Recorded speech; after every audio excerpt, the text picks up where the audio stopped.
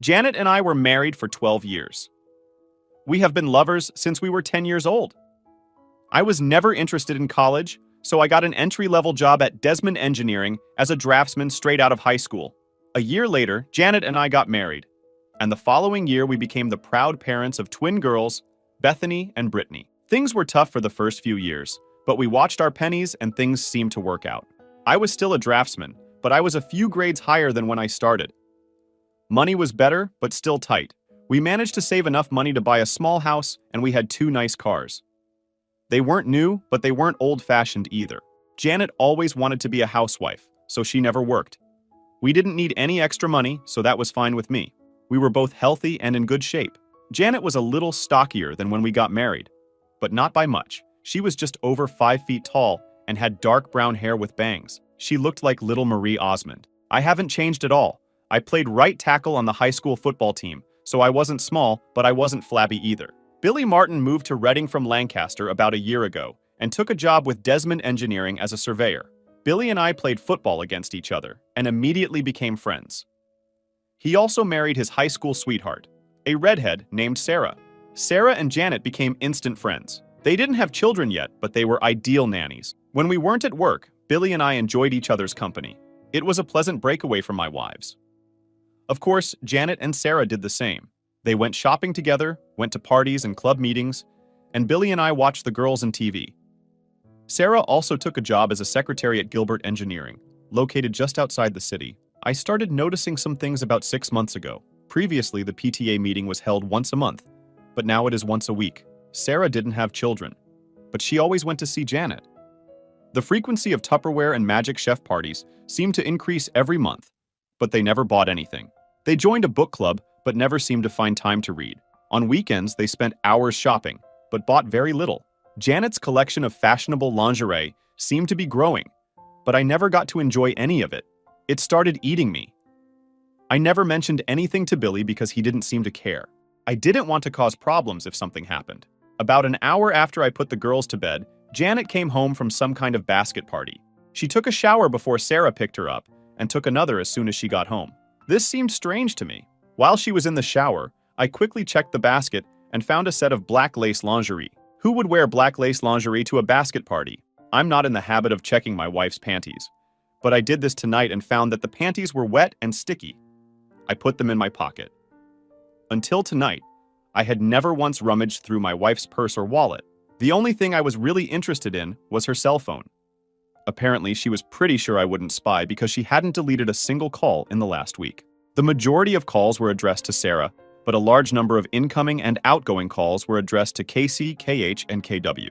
Of course, I had no idea who they were, but I quickly realized that the C stood for cell, the H stood for home, and the W probably stood for work. I checked her address book, and Sarah also had 3 numbers listed: Sarah S, Sarah H, and Sarah W. I was amazed at how well organized my wife's phone was. I looked at Sarah's work number and noticed that it had an extension. I looked at KW's number, and it was the same number as Sarah, but with a different extension. It wasn't hard to guess that Janet was calling and receiving calls from someone who worked with Sarah. It was also easy to guess that Sarah must have been the one who introduced Janet and the mysterious company, K. Gilbert. Engineering was now closed, so I took Janet's phone and called KW's number. Hello. You approach Ken Sanders' desk. I'm not at the table right now, but if you leave your name and phone number, I will contact you as soon as I can. I hung up immediately after the signal. It was too easy. John, are you going to bed? Janet simply poked her head around the doorway. I'm almost finished with this book. I'll get up as soon as I finish it if I don't fall asleep on the sofa. Of course, I had every intention of sleeping on the couch. It was a restless night. I kept trying to figure out what I did wrong or what I could have done differently. It was a terrible waste of time and mental effort. Every time I redirected my thoughts to what I should do, they kept coming back to what I should do. I kept looking at the clock, and it didn't move. All I knew for sure was that I was not going to take any blame for what happened or what was going to happen. I woke up to the sounds of my 2 little angels cooking breakfast. Janet encouraged them to take care of themselves rather than wait. It was a good idea, and it seemed to work. I was stretching and scratching myself when my wife entered the room. You better hurry up, John, or you'll be late for work. No problem. I'm not going to work today. Why? You never miss work. Too many personal problems? I yawned and trudged towards the bathroom. I needed a shower. Janet looked a little puzzled. When I returned, the girls had already left for school. I took a cup of coffee and sat down at the table opposite my wife. She looked at me reluctantly, as if expecting something, but not knowing what. Tell me about your novel.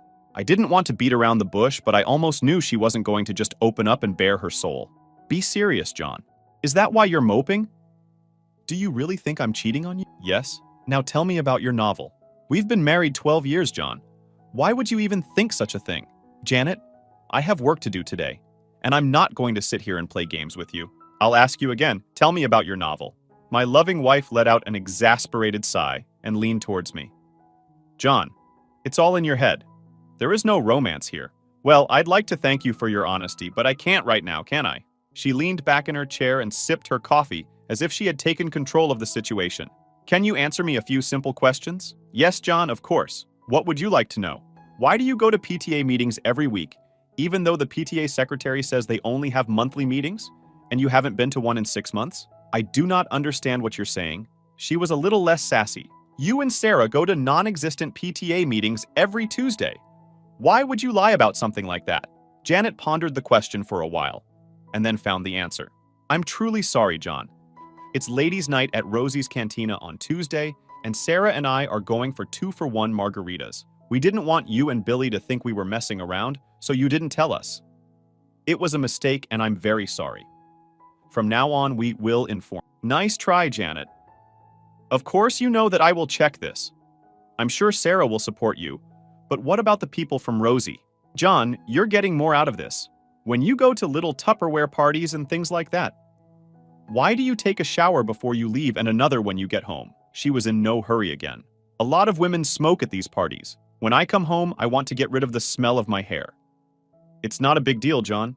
Why do you wear fancy underwear to go to these parties? You never wear sexy things for me unless it's a special night. Every evening you spend with these housewives, you wear your best. Why? I don't have a good answer to this question. I just want to feel dressed up sometimes when I go out. Her lies began to irritate me. It's time to put an end to this.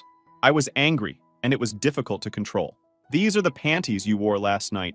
I threw them on the table. When you came home, the squat was wet and covered in something sticky. I know what the hell sperm is, and I know it's not mine. Don't try to tell me you have a yeast infection, or I swear I will. Hit you. Janet was squirming in her chair at this moment.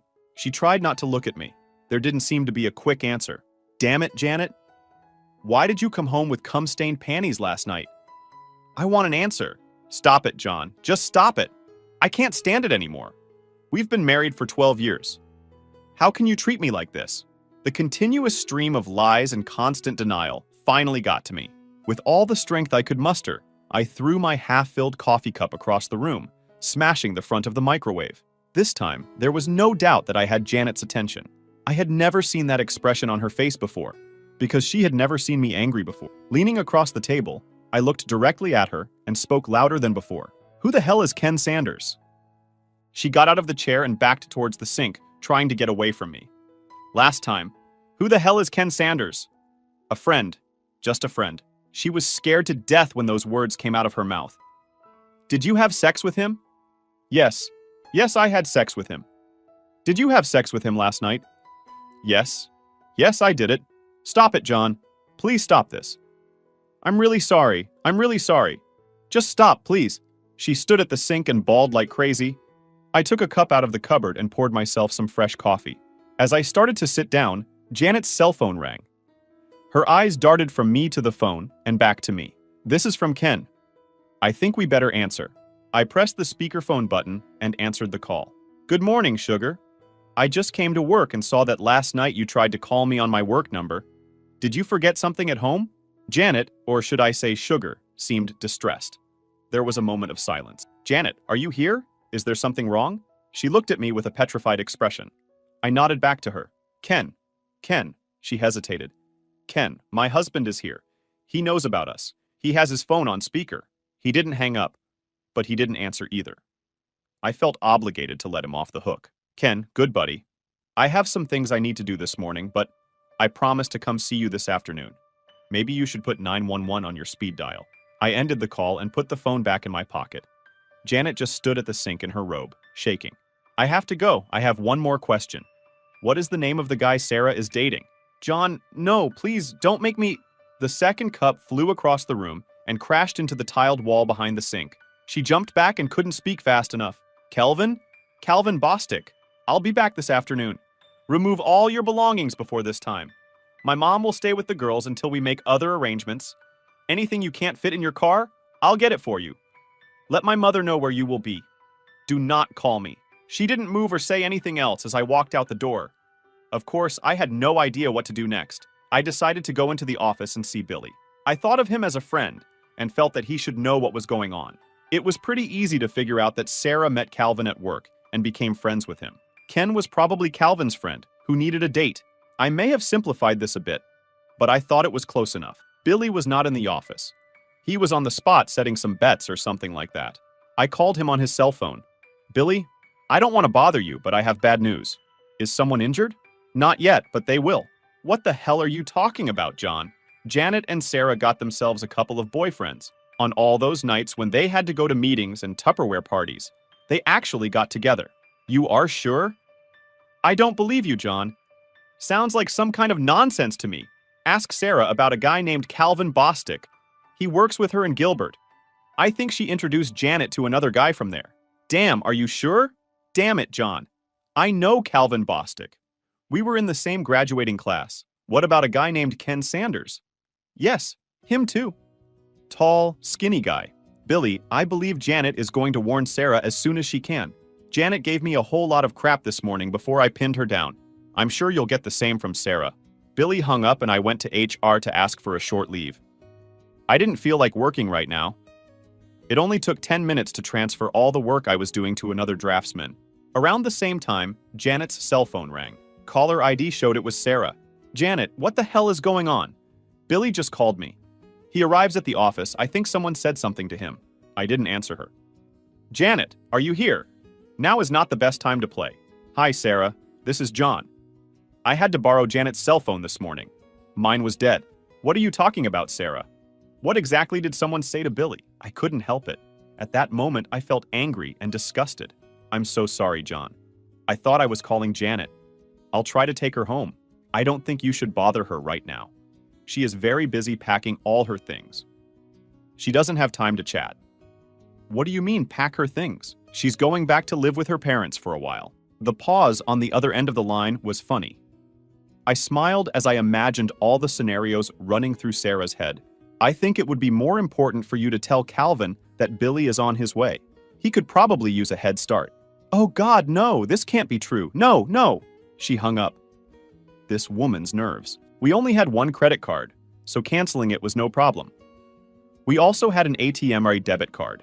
It took me 5 minutes to change the PIN number. I had no idea what to do with the checking account, so I just ignored it for now. In any case, I needed it to pay utilities and other bills. I just hoped Janet didn't take any receipts with her. The cell phone rang again, but this time it was my phone. Billy chased Calvin Bostic out of the Gilbert building and caught him in the parking lot. He was in jail and wanted me to tell his brother from Lancaster to come and post bail for him. I called his brother. There was nothing more I could do for Billy, so I went to Taco Bell. After lunch, I went to visit my mom and dad. I explained everything to them. Mom was more than willing to watch the girls for a while. She stayed with me during the week, and the twins stayed with them on the weekends. Now it's time to visit Ken Sanders. The guys in Gilbert's drafting department were eager to tell me about Billy's visit that morning. The drafting department overlooks the parking lot, and they saw everything that happened. Billy caught Calvin before he could get to his BMW. He threw him over the hood of one of the cars and started smashing his face. The guards followed them and tried unsuccessfully to get Billy out. Finally, one of them hit Billy in the neck with a stun gun. He wasn't home yet when they put him in the police car. They had to take Calvin in an ambulance. One of the guys showed me the office where Ken Sanders worked. It was empty. Looks like old Ken quit suddenly this morning. We walked past Sarah's desk. She wasn't there either, but it looked like she was still working there. 10 minutes later, I found out Ken's home address and headed to the parking lot. It was a small ranch with no garage. There was a white Lexus in the driveway, with the trunk and back doors open. As I approached the door, Ken Sanders came out with an armful of clothes. He dropped everything and rushed back into the house as soon as he saw me. I tripped over the things he dropped and managed to see him exit out the back as I entered. I had to laugh at his reaction. Damn, I wasn't like Billy. I was a good guy. It looked like the kind of place that would be rented fully furnished. That's why he didn't have a truck. In another 10 minutes, he would have finished and left town. I was looking forward to talking to Ken, but I didn't want to chase him. I looked around the room for anything interesting and got a few pleasant surprises. The first thing I picked up was his cell phone. It lay on the table in the living room, next to a folder containing his passport and some personal documents. There was a cute little laptop computer on the dining table. I couldn't find anything else, so I packed up the few goodies I had and left. I didn't want to do anything that could be considered criminal, so I resisted the urge to crash his car. This was beautiful. I think it was a crime to take things out of the house, but damn, he left the door open and anyone could have taken them. Unable to fully control myself, I let the air out of just one of his tires. He'd have to empty the truck to get to the spare tire, and I'm sure he'd do it with one eye on the street looking for me. I'll pick it up later. He received the message. I went into the prison to see Billy. His brother was there, and they were busy with legal matters, so I just waved and smiled at him. He seemed to have everything under control. Mom was already at home and dinner had begun. We talked for a bit, and then I took the things I bought from Ken into the office, where I kept my computer and everything. Before I could take a closer look, Beth and Britt returned from school. I decided it would be best to tell them what was going on before they asked. I didn't have a chance. Hi, Dad. What is Grandma doing here? Where's Mom? Bethany beat me to it. Your mother and I decided to take a little break from each other. She will live with her parents for a while. Brittany started to smile and Beth rolled her eyes and groaned. I win. Ha ha, I'm winning. I told you. Britt was gloating about something, and her sister was frowning. What's happening? What's so funny? Brittany volunteered to explain. Beth and I had an argument. I said your mom cheated on you, and she said that would never happen. Looks like I won. I never said anything about your mother cheating. We are not stupid, Dad, and don't treat us like children. We know what's going on. I just didn't want to admit it. Britt is right. Mom is cheating on you. How did you know this? I just found out. You're a little slow, Dad, and too trusting. Britt put her hand on my shoulder. It was strange. A 12-year-old girl trying to console her father. One Saturday when Mom and Sarah said they were going shopping at King of Prussia, Mom wouldn't let Britt and I go with her. She said it was an adult shopping day, and she would compensate us for it later. When we got to school on Monday, 2 kids said they saw her with a guy in Nobles Grove. We called them liars, but one of the girls had a photo on her cell phone. It seemed pretty trivial. I thought there must be an explanation. But Britt said she was cheating. Why didn't you tell me anything? They both just shrugged. A couple of weeks later, Tracy Mercer's parents saw Sarah, Mom, and 2 guys at TGI Fridays in Allentown. They told Tracy about it when they got home. I sat dumbfounded. Thank God Grandma invited us to dinner. We didn't discuss the issue during dinner, and I apologized before the dessert arrived. Luckily, the twins decided to leave the topic for the rest of the night. I felt relieved. I had just started looking through Ken's laptop when his cell phone rang. It was a text message. DKSRY 4 SNAFU. LYJ. Dear Ken, sorry for the trouble. Love, Janet. I'm not the world's best texter. In fact, I'm pretty bad. But I had no trouble reading this message. It came from Sarah's cell phone, which meant Sarah and Janet were together. I couldn't resist the temptation. TAJ. Thanks a lot, John. Now she knew that I had Ken's cell phone.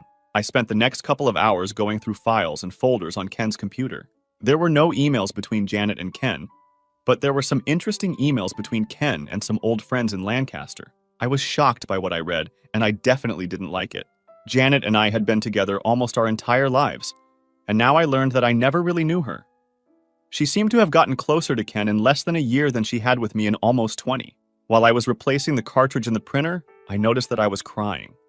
This is not what I usually do. She had hurt me with her deception, and now I felt the salt in the wounds. Perhaps it was because of my tears. I printed out several emails and a dozen photographs. I would have taken more photos, but I ran out of expensive paper. There were no pornographic images, or even anything racy. All of them were suitable for mixed company. Beth poked her nose in the door and asked if she could call her mother. I didn't feel like I could refuse. My mother was with the twins while they talked to Janet and overheard everything. She didn't eavesdrop, but it seemed like the girls weren't trying to hide anything. Mom later told me that they didn't cut Janet any slack and blamed her for the whole problem. The conversation lasted less than 5 minutes. The emails were extremely interesting. Ken applied and was hired as an engineer for an alternative energy project in Spain. His start date was in 6 weeks. Apparently, he did not warn Gilbert about his departure. I'm sure Sarah knew, but no one else mentioned it. He had all the documents ready for the trip except for my passport. I'm sure he could find a replacement, but he better hurry if he wants to set a start date. I guess he could always go to the police and report that I stole it, but I didn't think he would do that. He hasn't booked his plane tickets yet. One of the letters to a close friend explained a lot. Janet planned to get a divorce after joining Ken in Spain. She realized that I would never allow her to take the girls out of the country, so she was going to declare me an unfit father. The letter didn't go into detail about how she was going to achieve this, but it did indicate that it would be severe enough to revoke my visitation rights for the twins or custody. It was completely despicable. Ken wrote this letter, so it was all rumored. I would have liked to have gotten something original from Janet, but I had to make do with what I had. I printed out several copies of this letter. Mom fell asleep watching Leno, so I sent her to our bedroom. The girls have already gone to bed. I fell asleep on the couch and there were 4 empty beer bottles on the coffee table. I woke up to the smell of fresh coffee and bacon. Mom always prepared a good breakfast. The girls were finishing their cereal when I approached the table. I had to endure some good-natured digging before I could start cooking the eggs. The conversation was casual until it was time for the bus. Girls, I'm afraid your mother will try to separate us. She plans to declare me an unfit parent so she can keep you all to herself. I have no problem with shared custody if it keeps you two happy, but I won't give up my right to see you and be with you. I don't want you to have to pick sides, but I want you to know what's going on. Be careful and I don't listen to any lies. Dad, we are smarter than you think. Don't worry about anything. We love Mom, but we won't let her screw you up or anything. Brittany smiled and Beth gave me a thumbs up as they walked out the door. Mom filled my cup and sat down with hers. Relax, John. Everyone is on your side. After showering and shaving, I put on some clothes that were a little nicer than what I usually wear. When I left the house, I felt a little strange because I had 3 mobile phones with me. I made a mental note to buy the cell phone charger Ken had given me. I probably won't need it, but I'd rather be prepared for it. I checked into the family services office and waited for the caseworker to call me. I was confused when I finally got the call because I knew the woman who came to my aid, John Terrell. I haven't seen you for over 10 years. What did you do? Jody Mitchell was easy to remember. In high school, she was one of the goth girls. The goths had their own small group and stuck together. They were ostracized by most of the other kids, especially the athletes, including me. She looked normal now, but I'll only ever remember her for her pink hair, black lipstick, and dark eye makeup.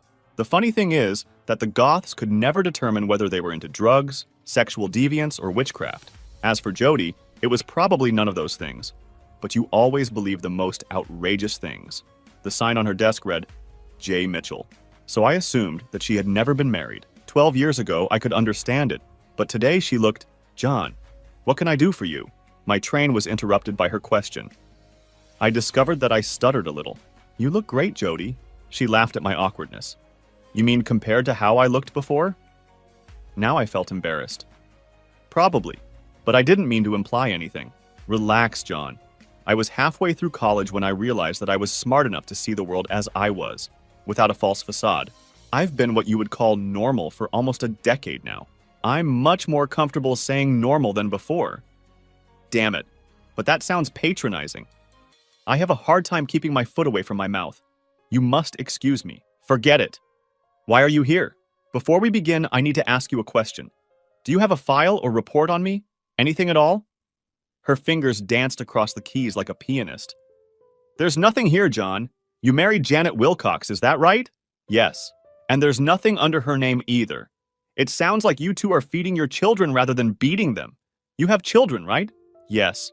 We have 12-year-old twin girls, Bethany and Brittany. Fine. Now can we move on to the problem that brought you here? Jody, this is a little far-fetched, and I know it may seem hard to believe, but my wife is planning to leave me and wants to take the girls with her. It's not hard to believe, John. We see this all the time. Shouldn't she have a reason to do something like that? Usually when a mother comes to us, she has documents or something else to support the accusation. You just checked and there's nothing there now, right? That's right, John. But how do I know that you're not setting me up because you did something and she hasn't had a chance to report it yet? She may be obtaining medical information or police reports before coming to our office. Just because we don't show anything on our computer doesn't mean you didn't do anything. You say I can't win. No, I'm not saying that. Why do you think she's going to do something like that? I had no intention of showing anyone the email Ken sent, but now I felt I had no choice. I had to ask myself why I made copies if I wasn't going to give them to anyone. I handed one across Jody's desk. Where did you take it? I took it from a computer that I got illegally. I know it can't be used for any legal reason, but it's kind of proof of what's going on. The word conspiracy comes to mind, but I don't know the legal definition of that. I wanted to talk to you or anyone in this office because I didn't know what to do.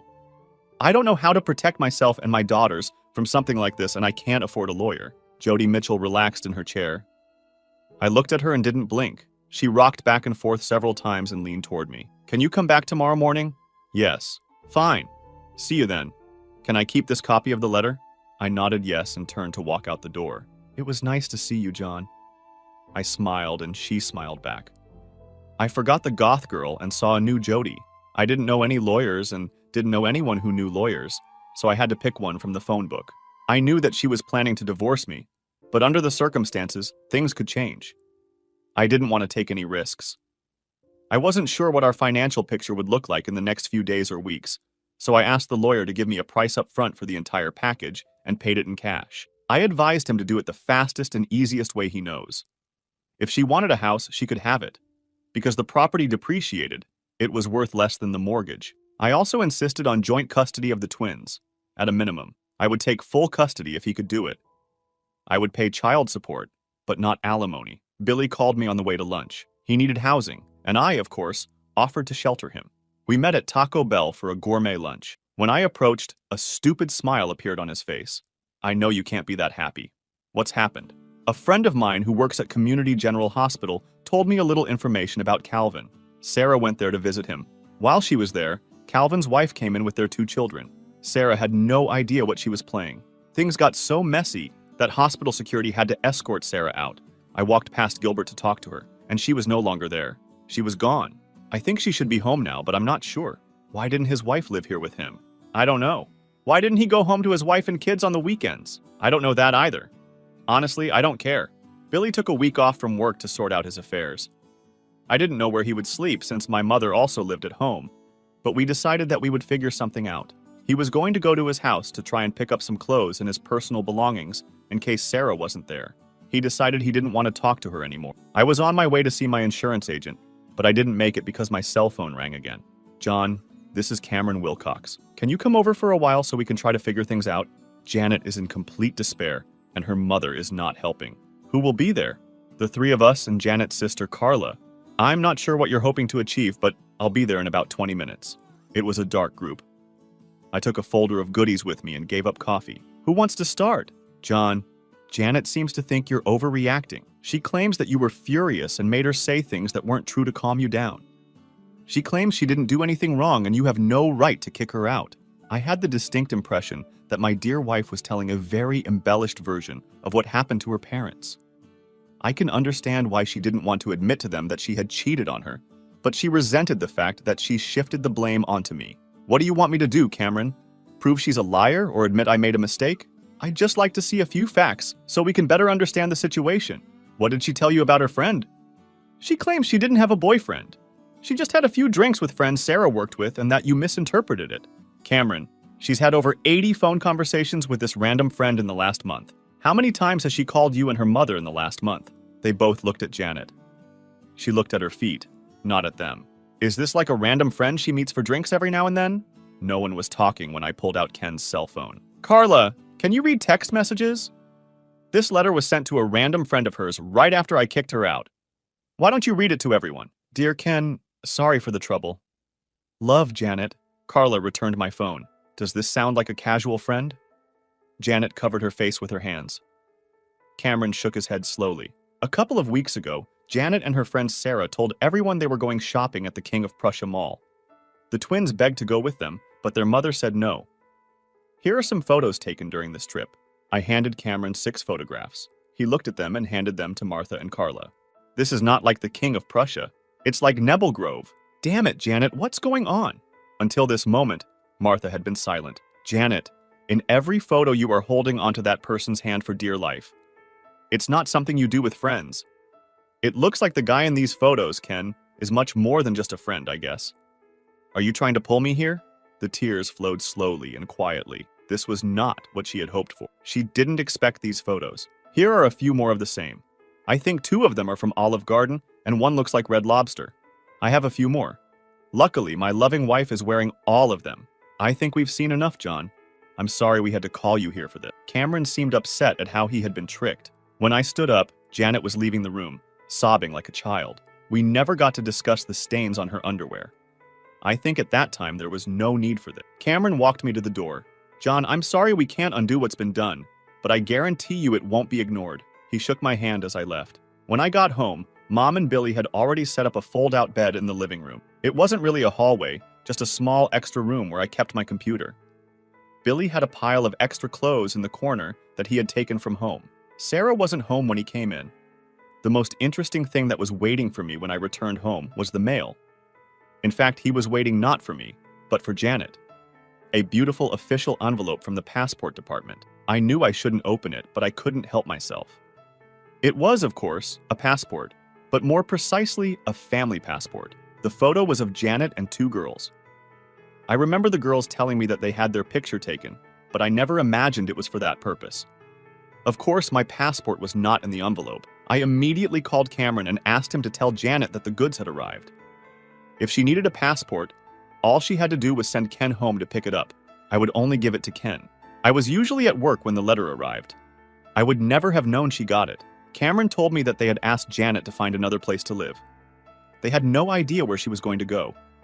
They seemed a little angry with their daughter. He promised to tell her about the passport. The conversation over dinner was interesting and mostly comprised of girls. Today, a woman from family service came to our school, Bethany said with a shy smile. Would you like to talk a little more about this? Did she talk to you together or separately? We are both at the same time. Her name was Jody. She said you went to high school together. We went to the same high school at the same time, but we weren't together. Britt frowned at me for being smart. Pay attention, Dad. What did she want to talk to you about? You. All she talked about was you. Beth and I agreed that she liked you. Did you understand this from a short conversation? She talked to us for over an hour. We missed the gym and the geography part. They were both talking at the same time, and I was having a hard time keeping up with them. Dinner was interrupted by Carla's phone call. She wanted to talk. I met Sister Janet at McDonald's. We took a corner table with 2 very hot coffees. John, Janet asked me to try to explain what was going on. She couldn't do it herself. This may sound stupid, but if I have questions, how will you answer them? I don't think I can. All I can do is talk and you listen. I'm sure I'll mess something up anyway because most of it sounded like gibberish when she told it to me. You are setting me up so that you can tell me that you have no answers. Only excuses and justifications. I always knew you were smart, John. Let's get this over with. I have other things to do. First of all, she blames Sarah for everything. Sarah started cheating on Billy, and it sounded exciting and romantic. Janet said she had never had an exciting or romantic experience. All she ever had was you. Loving and reliable. When Ken Sanders started in Gilbert, Sarah convinced Janet to join them for a drink and a bite to eat. While they were together, Sarah and Calvin often disappeared for a little lovemaking and left Janet and Ken alone. Eventually, they started messing around too, and soon, it was a full-blown affair. Once it started, she couldn't or wouldn't stop it. Ken impressed her with his stories of what he was doing and what he was going to do. She wanted to go with and share it all. When he asked her to go to Spain, she jumped at it. The big problem was not leaving you, but leaving the girls. She knew you would never let her take them abroad. So she was going to figure out a way to make you look bad, father. Now she knows it was a mistake. After talking with the girls, she realized that they are closer to you than to her. She decided that she would not try to have twins if you agreed to a divorce without any condition. That's all? Almost so? Yes? Fine. Tell her to go and apply. I will not dispute this if everything is as you described. Oh, John. One more thing. Janet would like to get her passport. Do you have it with you? Now everything started to become clearer. I had no idea how she planned to do this, but I suspected that she had not given up hope of taking the girls with her. They kicked and scratched all the way unless she had something up her sleeve. The family passport played a decisive role in the deal. Carla, my coffee is cold. I'm going to go home and take a hot shower. Do not call me more. John, what the hell is wrong? How did I make you angry? You know damn well what you did. Do you two really think I'm that stupid? Go back to your whore sister and tell her there is no way she can have my daughters. Since you decided to do it, help her. I'll have to ask you to never talk to my girls again. Carla was talking on her cell phone as I left Mickey D's. I can only guess who she called. I arrived at the family services office before it opened. You couldn't stay away from me, could you? Jody walked into the office with a big smile on her face and a Starbucks cup in her hand. She motioned for me to sit down and apologize for not having more coffee. I think you know that I talked to your daughters yesterday? I nodded and smiled. For some reason, I was a little tongue-tied, out of my element. I remembered that the same thing happened the last time I talked to her. Because I was with Janet my whole life, I never had the opportunity to develop any social skills with other women. Looks like I've paid for it now. Is something wrong, John? Apart from that, no. I wasn't trying to be smart. I just couldn't formulate the words. I'm so sorry, Jody. I think I'd better leave. I'm not aware of all this morning. I'll call you later. Before you go, I would like you to know that I am getting a restraining order against your wife. I can't stop her from seeing or being with the girls, but I can stop her from taking them out of state or denying you access to them. It will be delivered to her before noon. This brought a big smile to my face, but I left the office anyway. I headed to the nearest Starbucks. This coffee definitely smelled good.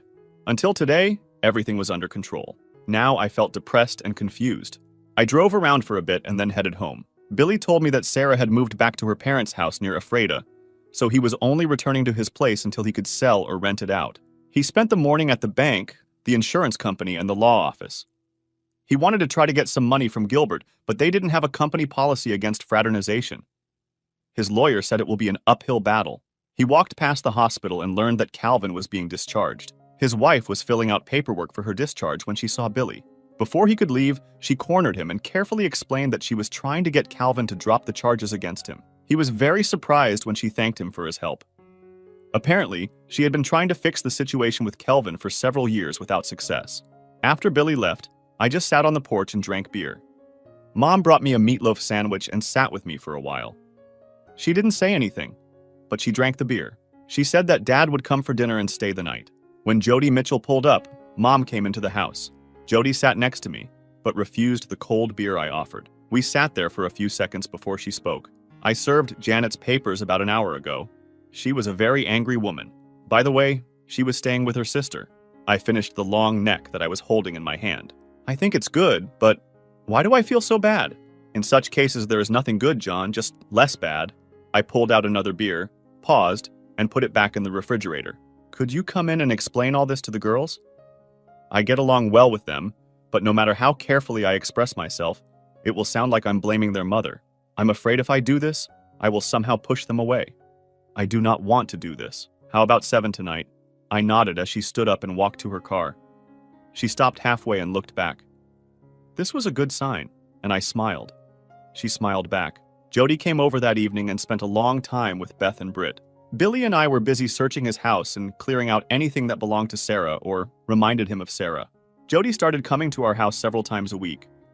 Pretty soon, she was spending as much time with my mom as she was with the girls. I noticed that she was ignoring me. This suited me, but I was curious. One evening, after the girls had gone to bed, she sat next to me. I felt like I had to talk to her. I didn't have the chance. She spoke first. Danny, do you have any wine? Something like that. My speaking skills still needed work. What does it mean? I don't have anything with a cork. I have wine, but it all has screw caps. She seemed to think it was funny. Bring me something red and bring me a bottle. Well, the bottle looked more like a jug, but she didn't seem to mind. I poured it, and we drank. Finally, I forced myself to break the ice. I think the girls get a lot of benefit from your visits. How long will you have to see them? Oh, the twins are fine.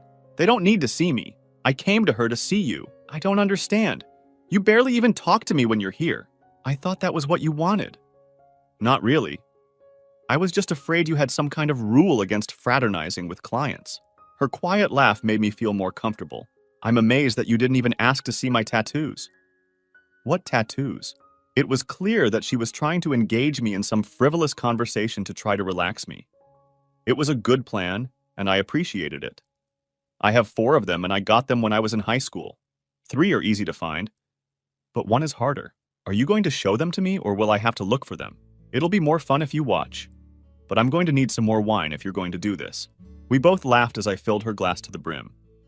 The hunt was much more interesting because we had to be quiet so as not to wake the girls. The 4th one was indeed in a very secluded place, and I admired her for a long time before she pushed me away. She left before the twins got out of bed, but I had a strange feeling that they knew what had happened. I told my lawyer from the phone book to finish the divorce papers and deliver them. Janet will have to accept what I suggest or do it herself. She was still living with Carla when the papers were served. There was no answer, and they didn't even call me. Several more weeks passed. Things weren't going well for my father. Mom spent more time there than with me. Fortunately, school was just ending, and the girls moved in with her for the summer. By the end of the summer, Dad was transferred to a nursing home. Billy and I helped Mom prepare the family home for sale, and Mom moved back in with me. Jody visited the girls at their mother's all summer and spent 3 or 4 evenings a week with me. They went shopping and out to dinner together, and I was glad for the attention Brittany and Bethany were giving. At least I didn't envy them anymore. I was pretty sure they knew what was going on between Jody and me. Janet called the girls about once a week, but the conversations were always short, and according to her mother, seemed tense. Most of the time, the twins didn't even tell me she called. Billy's divorce from Sarah was finalized. I had no idea what my status was. He also decided he wanted to start his own surveying business and asked me to come with him. I didn't have enough money to contribute until my mom came to the rescue. When she and her father ran out of money, Medicare picked up his expenses. Instead of watching it all disappear, she thought I should use it for business. I believe she also thought of it as an investment in her future. 3 months later, Billy and I had our own small surveying business. Fortunately, my drawing skills developed into drawing stories. About a week into the new semester, the twins were visited by their mother. They thought they would go to the guidance office to see Jody, and they were both disappointed to see Janet. They tried their best to be polite and respectful to her, but they still couldn't. She told them she loved them both and was sorry things turned out the way they did. She was going to Spain to see the windmills and would send them some postcards. She promised to call them every year on their birthday and send them amazing Christmas gifts. They said she cried when she left. Janet never called me to tell me she was leaving, but the next week her parents showed up at the house. They apologized again for what Janet did, but made no attempt to defend her or justify her actions. Brittany and Bethany were their only grandchildren, and they wanted to be able to see them. I had no problem with their request. They said Carla was too ashamed to come to me. She was torn between her sister and her parents. 2 months later, my divorce was final. Jody and I went to Red Lobster to celebrate. It was a rare evening without girls. They didn't seem to mind. In fact, I think they were in some ways happy. We spent the night at a local Holiday Inn.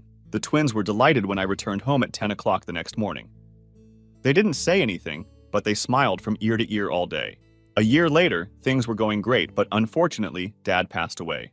Mom expressed interest in moving to Florida with her sister, but did not want to leave the girls. The twins felt that their grandmother had to leave. They carefully explained to me that Jody could take her place, even though she couldn't cook as well as my mother. They also insisted that they were old enough to live in separate rooms. It was an obvious and good plan. The girls received birthday cards from their mother, but there was no phone call. She also sent many cards. All the postcards showed Spanish windmills. I wasn't sure what that meant. She sent them 2 fashionable embroidered dresses for Christmas, but didn't expect young girls entering their teens to experience a growth spurt. None of them seemed disappointed that the dresses were too small. Gilbert Engineering became our largest client. Billy was pleased to learn that Calvin was now teaching electronics at Lebanon County Vocational School, which was a big downgrade from his previous position. He was no longer married. Sarah remarried and moved to California. Ken Sanders didn't last 6 months at his new job. He was now working in the States, but no one seemed to know where. Billy contacted his high school's alumni association to see if he could figure it out. My best friend always thought I got away with Ken too easily. The strange thing was that the girls still received postcards with pictures of windmills. There was never any information on the cards, just general sentiments. Cameron told me that Janet called them several times. She worked at a travel agency in Barcelona. She never mentioned Ken or gave them any information about what happened between them. Jody and I went to Maryland to get married quietly. A year later, she was waiting. Brittany and Bethany were just as excited as we were. They were looking forward to having a little goth girl as a sister. I think it was some kind of private joke between the girls and their new mother. They never let me in on it. I never understood the significance of Spanish windmills. Late spring in Pennsylvania is sometimes hard to predict. April this year was unusually rainy and warm. I usually have to mow the lawn for the first time in early to mid-May, but not this year. At least it's not snowing. Last year at this time we had a snowstorm that dumped 6 inches. I guess having to mow the lawn early is worth the cost of avoiding snow. And with tax season already over, it was great to be outside in the sunshine. My house has an interesting feature. The backyard slopes downward a lot, leading to a small creek and woods behind us. When the house was built, the front of the house was leveled off the road using backfill. This meant a sharp slope about halfway down the side of the house. Thus, the basement, which was completely enclosed in the front, ended up open in the back. This allowed me to install a bifold service door so I could get the lawnmower and other lawn stuff in there, rather than cluttering up the garage. It was one of my favorite features of the house. I finished with the mower and everything fell into place. I'm allergic to grass, so I couldn't wait to go upstairs and take a shower. I was just about to get to the stairs when I heard my wife's voice. I had seen her friend's car when I was cutting the grass in front of the house, so I wasn't surprised to hear voices. But then I heard what was being said, and it made my hand pause as I reached for the doorknob. I should probably start by introducing myself. My name is Robert Crane. I preferred to go by the name Bob, but in high school they started calling me Hogan, in honor of the actor Robert Crane, who played the lead role in Hogan's Heroes. I didn't mind, but the show was taken off the air before I was born and is no longer considered a pop culture reference. I graduated from the University of Pennsylvania with an accounting degree, still bearing the last name Hogan. I earned my CPA degree in minimal time after graduation and now work for a large firm in Philadelphia as a team leader doing audits and the like. It's not the most exciting position, but it pays very well, and I've been able to see the inner workings of many companies. I have a special gift for forensic analytics, building financial trails to investigate things like fraud and money laundering. I'm starting to be seen as an expert and have even been asked to advise the FBI on 2 cases. My wife, Kelly, was double majoring in political science and business with plans to pursue a law degree when we met at the beginning of freshman year. I was sitting waiting for the first day of class when she walked in. Kelly had a tall, slender figure like a ballerina, only with slightly larger breasts. Her long strawberry blonde hair was scattered over her bare shoulders, presenting a beautiful vision. She wore a beautiful sundress with sandals that emphasized her delightful legs, smooth and supple. The mixture of innocence and sexuality was too much. I was seized with instant lust. Unfortunately, Kelly wasn't sitting next to me, nor was she assigned to me in a group project. It took me 4 weeks to approach her and melt the ice. I made a silly joke and she laughed. It wasn't a graceful giggle, but a full-blown laugh. We started talking, and I asked if she wanted to grab coffee after class. "I've been waiting 4 weeks for your question," she replied with a smile. For the last 2 years of college, we were rarely apart. Our parents weren't too pleased, but for our senior year, we moved to live together.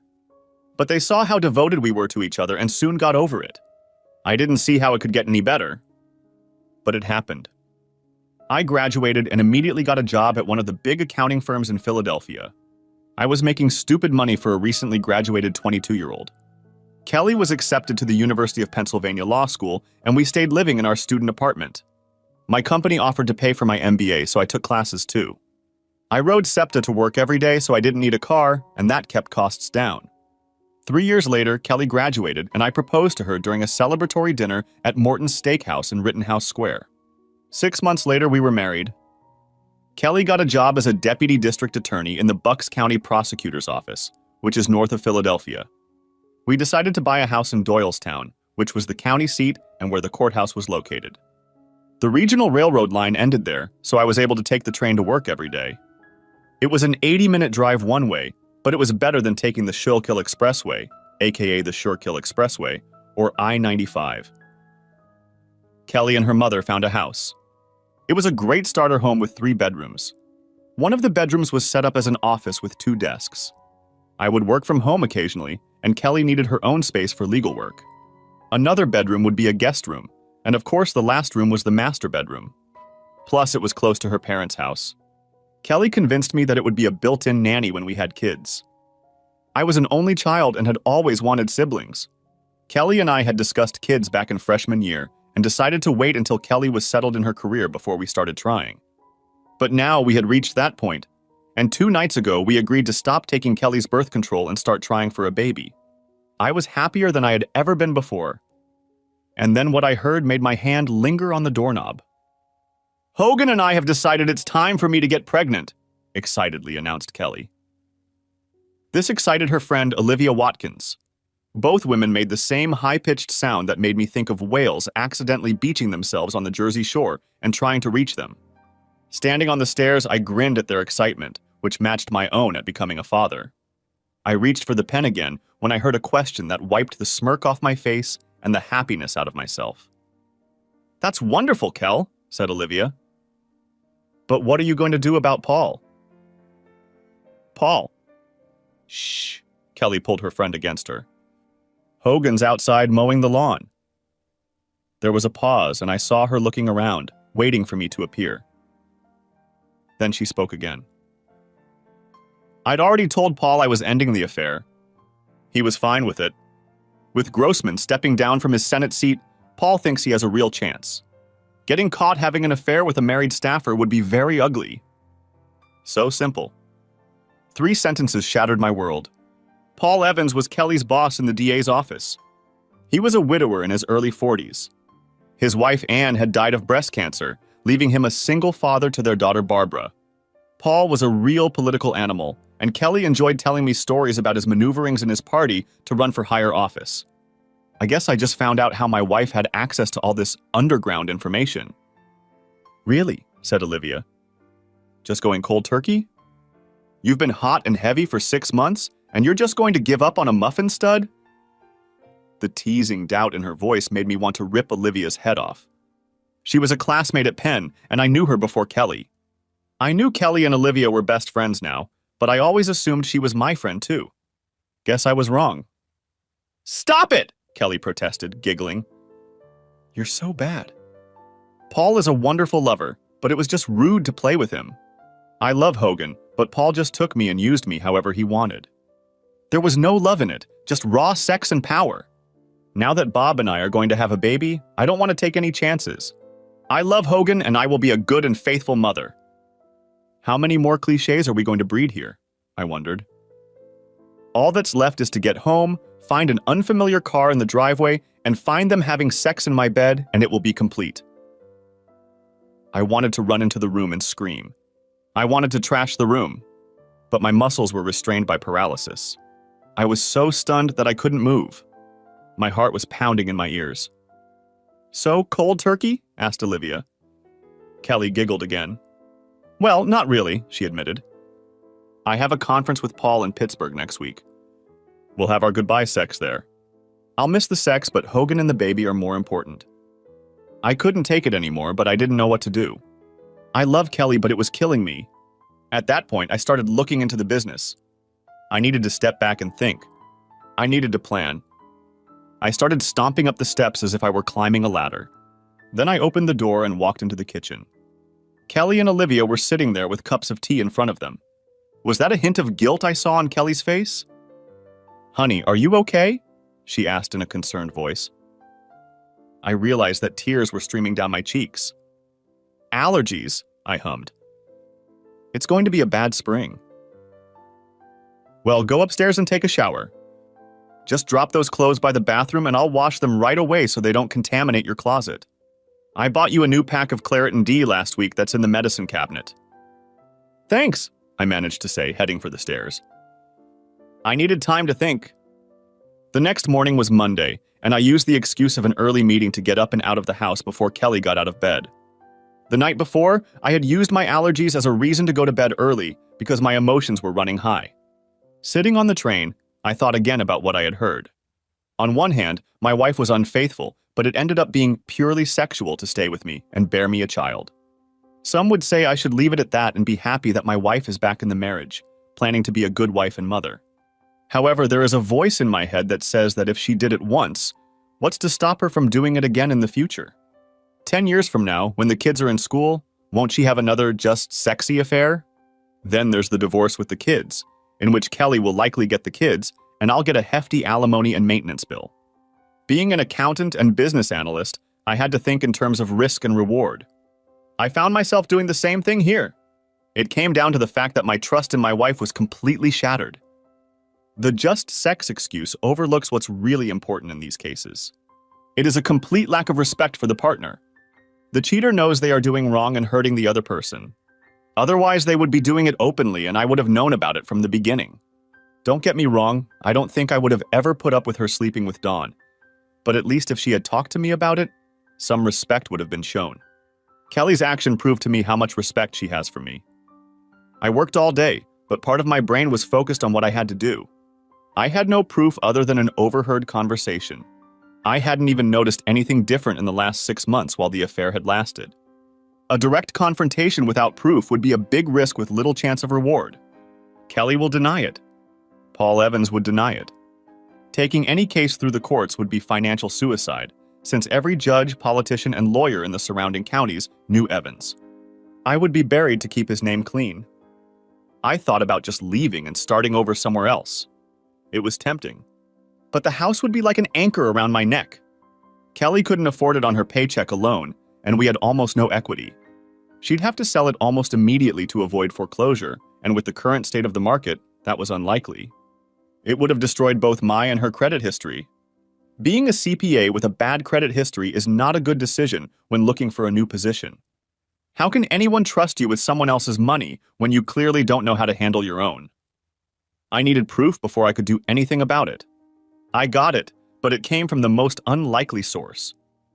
3 days later, I held on, but I still hadn't found any evidence to back up what I'd heard. Her personal laptop was clean. No secret email accounts were found. No sexy lingerie hidden in a box in the back of her closet. No receipts from places she wasn't authorized to go. Absolutely nothing. Then Kelly called me at work and told me we were invited to a political announcement party at Paul Evans's house on Friday night. I assumed it was his high-profile announcement that he was running for a seat in the U.S. Senate. I had thoughts of a high-profile announcement, but I still had no proof, damn it! We arrived just in time for the big event. Evans had a great mansion near Washington Crossing with a small horse farm. A large tent was set up in the backyard for all the guests. And when we walked in, at the head of the receiving line like a king, stood asshole Paul Evans himself. Being a widower, Evans didn't have a wife to play hostess. But he had apparently enlisted his 21-year-old daughter for the role. She stood next to her father, greeting the guests as if she was born to do so. When it was our turn, Evans smiled broadly at Kelly and exclaimed, "Kelly, you did it! How wonderful!" He kissed my wife chastely on the cheek. Then he turned to me. "Robert, it's good to see you again. I'd be lost without your wife, but I realize I'll have to give her up soon when you start expanding your family." He laughed at his own joke. "Just let me have her when you're done with her, and there will be no hard feelings." There was laughter again. Kelly even blushed a little, and I felt like finishing the smarmy goon off. I took his hint, which he obviously thought had gone over my head. "Who knows what the future will bring," I said in an even, neutral tone. Not hostile, but by no means friendly either. It was the same way I'd reported the results of the audit. Evans blushed slightly, and Kelly elbowed me and muttered something about rudeness. Evans moved smoothly on to the next guest, leaving us alone with his daughter. Kelly was an incredibly attractive woman, but Barbara Evans was a vision. Even in my inner anger, I noticed it. Her dark red hair and brilliant smile made me think of a young Maureen O'Hara. If Kelly looked like a busty ballerina, Barbara looked like she belonged on a pin-up swimsuit calendar next to Kate Upton. She had that combination of good looks, healthy figure, hair and skin that photographers dreamed of, and that so often had to be photoshopped to achieve. Paul Evans had the perfect triple threat political family. He seemed like the perfect wise statesman and family man. Losing his wife to cancer provided him with the perfect wife. She was idolized, and any rival attacking her was ready for career suicide. Barbara was a princess, a prom queen, a Penn State graduate majoring in business and law, a former gymnast, and now a member of the Penn State cheerleading squad. According to Kelly's rumor, Barbara planned to try out for the Eagles cheerleading squad at the next open competition, as she had just turned 21. With a late wife and a smart, beautiful, photogenic daughter, the press will love him on the campaign trail. "Robert," said Barbara excitedly, hugging me tightly. It wasn't a polite hug at a party. It was a full body squeeze. Parts of her body pressed against me with great pleasure. "You look great. No wonder Kelly has been hiding you. You never come to any of our parties. You shouldn't be working so hard. It's not healthy." Somehow she said it all in one breath. In less than a second, my mood went from furious to completely shocked. I made a few polite remarks about how beautiful she looked and was about to leave when it suddenly hit me. First of all, Barbara never said hello to Kelly. And second, what kind of parties? Kelly didn't give me a chance to ask, as she herself rushed over to greet the young woman. Then we had no choice but to give way to the next guests in line. As Kelly and I went to socialize, I wondered what Barbara knew. After buying my wife a drink, I asked, "What kind of parties was Barbara talking about?" Kelly only smiled and snorted contemptuously. She was just teasing, the little prankster. Paul sometimes holds team meetings and strategy sessions here. He says he thinks better with a drink in his hand, and at the bar, you never know who might be in the next booth. She's been home a few times when we've met here. Don't tell anyone, but Paul let her drink at home before she was 21. Well, I figured it out. The bastard had sex with my wife right at his house under the guise of team meetings. They could even be real meetings, where Kelly was the last one to leave. Or maybe she left first and came back after everyone else left. That wouldn't allow the legal team to speculate about why Kelly always stayed behind to help the boss clean up the mess. With a dead wife and daughter away at college, he didn't need to find a secluded hotel room. Hence, no record of their meeting. "So, Barbara attends your team meetings?" I asked.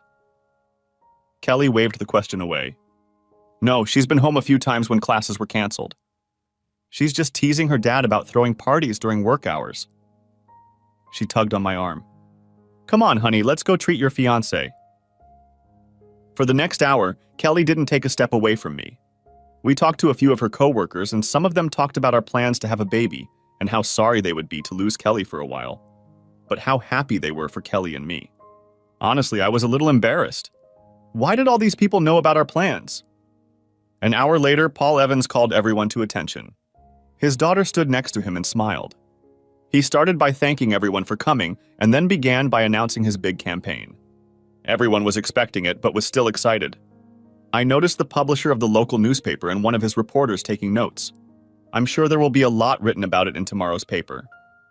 I won't bore you with the details of the party.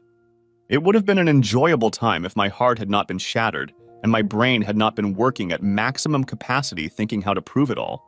About 90 minutes after the grand announcement, Margaret Williamson, the first assistant district attorney, came in and said Paul wanted to meet with his staff. Paul was an elected official, and Margaret was a senior staffer who actually ran the office. Das could come and go every 4 years, but Margaret was a constant. A very tough woman, but at the same time respected in the legal community for her honesty and integrity. An older female lawyer was a big part of the reason Kelly took the position. I liked her a lot. Margaret had been married for over 30 years to an electrician who had kept her in college and now owned a pretty good electrical selection company. These two were devoted to each other. I always thought of them as a model for Kelly and me. "Sorry for stealing your wife away from you, Hogan," Margaret offered. "Paul wants to discuss office organization as soon as he's done campaigning." A moment later, they were both gone. I stepped away from the small cluster of spouses left behind at the meeting and headed to the other side of the large pool across from the patio where the party was being held. There was a wicker swing chair hanging from chains. It was in the shade, so people could see me if they looked closely, but I wouldn't be conspicuous. In other words, it was the perfect place for me to gather my thoughts. I had been sitting for less than 5 minutes when a voice invaded my solitude. "So this is where you're hiding," the voice purred. I looked up as Barbara lowered herself onto the wicker swing next to me. She had arranged herself so that she was sitting facing me without saying a word. Her little black dress skimmed her tanned thighs, clinging to her body, hinting at what was underneath but revealing nothing. Seductive yet innocent at the same time. It spoke volumes about my state of mind that I noted it almost academically. "You look like a man with the weight of the world on his shoulders," she commented. I didn't really feel like talking about this with the daughter of my wife's lover, no matter how sexy she was. "We've been very busy at the office. There are a lot of inspections going on," I said to end the conversation. "Really?" Barbara asked in an interested tone. "I just finished my last accounting course in school." We talked for several classes about the application of forensic accounting to law enforcement. I found it very fascinating. Even in my grief, it surprised me. "Really?" I asked in an incredulous tone.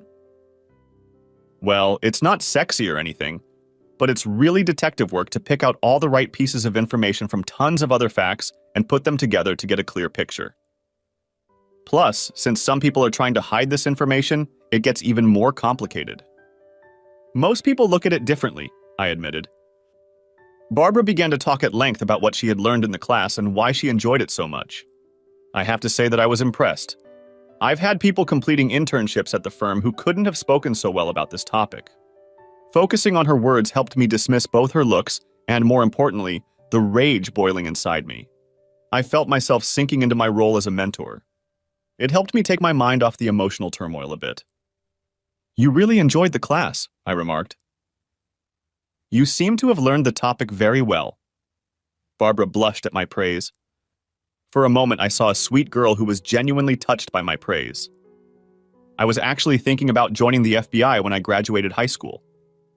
Dad wants me to become a prosecutor or go to work at one of his friends' law firms. I don't think that's what I want to do. You should follow your dreams, not your father's. It was honest advice, not that I was opposed to ruining the jerk's plans. I've done a little work with the FBI when audits turned up something criminal. Sharp people. Before Barbara could answer, Kelly stepped out of the shadows. "That's where you disappeared to."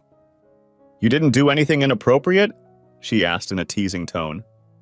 Barbara turned to face my wife and smiled radiantly. "We were just talking about Bob's job. We were just discussing it in class. I wanted to get an expert's opinion." "Well, Hogan is him," Kelly said in a proud tone. I looked at one of his audit reports where an employee was embezzling money using his boss's login. Hogan caught on that some of the transfers were happening when the guy was on a business trip, but the login was from the corporate office. Most of us would have stopped when we recognized the boss. Hogan kept digging. I could have gotten a conviction against that employee the first day out of law school. Hogan left the prosecutor's office no chance of success. Kelly looked at me with pride on her face as she told this little story. It embarrassed the hell out of me. How could she be proud of me and claim to love me while she was in a 6-month relationship with her damn boss? A shadow of my confusion must have flashed across my face because Kelly asked, "What's wrong, honey?" "Nothing," I said. "Just thinking about the problem." "Well, that's enough." "It's a party," said Kelly admonishingly. She struggled to catch her breath and said, "Hogan, you'll never be able to guess the opportunity that's come my way. Paul and Margaret want me to take over the administrative work since I plan to go on maternity leave as soon as you finish your job. That way, when I leave, there won't be any work left to do. I'll be working directly for Margaret." My heart sank at the thought of Kelly being away from that bastard Paul. My hopes were dashed after only a second. "I'll have to travel occasionally," Kelly continues. "I'll be delivering important papers to Paul during the campaign, so I won't be involved in his campaign, but I'll get to see some behind-the-scenes action." "It's going to be a lot of fun!" I could feel my heart breaking all over again. I know I've heard Kelly say she plans to end the affair so we can have a baby, but I can easily imagine her rekindling the affair in anticipation of campaign contributions. And if she gets pregnant, who's to say the baby will be mine? The sex is about my height and color.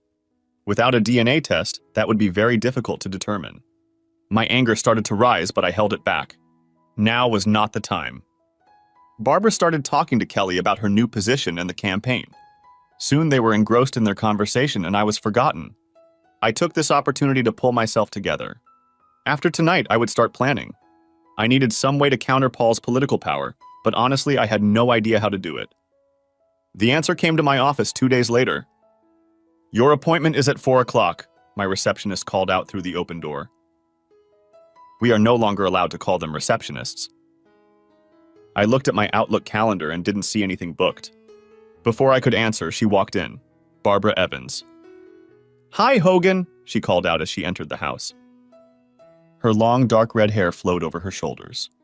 She was wearing a light sundress, showing off her gorgeous legs and sandals with straps that encircled her legs almost to her knees. Her breasts were modestly covered, no cleavage was visible, but the material pressed against her chest, suggestive. 2 thin straps supported the dress, leaving her arms exposed. I was at a loss for words as I watched her enter. "I hope you don't mind," Barbara began. She closed my office door behind her. I told Mary we had an appointment to discuss my career and how Kelly works for my father. I politely rose from my chair. "I'm glad to see you." "I was just working on some reports." I gestured for her to take one of the chairs in front of my desk. When she was seated, I sat down. "What did you want to talk about?" The happy face suddenly disappeared from Barbara's face. "I think you know, Bob." "I saw it in your face when you were talking to my bastard father." "I'm so sorry he destroyed such a good guy." I was stunned. It wasn't what I expected. What are you talking about? I asked cautiously. Barbara grimaced. The fact that the asshole known as my father is having an affair with your wife. I leaned back in my chair at the fact that it was said so bluntly. Did you just find out? Asked Barbara softly. I nodded. I'm sorry. How? When did you find out? I asked. About 3 months ago, Barbara admitted. I don't know when it started, but I found out about it in February. One Friday I went home early and they were having one of their meetings at our house. I had a late lunch with a high school friend, so I just ran in there to drop off my stuff, say hello and leave. Dad asked when I would be home and I said after dinner. It turned out my friend was sick and couldn't make it. I grabbed a bite to eat and went home. I saw my dad and Kelly having sex in our hot tub. I took pictures of them and even made them run naked into the house. There was a foot of snow on the ground. You took pictures of your father having sex? I asked in shock. I also wondered if I could get copies of the pictures. That would be very helpful in the divorce. As if reading my mind, Barbara reached into her bag, pulled out a large envelope and placed it on my desk. Here are pictures of that day and a few others. She paused and grinned. Dad installed a security system in the house. Everything is locked from the outside and there are cameras in several rooms. If you know the website and have a key fob and password, you can get into the house from almost anywhere. There's a thumb drive with videos on it. I was shocked by it. Paul's daughter was handing me everything I would need to divorce and destroy her father. Why? I asked. The sad expression on Barbara's face was replaced by anger. Because, she said in a low voice. I hate that bastard more than you ever could. I answered nothing but waited. After a moment, she spoke. Dad met Mom when she was in college. He was an aspiring attorney assigned to the sex crimes unit in Philadelphia. Mom had come from Ireland to study. Her family was well-to-do but died in the Londonderry bombing. She came here to get away from the turmoil. Her voice took on a soft tone that she had probably adopted from her mother. Mom dated some loser who hit her so hard she ended up in the emergency room. Kelly paused and placed a small book on my desk. It was quite thick and decorated with green lace. I found her diary after she died, and she was something of a submissive. She liked to be led by a strong man. This asshole took it too far and she ended up in the hospital. Dad was assigned the case. They met, the asshole went to jail, and a year later they were married. Dad was always ambitious. He got a smart, beautiful woman with an exotic accent. Mom got a strong man who would protect her. I showed up a few years later. Dad wanted me to do gymnastics. He thought his daughter's performance in the Olympics would do wonders for his political career. You know how most gymnasts' careers end? I shook my head and said, I never thought of that. Barbara smiled. They call it the 3 Bs, tits, asses, and boys. I got the first one. I was told to do cheerleading and be an all-American girl. I didn't mind as I loved performing, but by the time I was 16, I realized I was just a prop for my father's ambitions. Mom knew about it almost from the beginning. Dad had been having affairs almost from the moment they were married. Mom knew and begged him to stop, but she was too weak to do anything about it. She felt trapped. She was a confirmed Catholic, so divorce was out of the question. Barbara paused for a moment, and I let her gather her thoughts. After a moment, she continued. Sometimes I wonder if her poor response to cancer treatment was the result of her unconsciously wanting to die or actively sabotaging her treatment. Either way, I was with her in the hospital when she died. The official story goes that my father was in court seeking a murder charge. He got the doctor to change the time of death. He was actually banging his assistant in her apartment to celebrate. He just displayed the mom as his trophy, and the press loved the story of how they met. Heroic prosecutor goes to rescue a battered woman. Hell, the bastard beat her himself more than once from what I've seen. Why are you telling me all this? I had to ask. Because you don't deserve it, Hogan. My father, he's not a very nice man. After my mom died, he hid his affairs until I left for college. Then he started having meetings at the house. And they aren't just for his work. He also holds meetings for some of the charity groups he's involved in. I know for a fact that he sleeps with 2 other women from these groups. One of the poor women actually thinks it's true love, and is going to leave her husband. Kelly thinks so? I asked. I knew I'd heard, but I was still curious. Barbara shook her head and replied, No, she seems to think it's just fun. They say power is the ultimate aphrodisiac. Kelly seems to be proof of that. I heard her talking to Daddy about some senator they were meeting and how excited she was when she got back to Doylestown. I flinched at such a rude remark. I even remembered that day. I had come home to a wild woman, and it had been one of the best nights of sex of my life. The cherished memory was now tainted because I knew my wife probably wasn't even thinking about me at that moment. So what do you want? I asked. To her credit, Barbara looked me straight in the eye as she answered. I want you to dissolve your marriage to that cheater. I want my father's career ruined to the point where he'll never be elected dog catcher in a town full of cats. I thought about just sending my stuff to the papers or even the other side, but he has too many friends. I think together we can make them pay. Won't it be harder for you to finish school? She shook her red hair again. No, my mom left me her inheritance as a trust fund. I haven't touched it, but if I needed to, I could pay for the rest of my tuition and my MBA, and I'd have a pretty good margin left. If your mom had so much money, why didn't she take you and leave? She could have gone to Ireland wherever your father got to. Barbara wrinkled her nose. As I said, she was raised Irish Catholic. She was taught that divorce was not an option. No matter what happened, Mom held on to her faith to the very end. That's the only thing that makes me think her death was unconscious rather than intentional, since they also consider suicide to be the unpardonable sin. I have to admit I couldn't see anything but the truth in Barbara. She'd said she wanted to destroy her father's career, and my having that information didn't bode well for his ambitions. I couldn't imagine that this could be some kind of trap. If Kelly and Paul wanted to wipe me off the face of the earth, they could do it openly in court. That kind of despicable shit was only appropriate if they were desperate. Like me. A plan began to form in my head. I would need Barbara's help with a few things. It would show me how determined she was to destroy her father. Okay, I agreed. But I don't want to destroy him by releasing those pictures or even calling his name in the divorce. Barbara looked at me in surprise. Why not? She demanded. Her face flushed with passion, and she took a breath to start some kind of speech. I stopped her with a raised hand. I didn't say we wouldn't destroy him, but I don't want to deal with bad press in the form of a cuckolded husband in a political scandal. Instead, I want to destroy what he spent his entire life trying to accomplish. Destroy his power and influence, and I can have a quiet and peaceful divorce that no one will worry about. Barbara looked at me with shock on her face. After a moment, a sly smile appeared on her face. What do you want from me? I smirked. I'm going to do what I do best. Get me his financial records, personal and campaign. They got Capone thanks to tax evasion. Having gotten to know your father, I have no doubt I can find something. And if you don't... What? She asked. I smiled. I can cook some. Over the next 3 days, Barbara and I kept busy.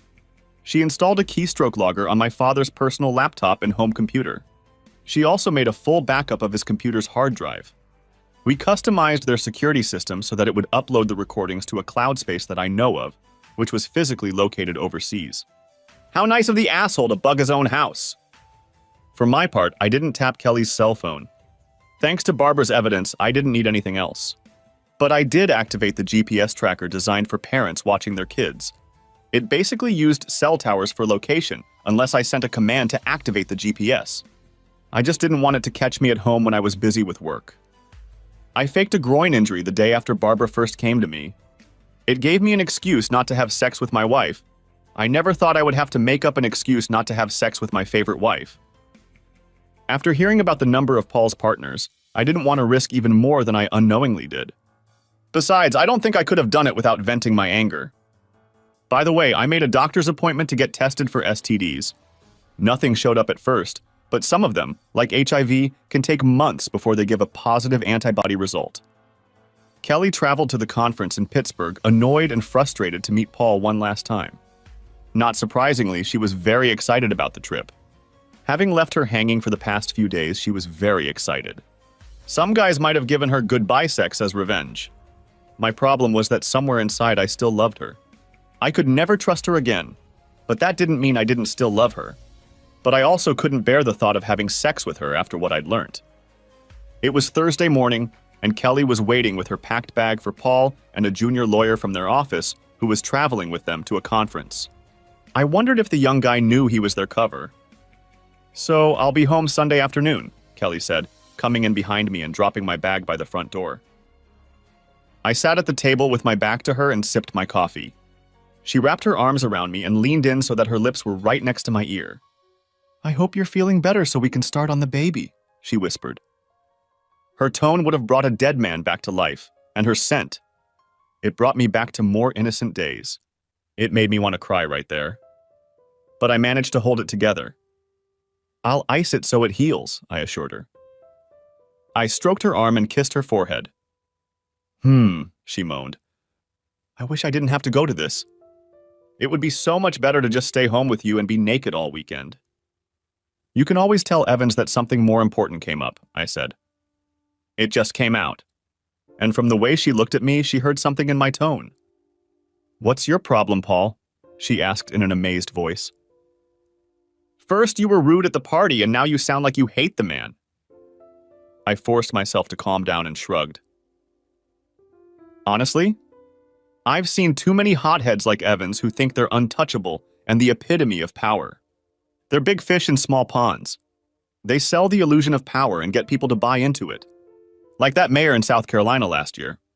Big powerful. Guy embezzled the city's money by sleeping with 3 married women. Now he's serving 10 years in federal prison, and they're all divorced and publicly humiliated. I have the same feeling about Evans. If he makes it to DC, he'll be banging uncomprehending interns within a week. But eventually his wheels fall off. And his shit's gonna splatter all over the place when it does." Kelly stared at me in shock. She'd heard me rant about those creeps before, but she'd never connected Evans to them before. I probably should have kept my mouth shut, but it felt good to let it out. And even though the marriage was over, I also felt it was only fair to warn Kelly. I still loved her, even if I would never trust her again. "Hogan, that's a terrible thing to say about Paul," protested Kelly. "He's a good man who has done a lot for the people of this county." "He's not like that." I heard an almost pleading tone in her denial. In a timing that could not have been foreseen, we heard the sound of a car horn coming from the house. Paul had arrived. Kelly sighed disappointedly. She gave me a glance that quickly flashed with regret and almost fear. "I'll be home in 4 days," Kelly said in a conciliatory tone. "Then we can talk about it. But be ready, love. We need to have a baby." She then wrapped her arms around me and kissed me passionately. I returned the kiss just as fervently. "Have a good week," she exhaled. "I love you." "I love you too," I replied. She picked up her bag and opened the front door. "Bye, darling," she called over her shoulder. "Goodbye, Kelly," I said. Then I closed the door. 30 minutes later, I left on the train for the city. Barbara and I had an appointment at the FBI. Turns out I didn't have to manufacture any evidence. I would rate Paul Evans's embezzlement skills as moderately intelligent. Barbara and I met at her off-campus apartment to go through the documents she pulled from his computer. Pretty standard procedure. By my calculations, he had about $2 million stashed away in an offshore account. At least that's how much he transferred into it, but I can't be sure it's still there because those records weren't included. Most of this money came from various small donors who wouldn't raise suspicion with the IRS. But why were people from out of state donating to the DA's campaign? I was able to trace a few of them to defendants who had cases dismissed or plea bargains with unusually lenient sentences. It was Barbara who discovered the biggest bomb. Turns out she wasn't the only child. Evans had knocked up 2 other women during this time. One of them was born 3 years before his wife died. The mother was one of his employees at the time. The 3rd child was born 8 months after his wife's death to an 18-year-old female volunteer at the hospital where his wife was treated. Evans transferred $2,000 a month from campaign contributions to each woman as poll research consultants. Barbara nearly destroyed her own apartment in anger. That red hair really is a warning. By the time Kelly and Paul left, we had already figured everything out in Paul's notes. There were still questions, but we didn't have enough resources to get to the information. So I wrote down all the findings and set up a meeting with a senior FBI agent I worked with in the Philadelphia office. Barbara came in to tell him the story we had come up with. Barbara testified that after taking a forensic accounting course, she wanted to look at the actual records. She decided to look at her father's records out of innocent curiosity. When she noticed some oddities, she called me because my wife had worked for her father and knew of my experience. Gary was a seasoned professional. He knew there was more behind it, but we dropped a gift-wrapped present in his lap and he didn't push it. A dirty prosecutor in his own backyard? A dirty prosecutor who just launched a campaign for the U.S. Senate? This career-making case felt like manna from heaven.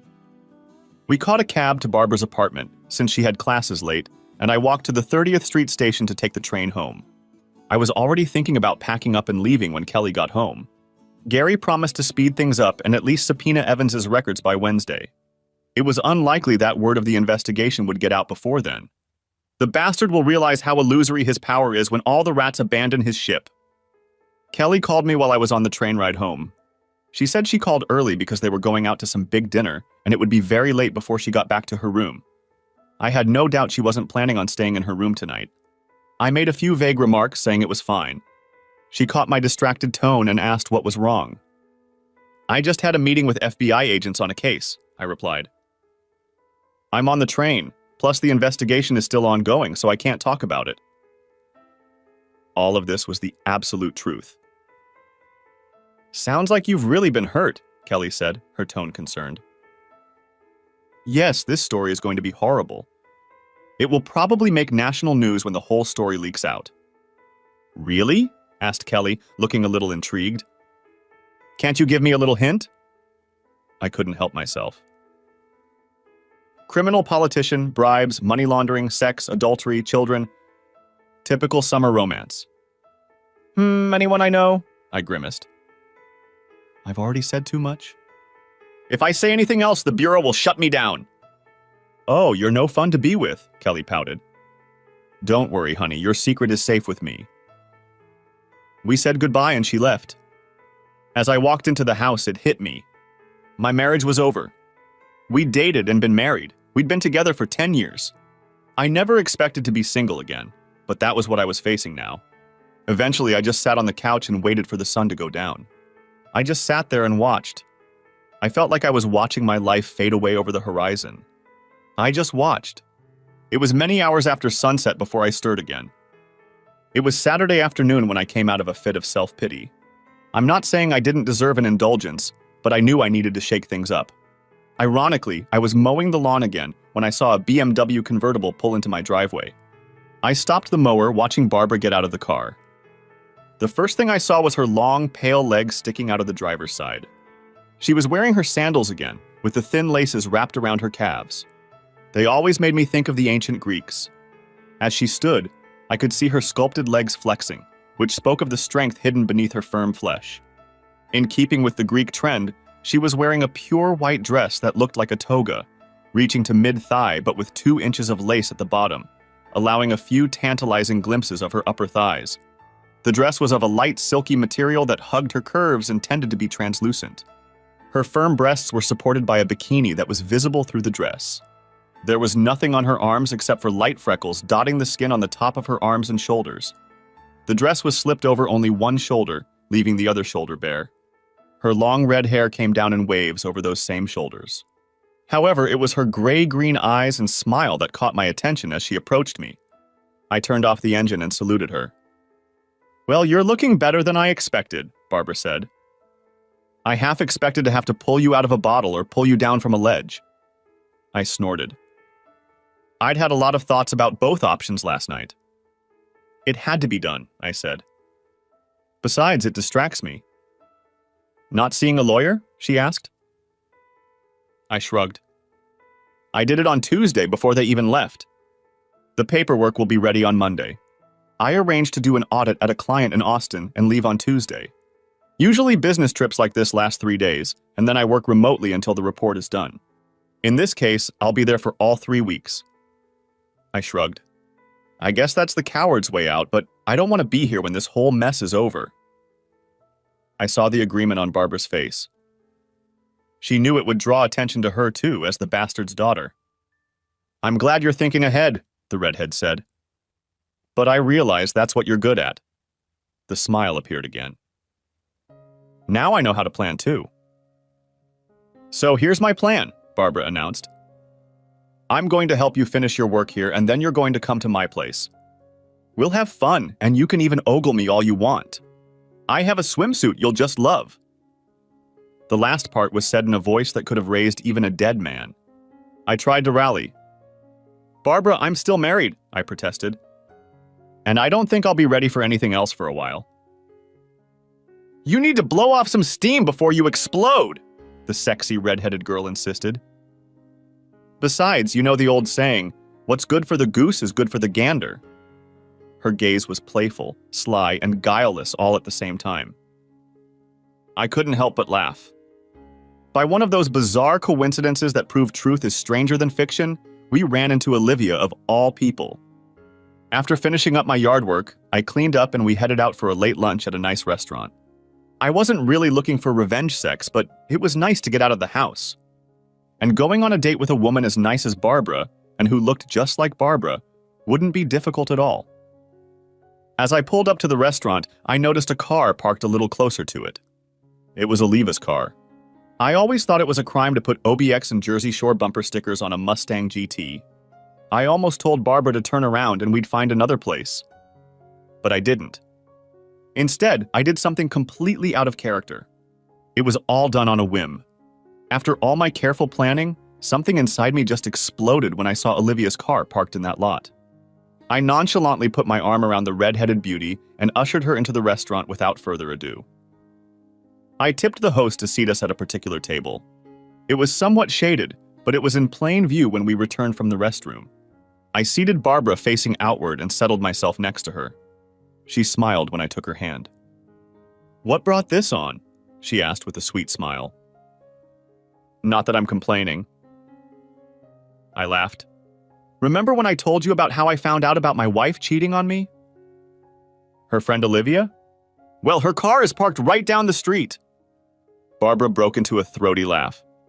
"So I'm going to be the other woman?" "Ooh, I can live with that." She leaned forward and planted an incredibly tender kiss on my lips. It wasn't a deep, passionate kiss, but rather a kiss that hinted and promised that there was more to come. A lover's kiss. The food arrived, and I frankly enjoyed myself. The tricks were forgotten while I enjoyed Barbara's company. Her keen sense of humor was killing me. I had never heard accounting sound so dirty before. I happened to glance over and noticed Olivia walk past us. I pointed her out to Barbara. "Oh, that feels good," she giggled. "I've been looking forward to this." With those words, she leaned forward to kiss me. I ran my hand under the table along her leg. The skin of her thighs was so incredibly soft, and underneath hid firm, supple muscles. The touch was electric. I could feel the heat coming from her panties. My hand slid forward on its own to feel the moisture. I was so immersed in the sensation that I was surprised when I heard Olivia yelling at me. "Hogan! What the hell are you doing?" she shouted at me. "Who is this tramp? Hitting on your wife while she's out of town? I thought better of you." I have no doubt the whole restaurant heard her. I let go of Barbara and turned to look at my former friend. "What's your problem, Liv?" "It's just a little carefree sex before Kelly and I settle down and have a baby. And you'll be able to resist it. People are trying to eat."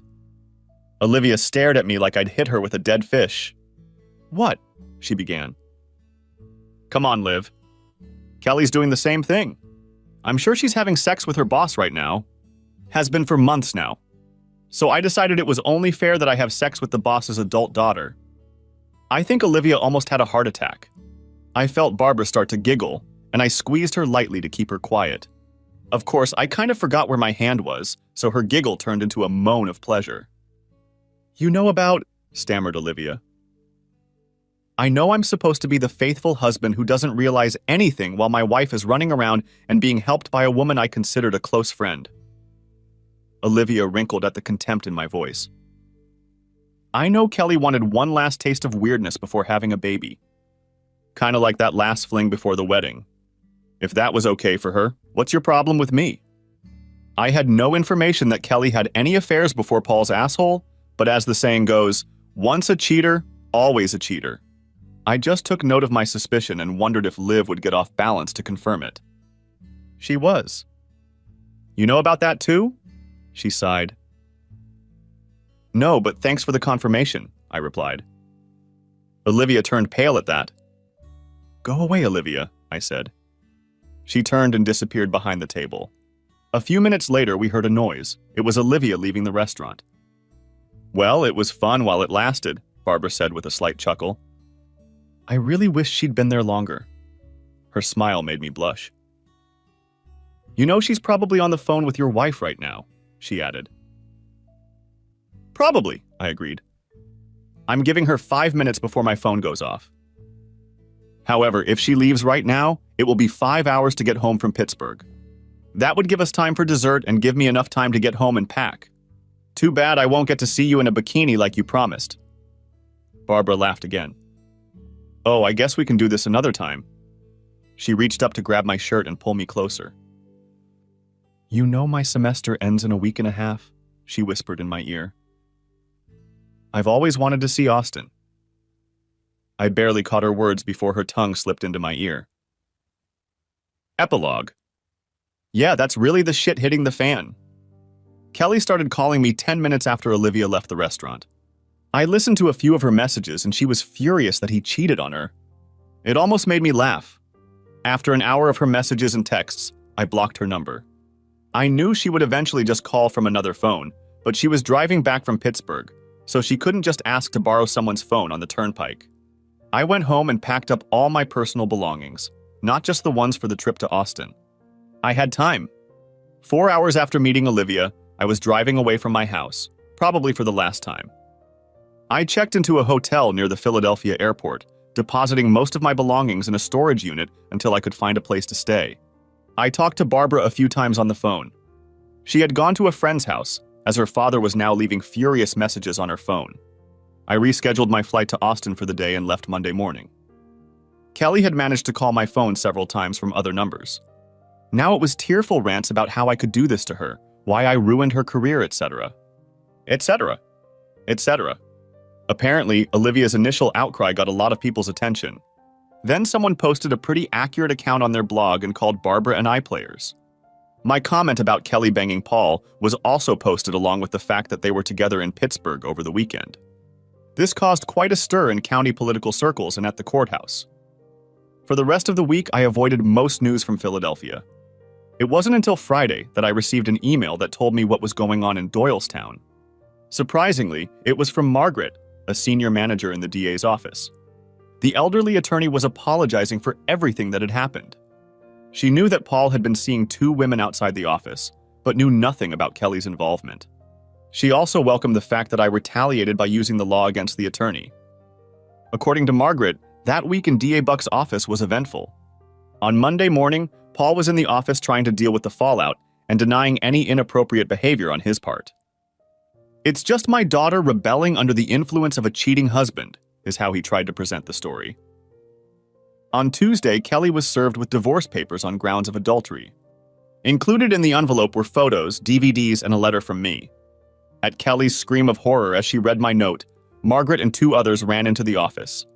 Kelly collapsed in her chair in shock, and Margaret noticed the pictures scattered across the desk. My letter informed Kelly that I wasn't having an affair, but hoped that she now had an idea of how I felt about her and this jerk. I told her I couldn't be married to someone I didn't trust, especially now that I found out she had cheated before. There wasn't much to do at the DA's office on Tuesday.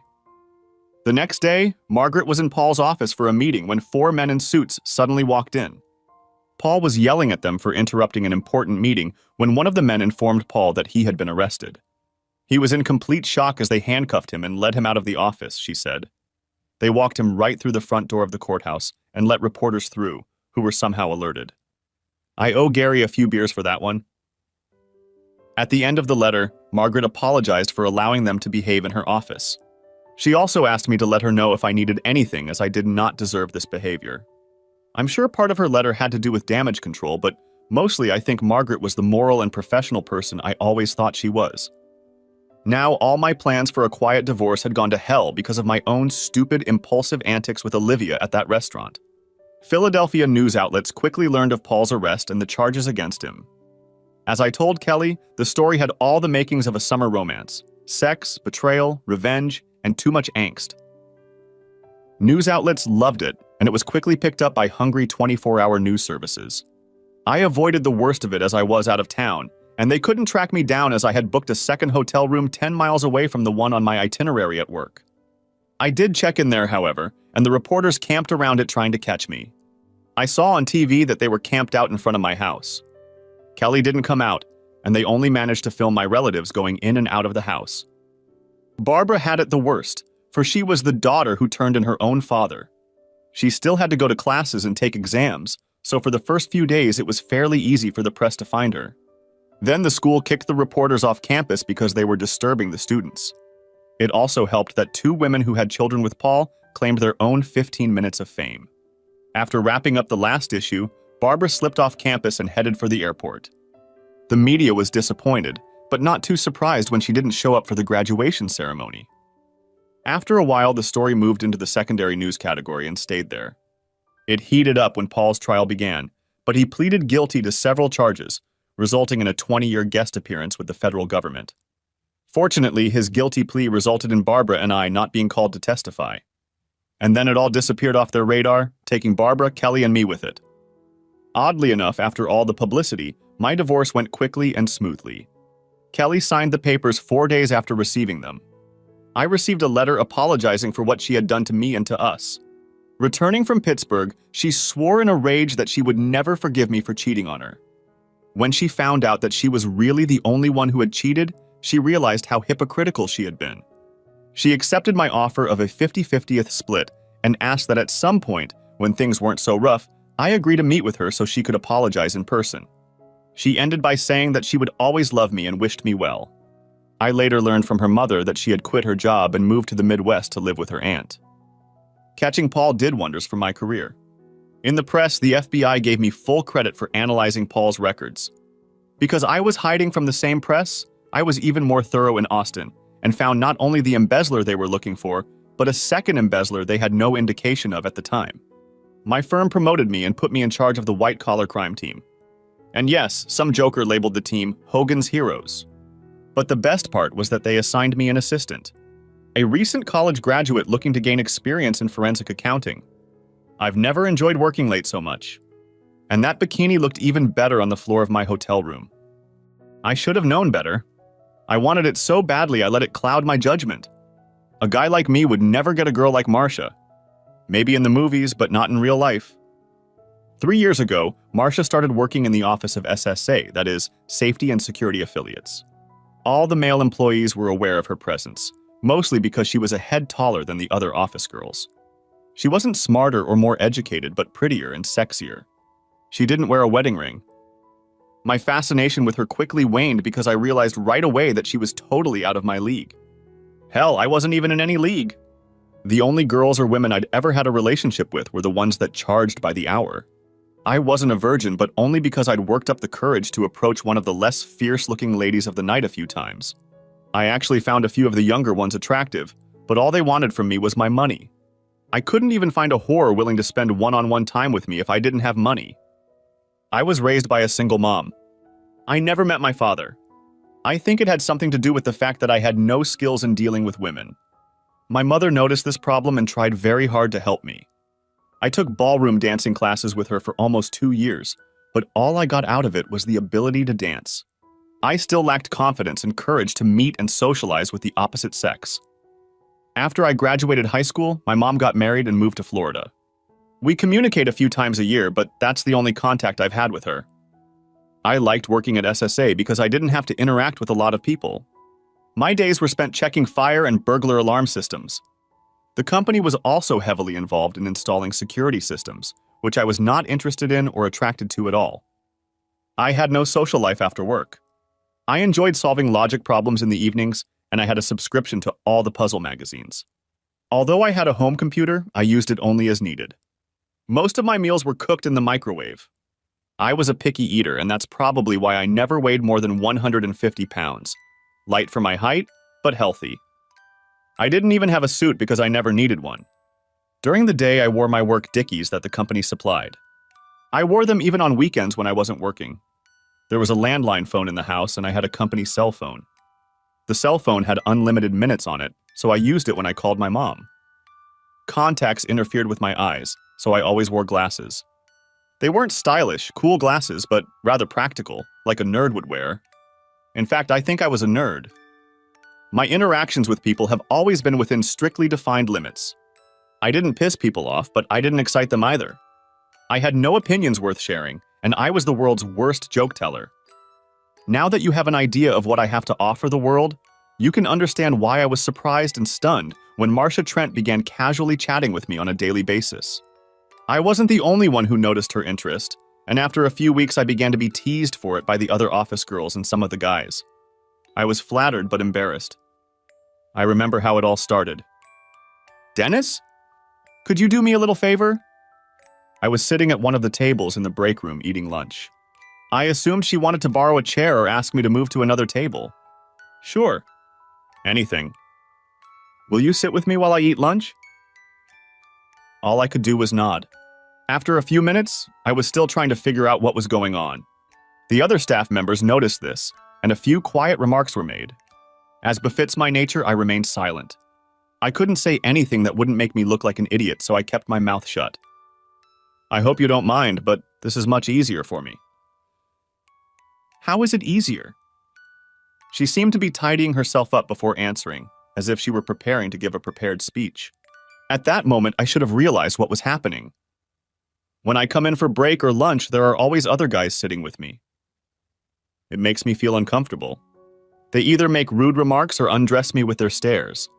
It's better to be with you. I didn't know if it was a compliment or an insult. I felt a little guilty. That's understandable.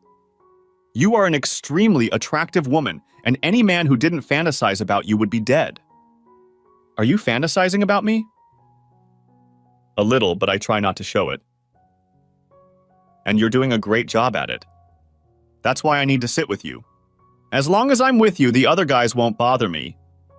It didn't make any sense. There was nothing intimidating about me. How could my presence discourage some lowlife from making remarks to her, or even peeping at her? I finished eating and sat in silence until she was done. No one bothered us, but we got a few unusual looks. When I got up to leave, she touched my arm. "Can you sit with me again tomorrow?" I smiled, nodded, and walked away embarrassed. After a week, we started socializing. It was hard for me, but it was much easier with her. I learned that she was a single mom with 2 girls who were in high school. Her work shift coincided with their school hours. She never mentioned her husband, ex-husband, or father. I was too stupid to ask. My mood lifted and I felt normal. A normal guy spending time with a gorgeous girl in a normal way. I didn't care that it was lunch in the company break room. Our contacts became more and more frequent, and I began to feel comfortable with her. At the same time, I felt uneasy.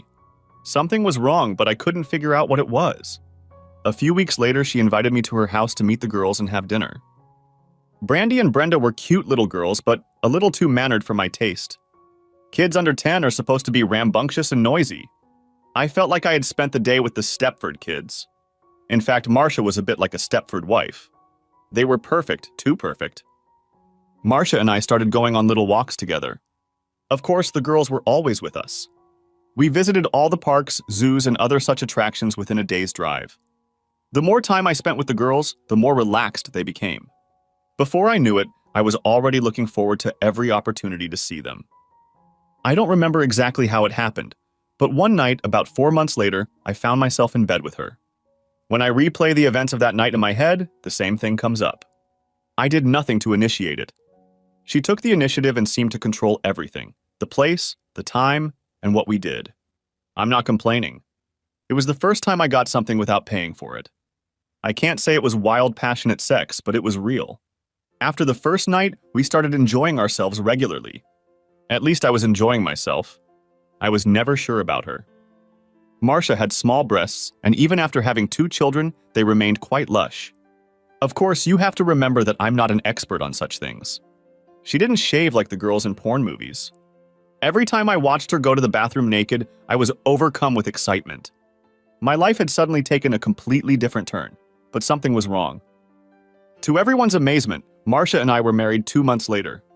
It was a small ceremony. My mom flew in from Florida to meet her sister-in-law, who I guess she was in no way expecting to receive. I paid for her ticket. Most of the people attending the wedding were from work. Marcia's mother, who lives in Mount Carmel, couldn't make it. I never met her or any of Marcia's other family members. She never talked about them. We found a small house to rent until I saved up 20% for a down payment. I've always been careful about finances.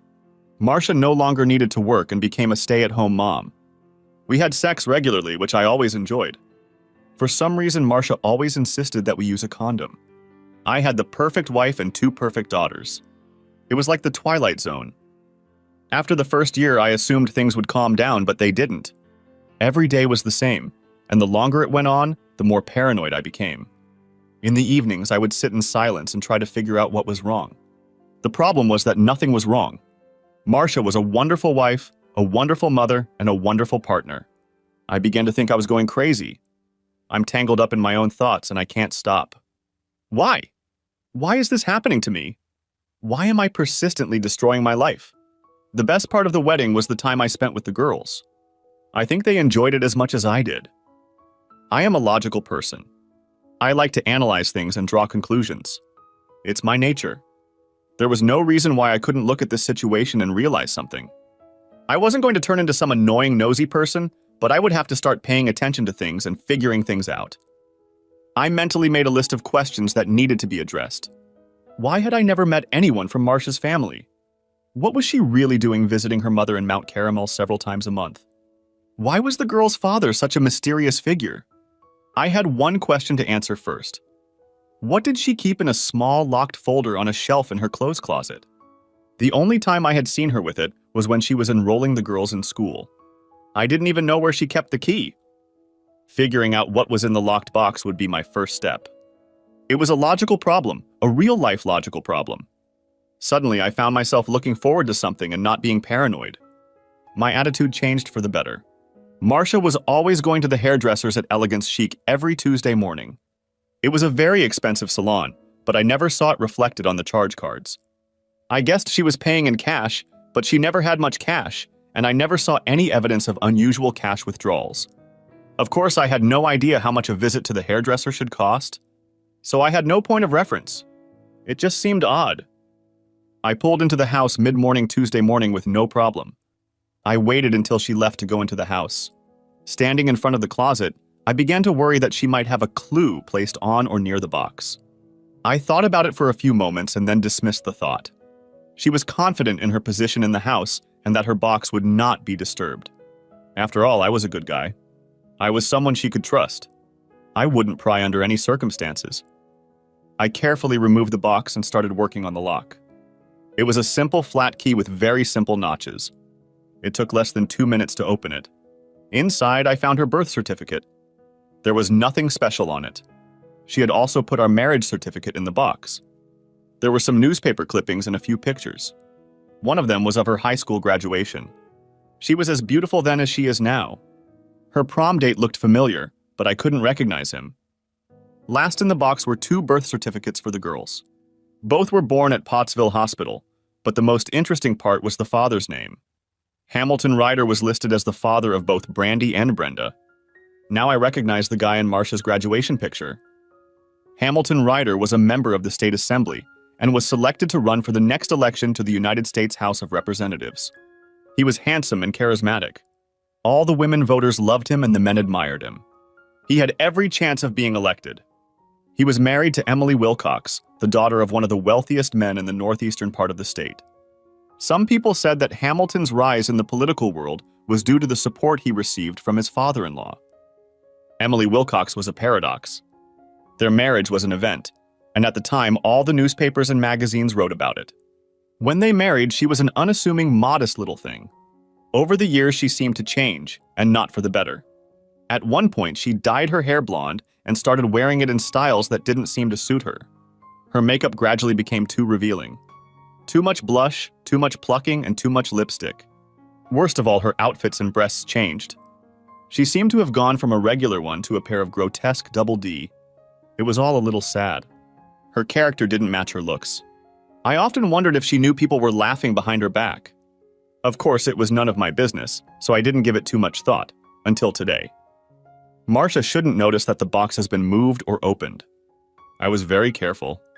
I really didn't believe she was referring to the box too often. From what I know now, I didn't understand why she would want it. In fact, it would have made more sense for her to keep the box at her mother's house.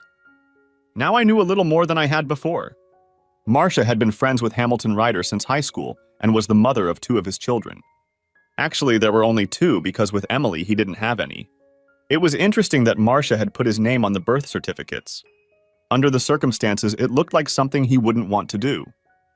That evening, I was being a good husband as usual. I complimented my wife on her hair and asked the girls how school was going. For the first time, I felt fake. It was a game. Marcia knew what the game was and had been playing it for over a year. Since I was a beginner, I had to develop my own strategy. The word strategy alone implied that it would be long-term. I wasn't happy with that, but I didn't have a short-term tactical plan. That evening, while my Stepford family was watching TV, I ordered a bug GPS tracker on eBay for $139 with free shipping.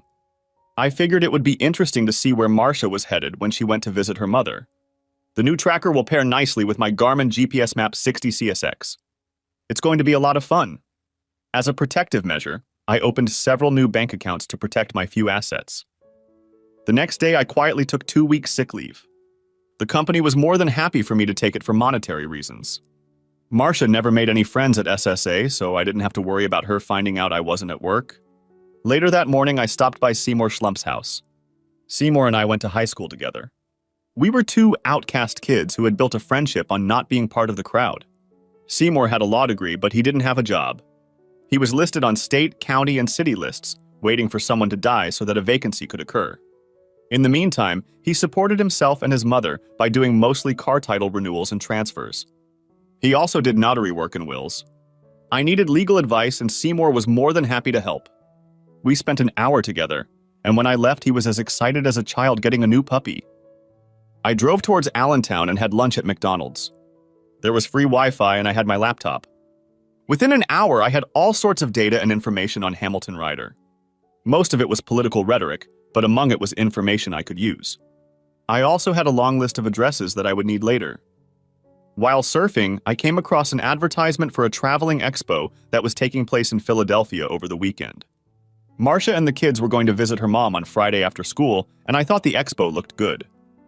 After dinner that night, I did something I had never done before.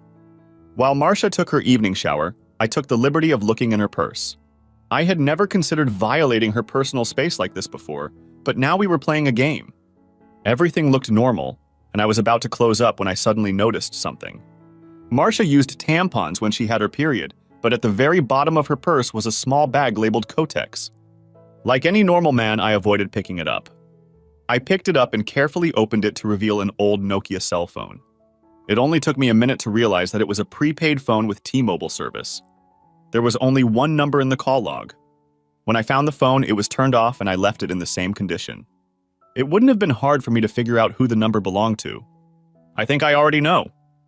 Seymour was in a good mood. There were several folders in a neat row on his desk. He seemed anxious for me to sit down and show me what he'd done. Dennis, I know you said you wanted a simple divorce, but under the circumstances, you have a pretty good case for an annulment. The nice thing about it is that Marcia won't be able to contest it, and there will be no division of property. Each of you will get what you brought to the marriage. Are you sure? It would make things a lot easier. And a lot faster. Seymour pushed the first folder aside. What else? I had no trouble getting copies of the girls' birth certificates. Legally, Hamilton Ryder owes you no favors for taking care of the girls. If the case had gone to court, we would have been defeated in the first 5 minutes. However, the court of public opinion will deal with it. I suggest you file a complaint against him and make sure the media is fully aware of it. That will be your responsibility. Why? I'm paying you. For legal services, Dennis. If I'm caught participating in a smear campaign, especially against a public official, my potential career as a lawyer will be over before it begins. Okay. What do I need to do? Everything is printed on this top sheet. Memorize the instructions carefully and then burn the paper. This is a joke, right? I heard a groan from the other end of the table. Yeah. I'm sorry, but I was just trying to make things a little easier. The next file was Hamilton's charge of alienation of affection. Seymour didn't feel this case would fly either, but it could be just as valuable as the previous one. The next claim was for the recovery of Marcia's living expenses for the past year. It had nothing to do with the girls or his paternity towards them. The last folder was not directly related to me, but was a motion to file charges against Hamilton Ryder for 6 different civil violations very remotely related to the situation. In one of them, Seymour actually charged Hamilton Ryder with prostitution. He claimed that Hamilton had forced Marcia to trade sex for room and board for himself and the girls. It was another protracted trial that he had absolutely no chance of winning, but he would get a lot of racy publicity. There were still a few holes to plug, including at least one example of evidence of a secret relationship between them. I hope to be done with that this weekend. Marcia was surprised to see me when I came home for lunch. I wanted to be there when the mail was delivered. She seemed glad for the company and made us grilled cheese sandwiches. I tried my best to make polite conversation until the mail arrived. She noticed the priority package and commented on it. I told her it was a removable hard drive I had ordered for backing up data on computers. She agreed with the answer and I left smiling. For the next hour, I spent the next hour carefully reading all the instructions on how to install and operate my new GPS tracker. This was going to be fun. I had planned it that way. That evening, Marcia seemed a little quieter than usual. Usually, when she returned from her visits to Mom, she was cheerful. Friday seemed very far away. I realized I couldn't pretend for that long. I decided that Tuesday morning, while the girls were at school and Marcia was at the beauty parlor, would be the best time to make my move. Monday was a pretty busy day. I took all the prepared envelopes from Seymour's office to the post office. The earliest they would be delivered would be Wednesday. I gave Seymour $5,000 to cover his fee and expenses. After reporting to work, I spent the rest of the morning closing out the accounts. One of the local tuxedo rentals was selling used outfits. Fortunately, I was able to find 2 that fit. Since I needed a place to store my new work clothes, I rented a cheap motel room for 4 nights.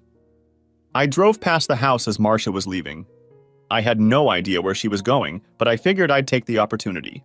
As I loaded all my stuff into the car, I realized that I didn't really have that much stuff. I felt a little sad as I drove down the street for the last time. I will miss family life even though it was a farce. The girls and I never seemed to fall in love, but I knew I would be thinking of them. It was a sad situation. I felt hurt and betrayed, but not enough to explode. The only way out for me was to quietly disappear. I rented a storage unit and paid for it a year in advance. Even though it was the smallest room, the amount of stuff I had looked pitiful. That night I went overboard at Taco Bell. I took every dish on the menu that I had never tried before. I can't explain why I did it, except that I felt a little reckless. Of course, most of the tray went in the trash. I couldn't bring myself to eat it all. Later, sitting alone in my room, I was beyond bored. Just out of a whim, I called British Air. A very kind young lady happily agreed to move my Friday reservation to Tuesday. Friday was the busiest day for airlines, and Tuesday was a bit slow. The next morning, Seymour drove me to the airport. He was going to keep the car while I was away. I signed over the title and told him he could sell it if he found a buyer. It was almost 15 years old, so we both laughed when I suggested it. Check-in went very smoothly, and then I found myself sitting on a long plastic bench watching the departure time change. I was totally surprised when my cell phone started buzzing. I had forgotten to turn it off. Dennis? Is that you? It's Brenda. I wasn't expecting any calls, much less one like this. Yes. Why are you calling? Brandy and I wanted to say goodbye. We were sorry when we found out you were gone. Brenda, is your mom there? No. She's in the bedroom. She's been there all morning. I didn't know what to say. Dennis? Yeah? Brandy and I wanted to tell you that we tried really hard not to be bad. Mom said it was very important. We weren't bad, were we, Dennis? No, Brenda. You and your sister have always been perfect angels. You've never done anything wrong. Then why did you leave? I'm sure your mother would rather explain it to you. Have you asked her? She's been lying in bed crying since yesterday. We had to make breakfast ourselves. I felt I should talk to Marcia, but under the circumstances, it didn't seem like a good idea. Dennis, if Brandy and I did something wrong, we're sorry. Can you come home? I don't think so, dear. I need to get away for a while. I could hear her crying on the other end of the phone.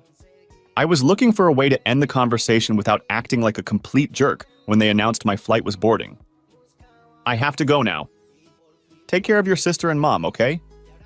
I turned the phone off before she could say anything else. Then I turned the phone off. I wouldn't need it for the next 6 months anyway. I found life on a cruise ship fascinating.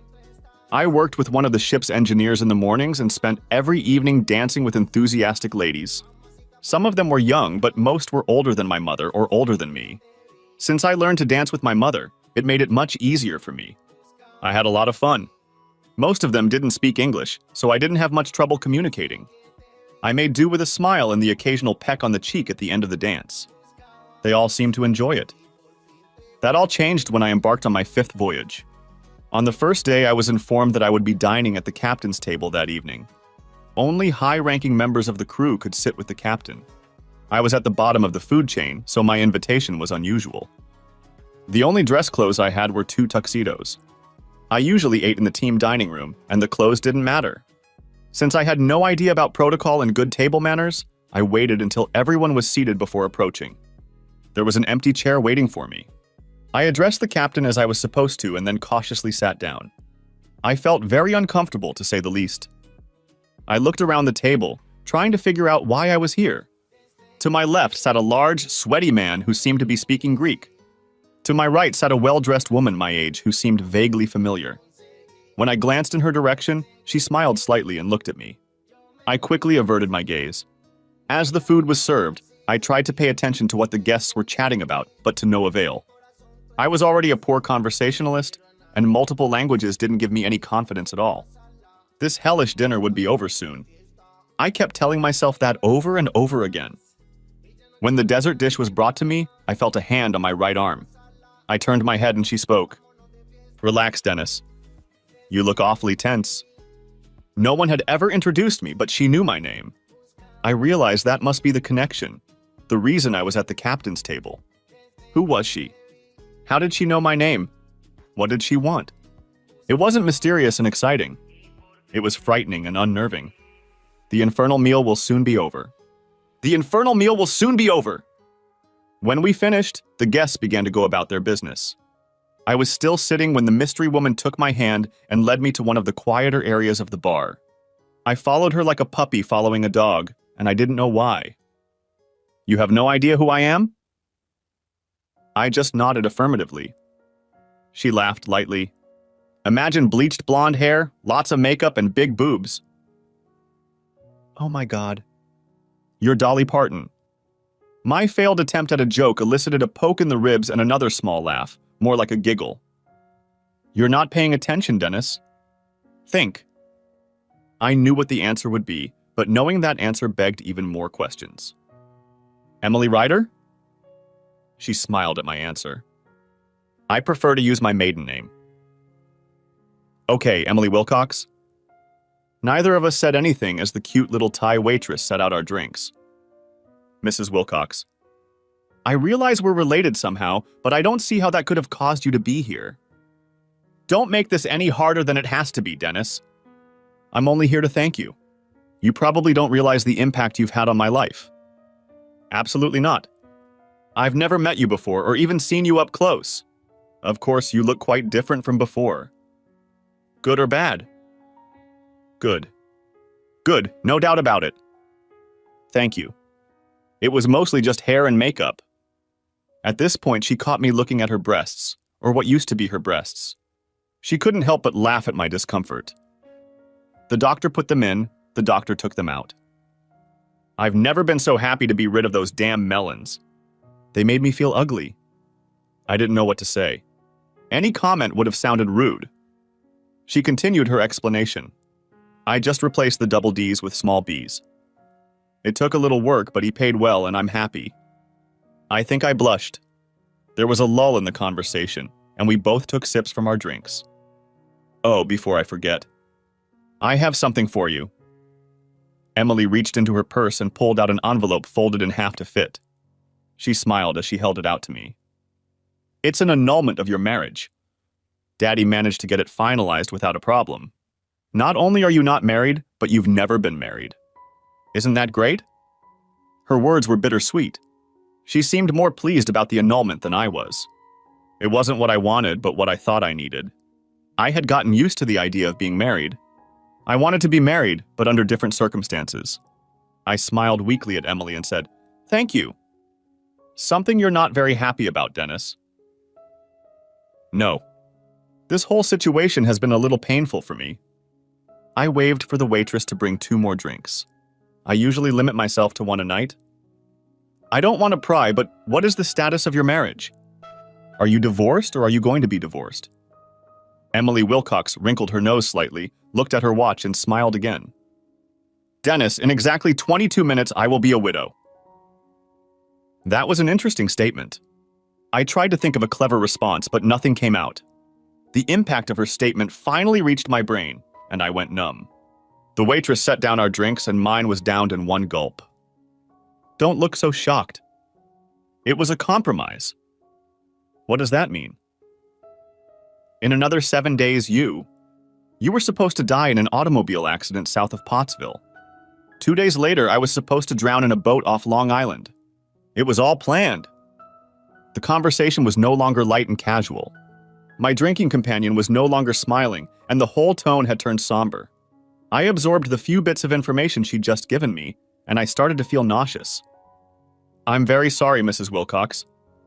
I'm afraid the last drink was too much for me. Please excuse me.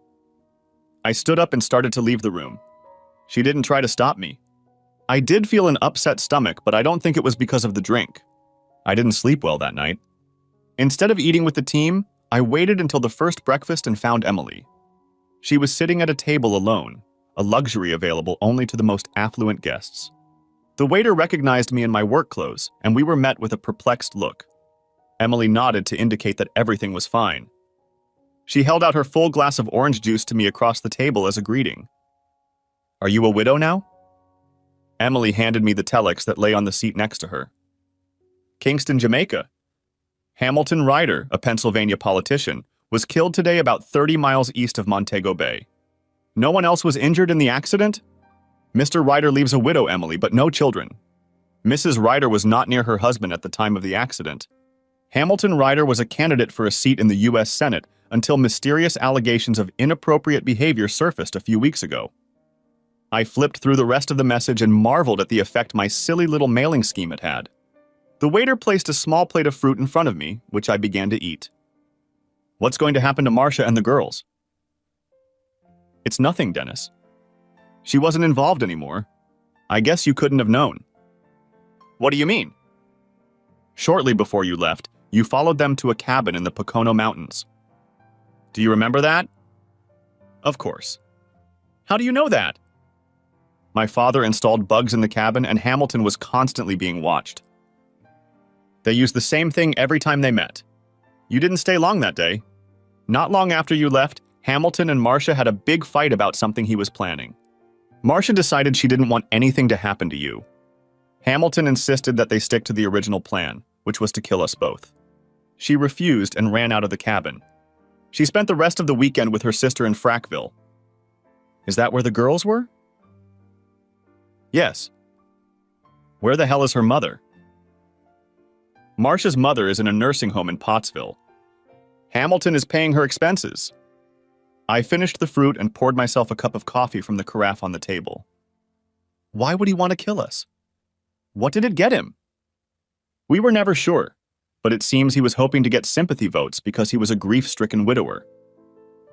Besides, he would have inherited a hell of a lot of money. I think he was hoping to further elevate his position by marrying a widow with 2 little girls. Everything was planned to make him look good in front of the public. I think it's a stupid plan. What does he gain by killing me? Of course, I'm a little biased. We both laughed a little at my feeble attempt at black humor. Why did Marcia decide to abandon this plan? Dennis, you'll have to ask her, but I think she's starting to have feelings for you. She used me. From day one, I was just a tool for her. There's no way she had any feelings for me. Don't count on it. How do you know all this? My father has been following all of this for over a year now. Okay, but tell me again why you're here. My father is a very slow and meticulous man. We knew what was going on for a long time and realized we needed to get it over with. But according to him, the time was never right. I was tearing my hair out trying to figure out how to get him to do something. And then a knight on a white horse came to my rescue. Thank you, but that's not how I would describe myself. You still haven't answered my question. When you flooded the world with lawsuits and publicity, things fell into place quickly, very quickly. You pulled my father out of his dead ass and made me a happy woman. That wasn't my intention. I guess I wanted to get rid of a failed relationship and make my feelings known along the way. You've done well, Dennis. Very good. That's why I'm here. To thank you. I smiled and got up from my chair. I'm glad that's all sorted out. Now, if you'll excuse me because I have to get to work. I'm already late. Relax, Dennis. Your work schedule for the week has been changed. Dad talked to the captain, and for the next 7 days you'll be working just to keep me company. I shook my head in bewilderment and stepped back. I heard what she said, but I couldn't say I liked it. I didn't feel like spending the rest of the week entertaining a rich, spoiled brat. I had a job to do. Chief Daggert, my immediate supervisor, was no help. He sighed when he saw me and told me to go to the helm. I didn't see the captain, but the second mate informed me that everything Emily Wilcox had said was true. As I walked back to my cabin, I realized that I didn't have any clothes that matched what I was about to do. I had 2 used tuxedos, Dickie's work clothes, and the outfit I had boarded the ship in. I changed into the best shirt and pants I had and started looking for my new mistress. I found myself being used by a woman again, and I didn't like it. Was this really my destiny? Would I really spend the rest of my life as a whipping boy for dominant women? Maybe dominant is too strong a word. Either way, I wasn't happy. She was reading a pocketbook, sitting on the deck and sheltered from the wind. She smiled when I approached, but she looked worried. I'm sorry if I upset you, Dennis. It wasn't part of my plans. I had hoped you would take some satisfaction from the arrangements with the captain. Your reaction indicates that I was out of line. I sat down next to her and tried to get comfortable. I never liked chaise lounges. I was hoping we could come to some sort of compromise. I am willing to spend my days with you and will do my best to be a good companion, but I feel my evenings belong to the unaccompanied ladies on the cruise. Do you want to dance with them? Yes. There are a few other men here who do the same thing, but there are never enough for everyone. These women wait all day to dress up and go dancing. I can't let them down. Okay, I can agree to that with some restrictions. Between dances, you will sit with me, and I will choose the women you dance with. Why would you want to do that? I don't know, but let's try it tonight. If it doesn't work out, I'll give up on this venture. Okay, I'll give it a try. I don't understand why you want to do this, but I'll try. Good. We'll stop in Napoli this afternoon, and I'll buy you clothes for the rest of the trip. I can afford it, and I won't take no for an answer. Any questions? No. We both laughed when we realized that I had given her an answer that she said she didn't accept. The rest of the day passed merrily, but there weren't enough days left in the cruise for me to wear all the clothes she had bought me. Plus, there was no room in my stateroom to store them. Most of the shopping by necessity ended up in her room. Emily and I had dinner together, but not at the captain's table. After dinner, I changed into my black tuxedo for the evening. Emily had reserved a small table for 2 at the edge of the dance floor and was waiting for me. You look very elegant, Dennis. The tuxedo suits you. Thank you, but I feel out of place. You're looking at me. Do I look okay? You're just beautiful. I can't understand why Hamilton didn't appreciate what he had. I spent an hour in the ship's beauty parlor getting ready for tonight. I'm glad you think it was worth the time spent. The dress fits perfectly and emphasizes the pearls. I don't mean to be rude, but I think adjusting the bust line was a good decision. She leaned toward him and whispered, You shouldn't do remakes about women's breasts, Dennis. It's inappropriate. I whispered back to her, I'm sorry. I don't have much experience in this gigolo business. However, by necessity, I'm a quick learner. Some of these ladies are real coquettes. Before I made myself comfortable, I excused myself and walked over to the line of companion dancers standing near the stage. Most of them were older men who had been given free cruises in exchange for dancing with the guests for 6 hours a day. They all loved these evenings and enjoyed entertaining the ladies. They knew of my situation, but I still did not fail to tease them. Each of them promised to dance at least one dance with Emily that evening. Emily enjoyed the evening more than I could have expected. Every dance, she picked a different partner for me. The biggest problem was a German lady in a wheelchair. I didn't know how to handle her until the lady herself made a few suggestions. She was the only one I danced with twice. Emily danced several times, and several of them with other passengers. It was easy to see why. She stayed with me until the group had finished for the evening. I walked her to her quarters and was rewarded with a kiss on the cheek and a sincere thank you. It was a wonderful evening, it seemed to me. The week flew by. On the last night of the trip, Emily literally pulled me into her room and fiddled with me. I got the feeling that she was a little disappointed that I hadn't made an effort the previous nights. Her new breasts were still a little tender, but not enough to prevent her from enjoying my clumsy attempts to gently nuzzle her. For the first time in my life, sex seemed fun and relaxed. Emily and I seemed to move together and fit together perfectly. When I clumsily tried to open the condom packet, she grabbed it and threw it on the floor. I emptied myself into her 3 times before morning, including once in my mouth. She was compliant and coming violently. I was in 7th heaven.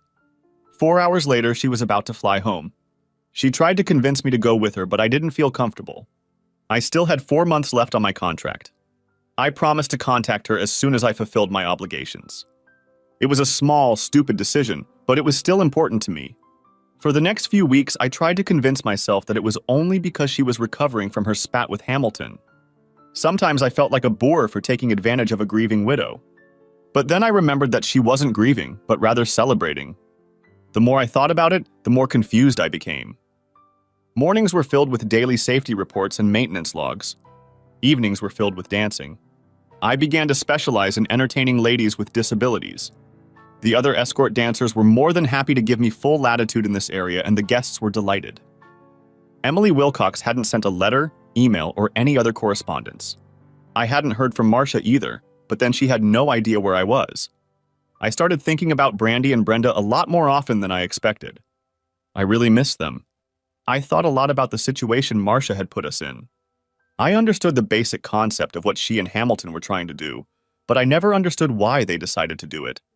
It was easy for my simple mind to explain it all away by telling myself that I just wasn't sophisticated enough to understand it.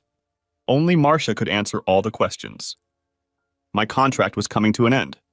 The cruise line wanted me to sign on for another 6 months with a small bonus. They also offered to send me to a maritime school in London so I could get certified in some areas related to the ship's electronic and safety systems.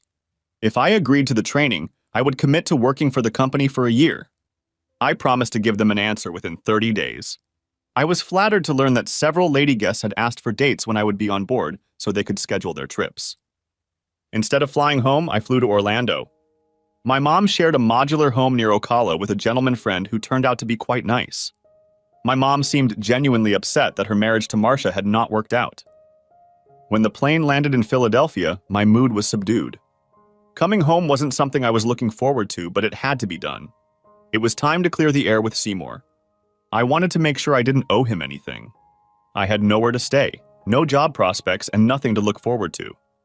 It would have been so much easier if I had at least done a little bit of planning ahead of time. There had been plenty of time in the last few months to look online for a new job, or at least a new place to live, but I had no motivation. Most of the people getting off the plane in the terminal were alert and excited, but I was in a second group, businessmen who were returning home with droopy eyes and a bored expression. A whole chapter of my life had passed, and I had nothing to brag about but heartache. Watching other passengers being warmly greeted by their friends and families only added to my depression. All I could do was rent a car and head back to the source of my misery. Dennis! Dennis! The sound of my name being shouted by some kids caught my attention, but only until I remembered that there were over 200 people on the flight, and the odds of someone in the family on the flight having the same name as me were pretty high. I smiled at my gullibility and kept walking. Dennis! Dennis! It was happening again. This time I looked for the source and was surprised to see Brenda and Brandy running up to me. It didn't make sense. No one knew I was even on the airplane. Only a few seconds passed and they both started grabbing my arms. They had never acted like this before and it confused me. Marcia could explain it, I was sure. The only problem was that Marcia wasn't there, Emily was. Emily was waiting with a smile on her face. I set my bag down and we exchanged kisses on the cheeks, the way posh people do in movies but have never seen in real life. It seemed natural, and I didn't know what else was expected of me. We were walking towards the terminal exit when a guy came up to us and asked for my plane tickets. Emily nodded at me and I handed them to him. The limo was waiting at the curb. The two girls chatted the whole time. In fact, they talked more today than I'd ever heard them say before. I caught words like limo and Aunt Emily, but I couldn't form any complete sentences. When the limousine doors closed, it was very quiet. The hustle and bustle of the terminal was behind us. "Welcome home, Dennis." Emily took my hand and smiled. I didn't have time to respond. "Isn't this great, Dennis? Have you ever ridden in a limo?" I couldn't make out which girl was speaking. I looked around and smiled. I really missed them. "No, never." Brandy spoke again. "Dennis, we're having a sister. I want to name her Brittany, but Brenda wants to name her Bethany. What do you think, Dennis? What do you want to name her?" My head was spinning. A million questions were waiting to be answered, but I couldn't formulate any. The comment about the new sister began to get to me. Was Marcia pregnant, and if so, where was she? I paused and looked at Emily. She smiled and lowered her gaze to her belly. Although it was too early to feel anything, she placed my hand on her stomach. When Emily said no condom was needed, I assumed she was on some kind of birth control. Apparently, I was wrong. "Dennis, are you happy to see us?" Brenda tried to nudge me slightly to get my attention, but the limo seat was too far away. "Yes. I've missed you both very much, and it's really good to see you." I was rewarded with two broad smiles and a squeeze of Emily's hand. Am I going to get some kind of explanation? Emily leaned over and kissed my cheek. Maybe, maybe not. I decided I didn't need it. Epilogue. Shortly after I left, Marcia contacted someone in the state's attorney's office. Although she agreed to testify against Hamilton, the case never went to trial. Hamilton Ryder's death put an end to the case. Either way, a zealous state employee felt Marcia should be punished, and she was the one who got the short end of the stick. She ended up getting 3 to 5 years for conspiracy to commit murder and several other equally ridiculous charges. Now an appeal is being filed to have it all overturned. Emily learned that Marcia's sister was unable to look after Brandy and Brenda and volunteered to fill in for her. Surprisingly enough, Emily and Marcia actually became friends. I'm currently living with Emily and the girls. As soon as Marcia gets out of jail, we're all going on a week-long cruise in the Mediterranean. I don't know how we'll sleep, but I'm sure Emily will surprise me. I have 2 new tuxedos. Oh yeah, I turned down the job. I had been married for 18 years and I still didn't know my wife. I think it was my fault for not trying harder. We seemed to get along fine, but there was no real connection. I never felt like she was the love of my life, and I had a sense that it was mutual, but we were compatible enough to have 3 teenage children. I worked in the claims department of a large auto insurance company. It was an office job with good benefits. I was due to be eligible for retirement in 3 years. We owned our own home, but the mortgage was more than the current appraised value.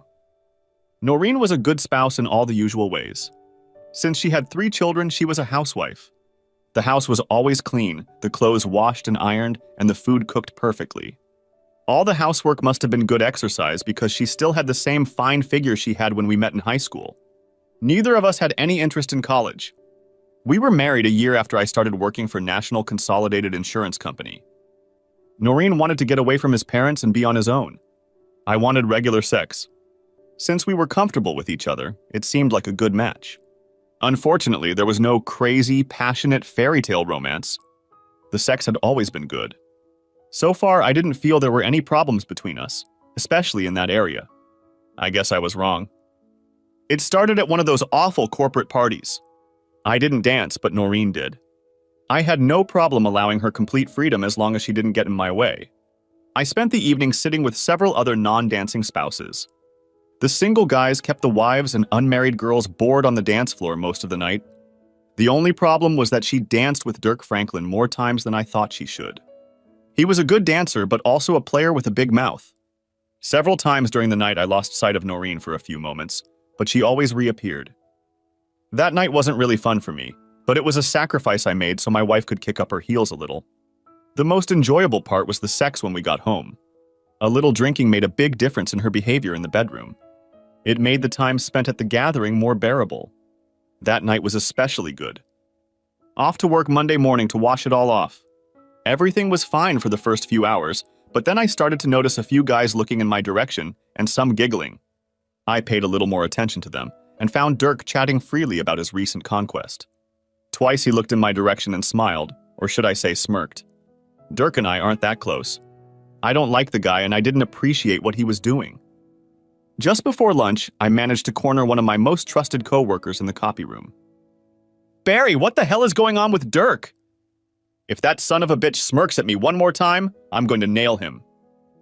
"I'm not sure if it's true or not, John, but he's bragging to everyone that he slept with Noreen on Saturday night." "That's nonsense. There's no way Noreen would let him near her." "That's what I thought, but he has a pair of panties that he claims belong to her. He shows them to all the guys and even lets them smell them. How could he get her panties? It doesn't make sense. John, he claims she gave them to him after he did it in one of the hotel conference rooms." "Did you see them?" "Yes. They were silk. Gray or silver in color." "Thanks, Barry. Don't say anything to anyone. I owe you one." If Barry had said the panties were red or black, I would have just laughed at that. But I was there when Noreen got dressed for the party. She wore her favorite silver silk lingerie set. The bra and panties I gave her for Valentine's Day this year. About 20 minutes later, I spotted Dirk heading toward the men's room. He'd had a lot of coffee this morning. I followed right behind him. I didn't like the playground talk. There was no way I was going to confront Dirk, ask him, or beg him to stop spreading lies about my wife. For one reason, I wasn't sure it was a lie anymore. If I confronted him, it would probably make him wary. And I didn't want that. The easiest way to solve this problem would have been to smash his head into the tiled wall in front of the urinal. Since I was a gentleman, I waited until he was done, and then smashed my fist into his nose as soon as he turned around. Something crunched, and I stained my shirt with blood. That made me angry, so I punched him again as he bent over, holding his nose.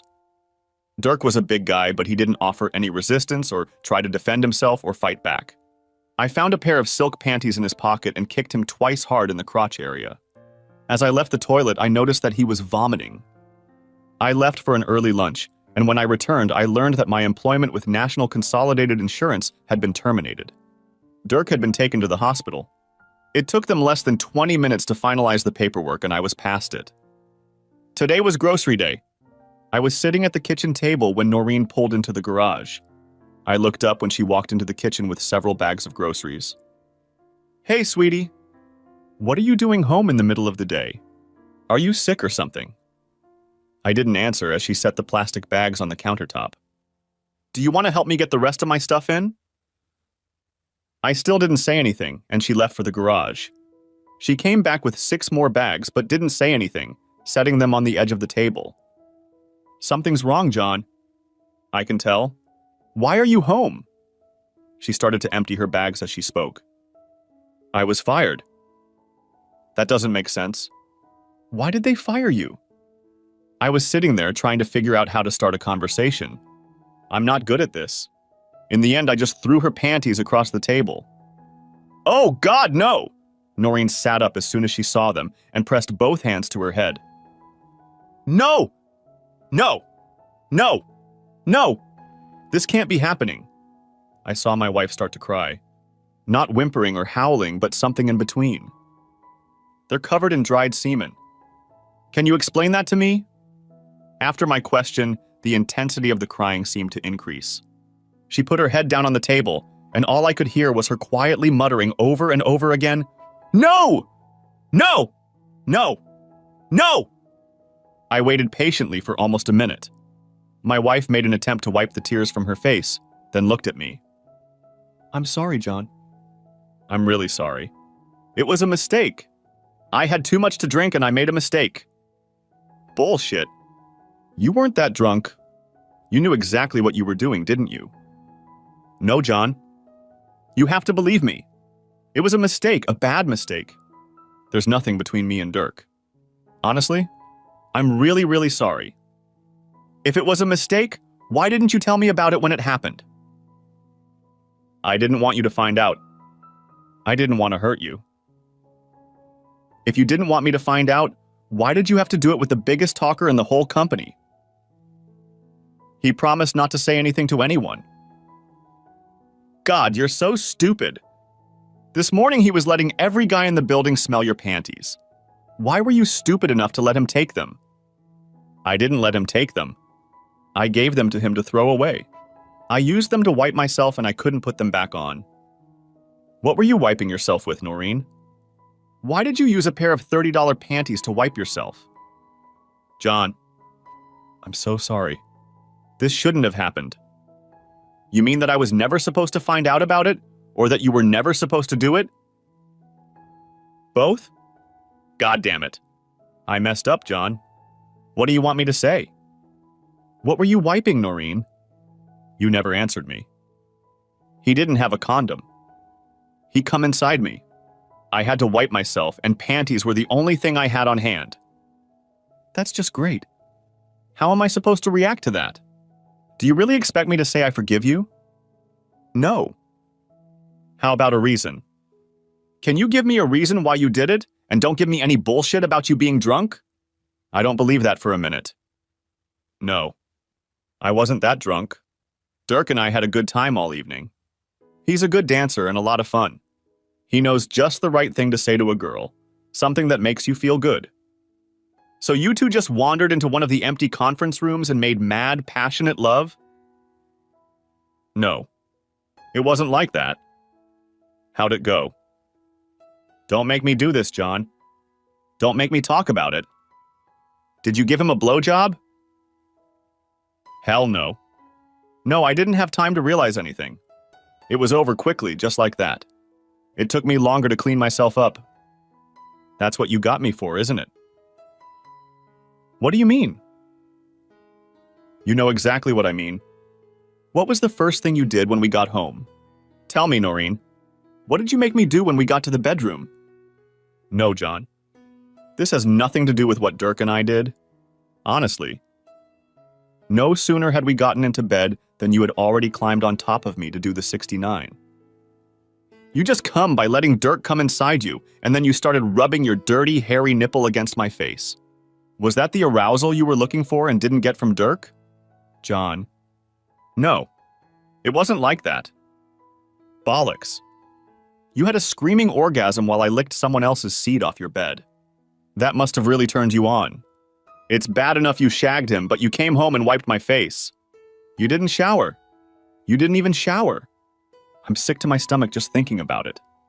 Do you really think I can forgive you for that? That's not the point, John.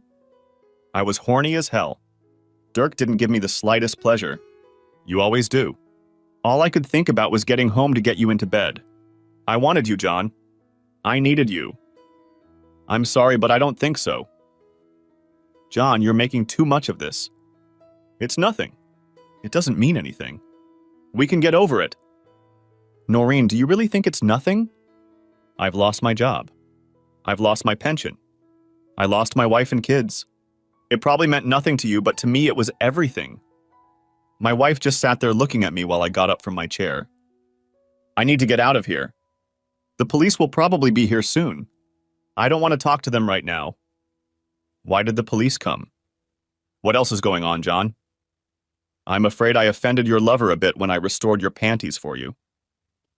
That's why I was fired. I'm sure the police already have a statement from Dirk. Hell, I could spend a couple of months in jail if you just bang me for a minute. Thanks a lot, honey. Where are you going? What should I do? I don't know where I'll be. I loaded all my stuff into the car while you went shopping. I'll call you later. She looked like she was about to turn the waterworks back on. I turned around before heading out the door. I leave it up to you to explain to the children what happened. If you lie or distort the truth, I can guarantee you will regret it. I had enough money in my bank accounts to last at least 6 months. Before I left town, I paid off all the credit cards and canceled them. She could spend the money however she wanted, but I didn't want the plastic to be pushed to the limit. I was sure she would take care of the kids. In a couple weeks, they would be out of school for the summer. I didn't know if that would make Noreen's life easier or harder. I had no idea what I would do when the money ran out. I wasn't even sure if I'd be able to get unemployment benefits since I'd been laid off for cause. The first night I stayed with my brother in Schuylkill Haven. He had a small job taking care of trees and was willing to house me for a while until I found something permanent. The next day I moved into a small furnished one-bedroom apartment that included utilities. It even had cable TV hooked up. My phone had been turned off since I left the house. I didn't feel like answering the phone, but I knew I would have to talk to the kids sooner or later. Working for Robbie was easy, but not very enjoyable. The other three guys knew how to climb trees, as well as operate a cherry pick and stump grinder. My job was to act as a loader for them. They seemed to appreciate my efforts and were more than willing to teach me all the little tricks and skills. I was busy and tried my best to forget about the problem with Noreen. The only thing I knew for sure was that I would file for divorce as soon as possible. Terry was my oldest daughter. She was smart and cute as a button. She was graduating from high school in 2 months and going into the dental technician program at the local community college. Brian was going to join the Marines as soon as he graduated next year. Sal had 2 more years to go, and all she wanted to do was get married and have kids. She had once wanted to be a teacher, but I think she had outgrown that. They were all good kids.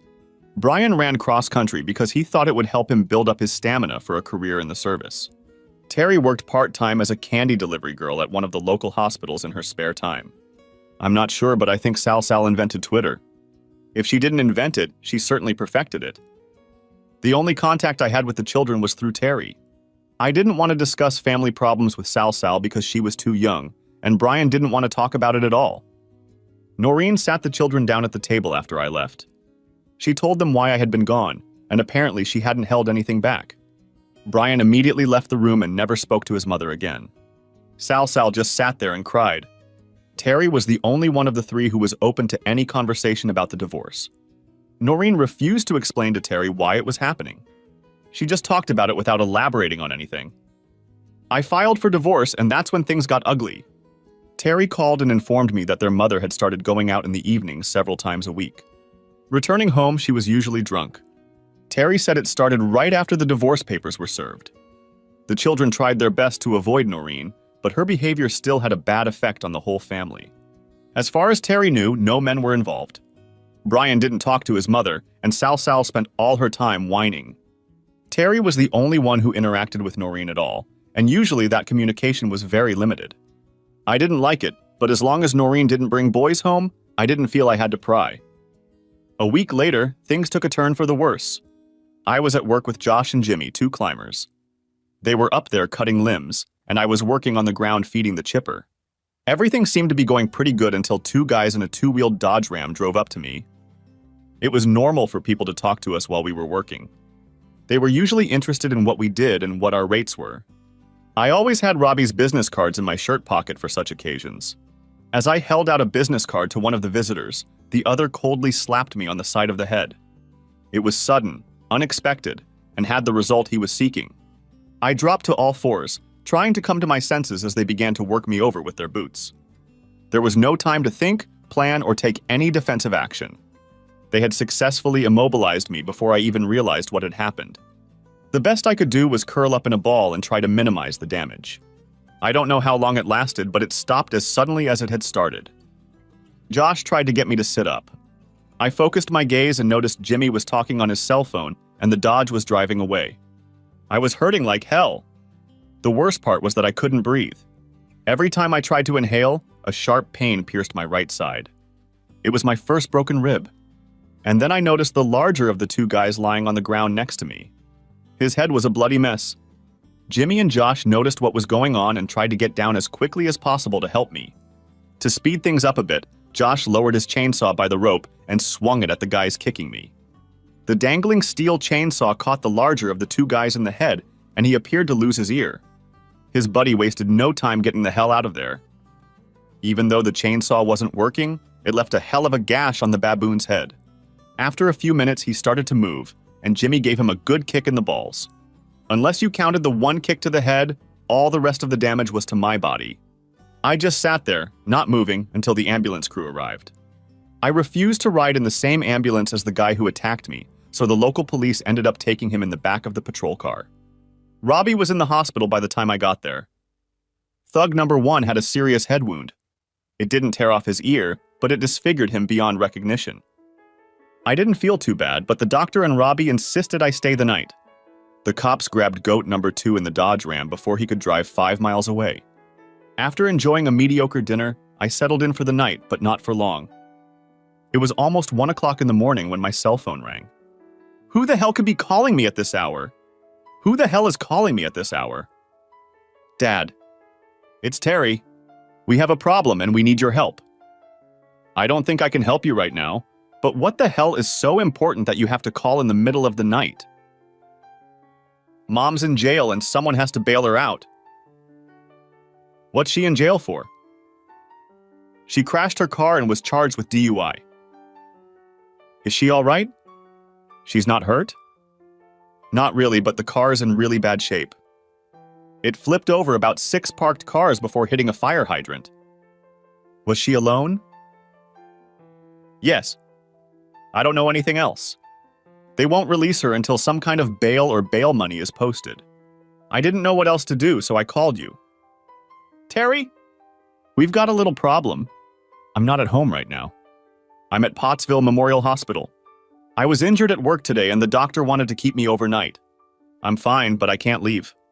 Maybe you should call your Aunt Sarah. She'd probably be happy to help your mom. What happened? Why are you in the hospital? I have 2 broken ribs. I'm wrapped up like a mummy and I don't know if I'll even be able to drive. I'll be fine, so don't worry about me. I just need a few days rest. I didn't see the need to tell her how the accident had happened. She had enough problems of her own. Is there anything I can do for you? Try to find out a little more about what happened to your mother. I'm just a little curious. Okay. I'll call you tomorrow afternoon and see how things are going. Robbie gave me a ride to my apartment and filled the freezer with a bunch of TV dinners from the microwave. I asked him to bring me a couple beers, but all I got was some RC Cola. I was able to move around fast enough to go to the bathroom and eat.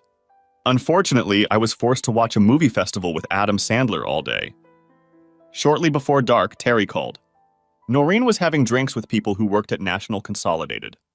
I thought that was interesting since I don't work there anymore. I had no idea she had friends of her own who worked there, except for Dirk. They were just starting to party when the police showed up and arrested Dirk. Noreen got very upset and started drinking more than usual. By closing time, she refused to call a cab or let anyone else drive her home. Terry couldn't understand why Dirk had been arrested and why Noreen was so upset when it happened. We talked for a few more minutes. Terry was glad to hear that I was home and that I was taking care of myself. They wanted to come to my house, but they didn't have a car. Sarah had bailed my wife out, but Noreen hadn't come home. Terry gave me Sarah's phone number. Sarah, it's John. What the hell is going on? Your wife is a mess, John, and it's all your fault. Whoa. Wait a minute, Sarah. Why is this all my fault? You left her, that's why. You left her with 3 kids and just ran away. Who the hell do you think you are? Come on, Sarah. You know me better than that? Why would I just get up in the morning, quit my job, and leave my wife and kids? Does that make any sense to you? Noreen said you were fired and that you were taking out your anger on her. Did she say why I was fired? She said you beat up a guy at work because she danced with him at a company party. Sarah, she didn't dance with him. They had sex right at the party. Is that what she told you? There was a short pause. No. She didn't say anything like that to me. I didn't hit a guy for dancing with your sister. I hit him for fucking her and then bragging about it to everyone in the damn company. She even gave him her panties as a thank you. There was no answer on the other end. Did she say why her boyfriend was arrested last night? No, but she indicated that you had something to do with it. Our conversation was interrupted by a knock on the apartment door. Sarah, I have to go. I'll call you tomorrow. The cop at my door was an ugly guy, and he was also my brother-in-law. Come on in, Toby. It's always good to see family. You want a beer? Of course, anything cold will do. There was a cold Foster's hiding behind all the colas Robbie brought. I had RC because of the pain pills. John, we got the guy who set you up at the station. The two guys he hired to beat you up were happy to pounce on him. I believe it was Dirk Franklin? That's right. I assume you know him? He's fiddling with Noreen. I tried to convince him to stop, but apparently he wasn't inclined to. He has confessed to everything, so this will save us the expense and hassle of a trial. The judge will sentence him and his two buddies on Friday. I don't know exactly, but I'm guessing he'll get 2 to 3 years, probably right here in the county jail. That's good news. Toby couldn't resist a snide chuckle. You're going to get your revenge, aren't you, John? Hopefully with the help of a few friends. You're not going to get me in trouble, are you? Looks like you volunteered to help, Toby. You could read it like this. I have to go now. If you want to talk to this guy, he'll be in the city jail until sentencing. I'll stop by tomorrow morning.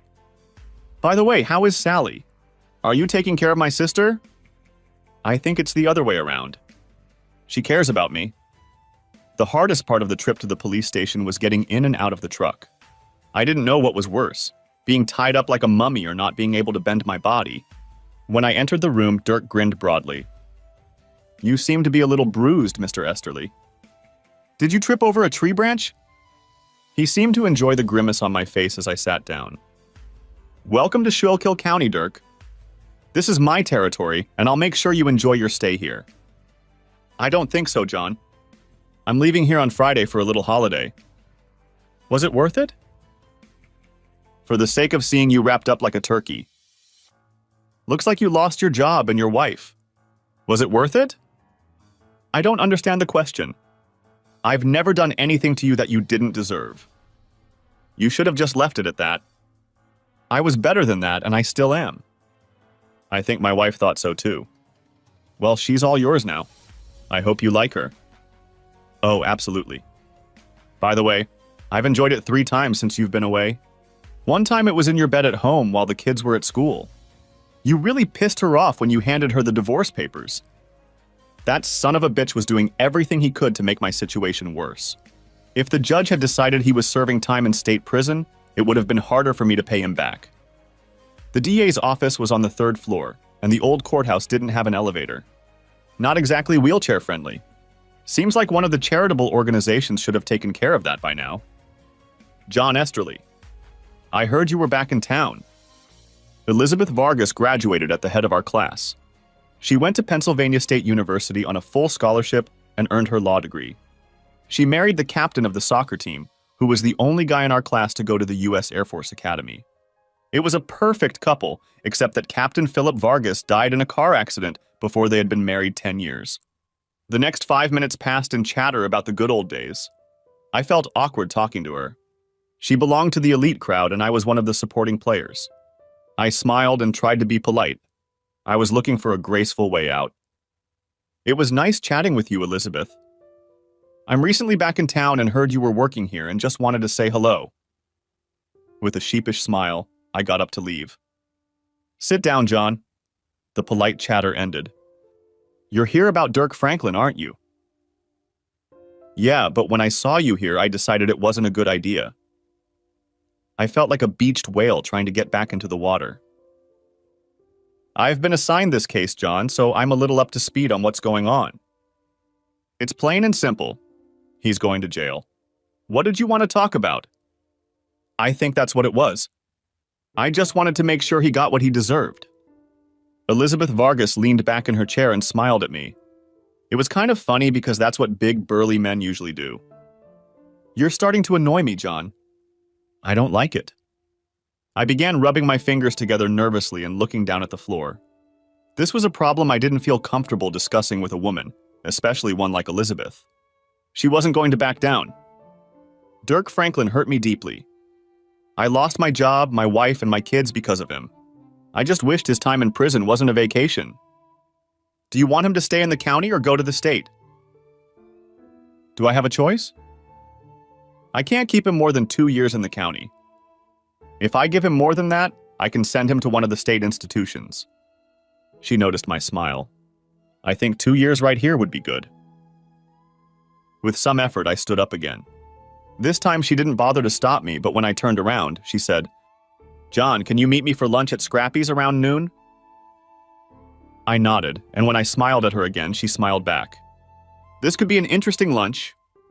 After leaving the courthouse, I did a little shopping. I bought a nice shirt and a new pair of pants. Before that, I had only carried work clothes with me. I also bought a case of beer. I decided that if I had to choose between pills and beer, beer would win. I wasn't sure if the lunch would be business or pleasure. It was the latter. Elizabeth returned home after Philip's murder. Apparently, she was receiving some kind of government compensation, but still had to work. She had a 16-year-old son, Philip Jr., whom she called Two. After he was born, they decided they didn't want to call him either Junior or Philip and settled on the name Two. It was hard to elicit a lot of personal information from her without seeming intrusive, so I just let her tell me what she wanted me to know. I didn't say anything at all about my situation because I was afraid of appearing weak. My self-esteem was somewhat low at the time, so I felt a strong need for protection. Before Elizabeth left for work, she told me not to worry about the impending sentencing. The smile on my face quickly disappeared when I got home. My 3 children were sitting on the porch with their suitcases and bags. "What the hell are you doing here?" No one wanted to answer me. "How did you know where I live?" Brian decided to melt the ice. "Uncle Robbie gave us the address." "I don't see a car." "How did you get here?" "Aunt Sarah brought us, but she couldn't stay." Brian stood up as I approached the porch. "Get the case of beer out of the car, will you? It hurts me to lift it." Terry helped me into the house. It wasn't necessary, but I understood why it seemed like I needed help. Brian put the beer in the kitchen, and Sal brought everyone a cold RC. I didn't know how long they had been there before I returned. "And just why did Aunt Sarah bring you here?" "She said it was the best thing to do under the circumstances."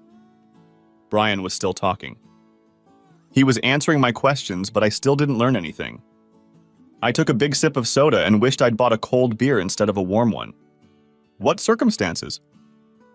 Brian didn't want to answer. The 3 of them sat there looking at each other. Finally, Terry spoke up.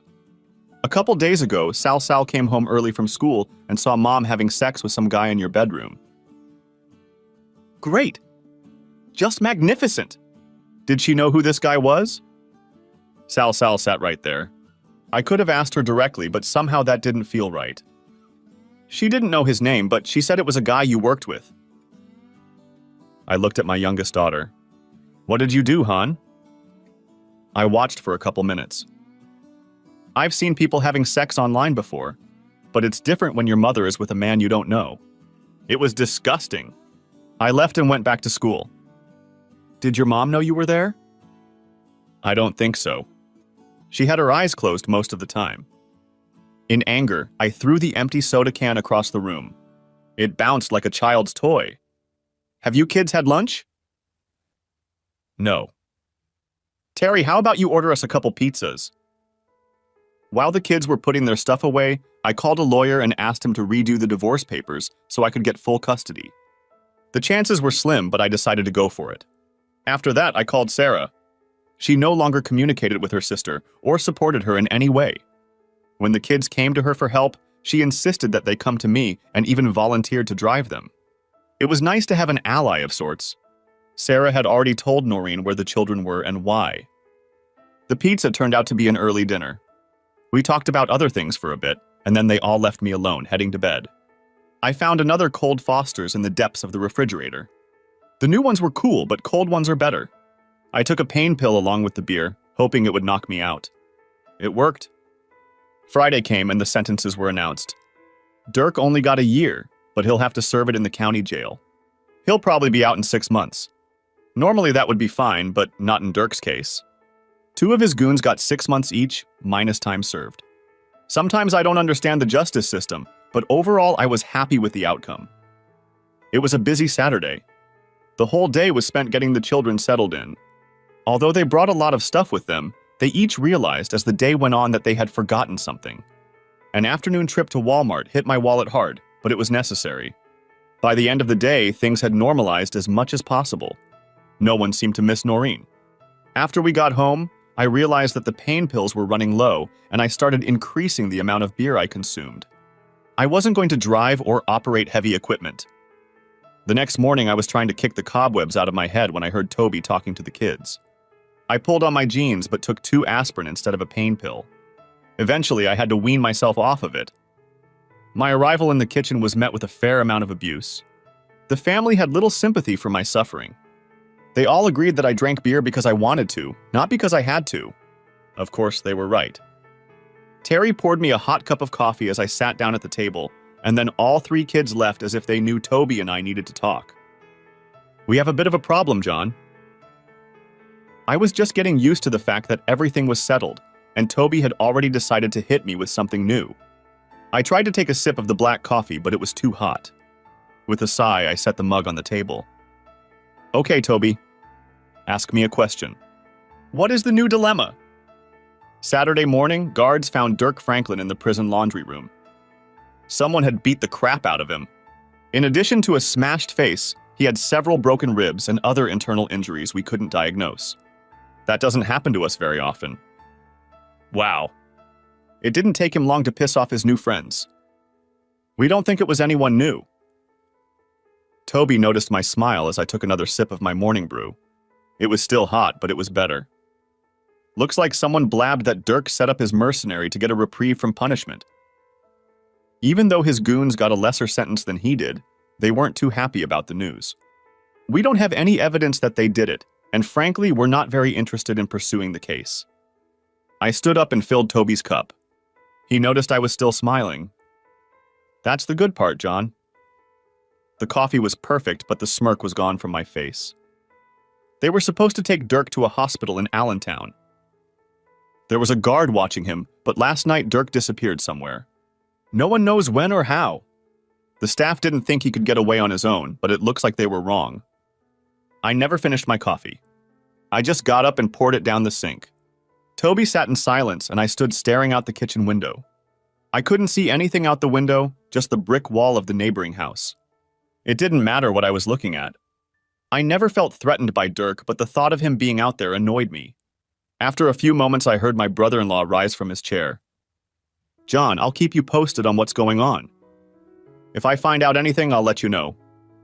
I was still staring at the brick wall when I heard the back door close. "Daddy, do you want me to make you some scrambled eggs?" "That would be great, Terry. Let me take a quick shower first." After lunch, I called Sarah. She hadn't heard from Noreen and didn't know where she might be. I didn't know if that was good news or bad news.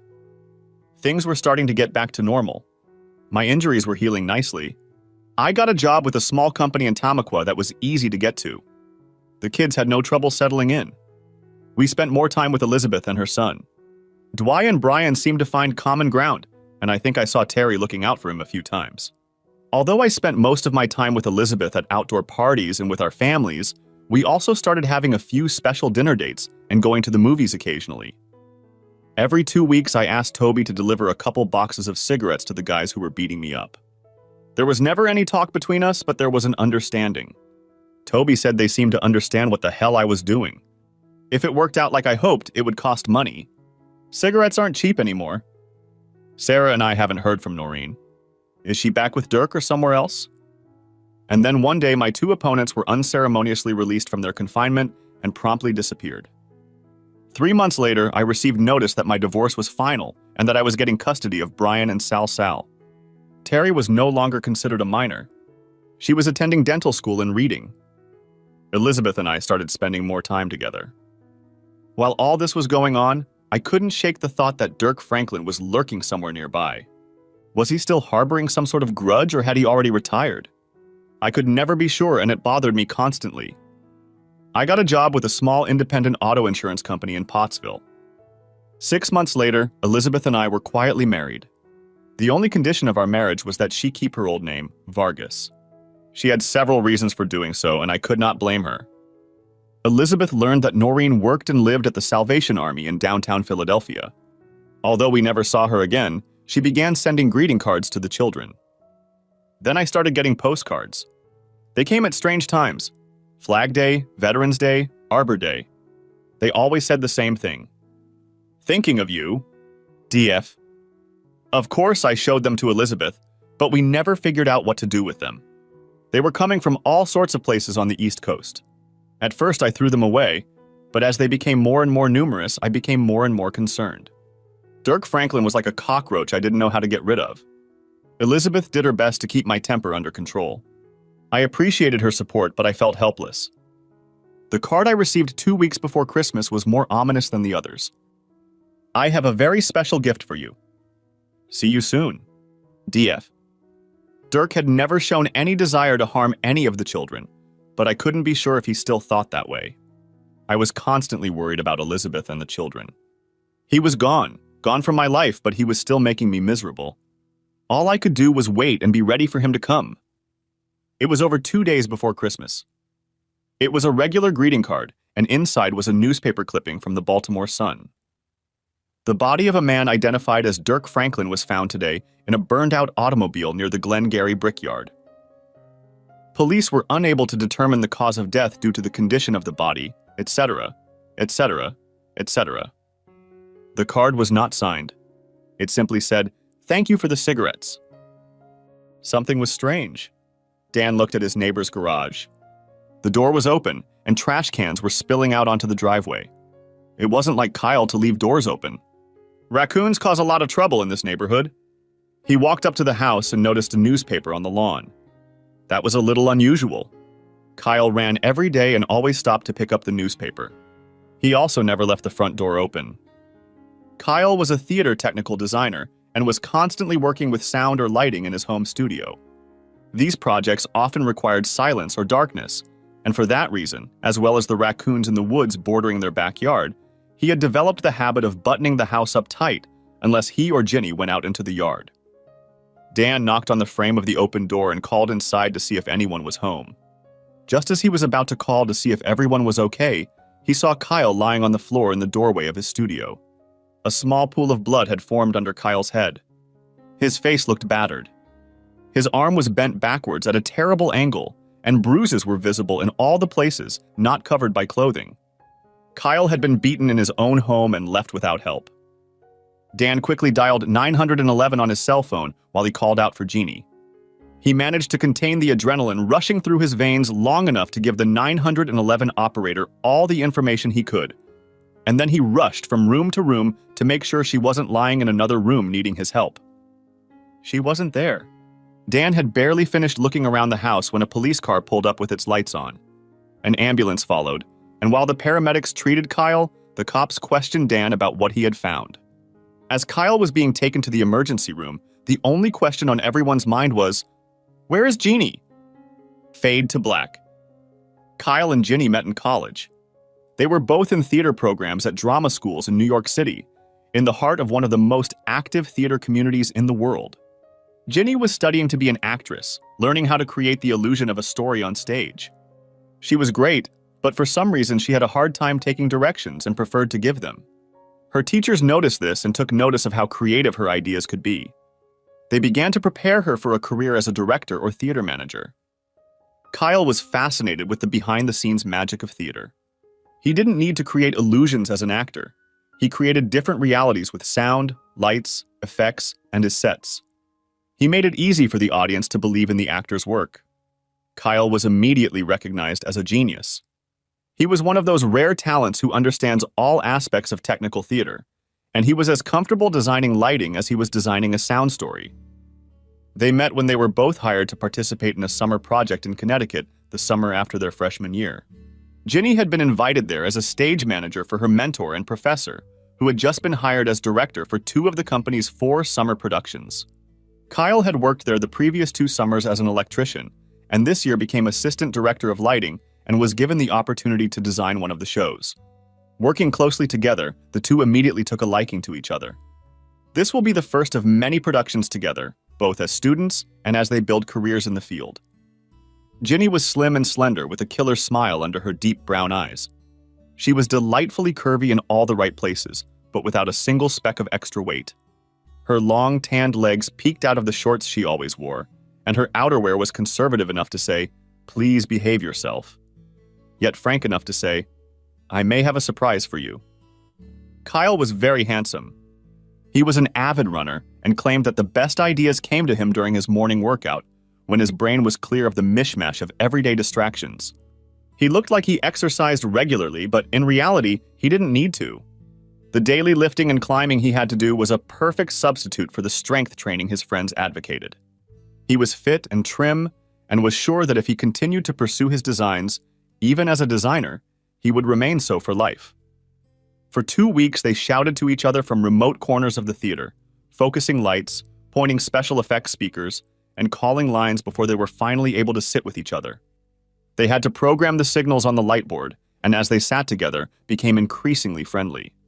When they were done, Ginny leaned over and kissed Kyle on the cheek, saying that she really enjoyed working with him and that she looked forward to her work every day because of him. Kyle kissed her back, just not on the cheek.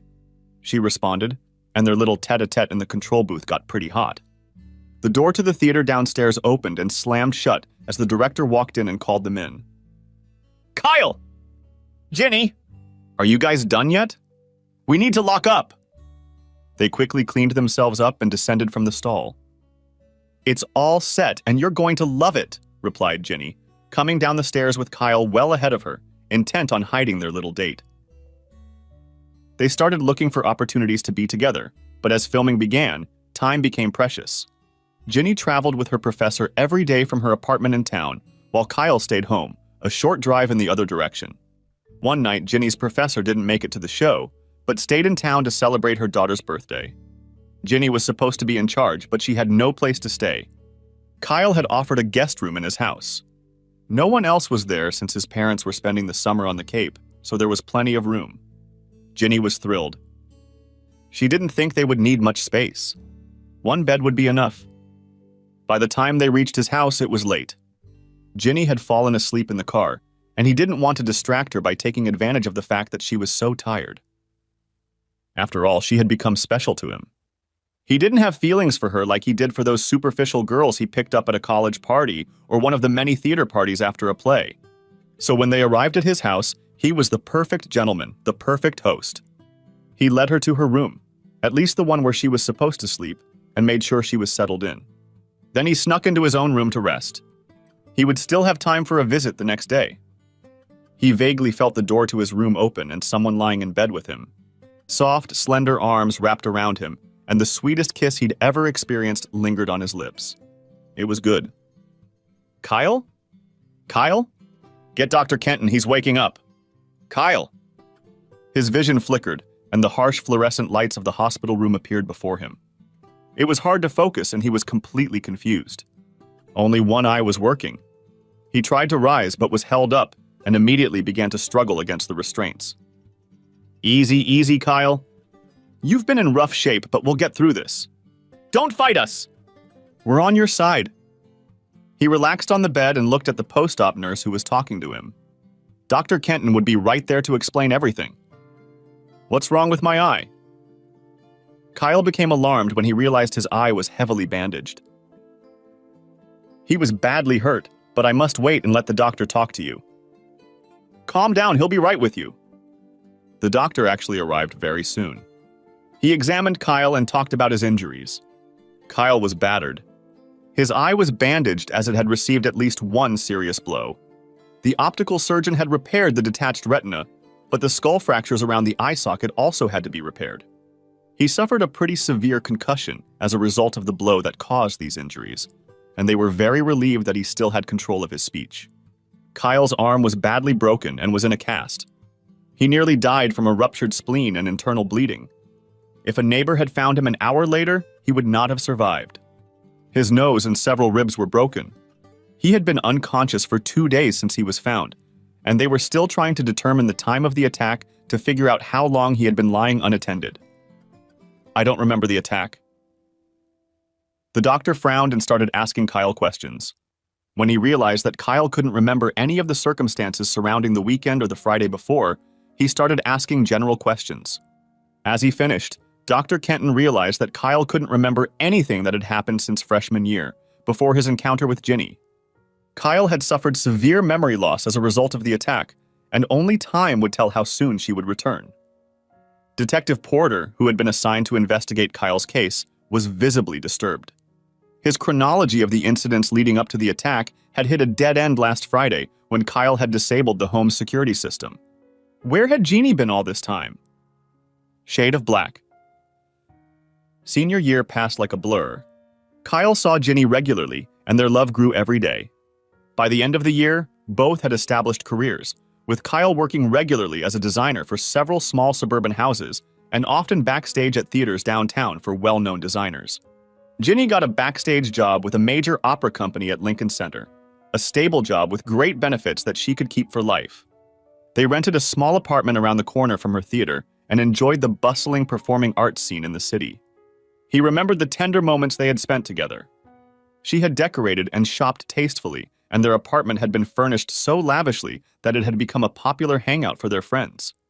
He was a gourmet cook. Whether he cooked dinner for himself and company or just a candlelit dinner for the two of them, she always rolled her eyes in delight at his delicious cooking. Her eyes were rolling in bed too. Kyle woke up in a cold sweat, still lying in the hospital bed. Jenny. How Ginny fit into his life now. He had been told about the amnesia and how slowly it could come back. He had been told that these attacks would happen every once in a while, and he would almost relive his life as the oldest lost memories came back first. He wasn't prepared for how vivid the dreams would be and how much the thoughts of lovemaking would bother him. Previously, Kyle could only think of Ginny as a girl he knew from summer company, but now the memories of living with her came back to him. He really wanted to remember how she had fit into his life in the years that the concussion had taken from him. Where was Ginny now? Memories of their early life permeated his mind during the days that followed.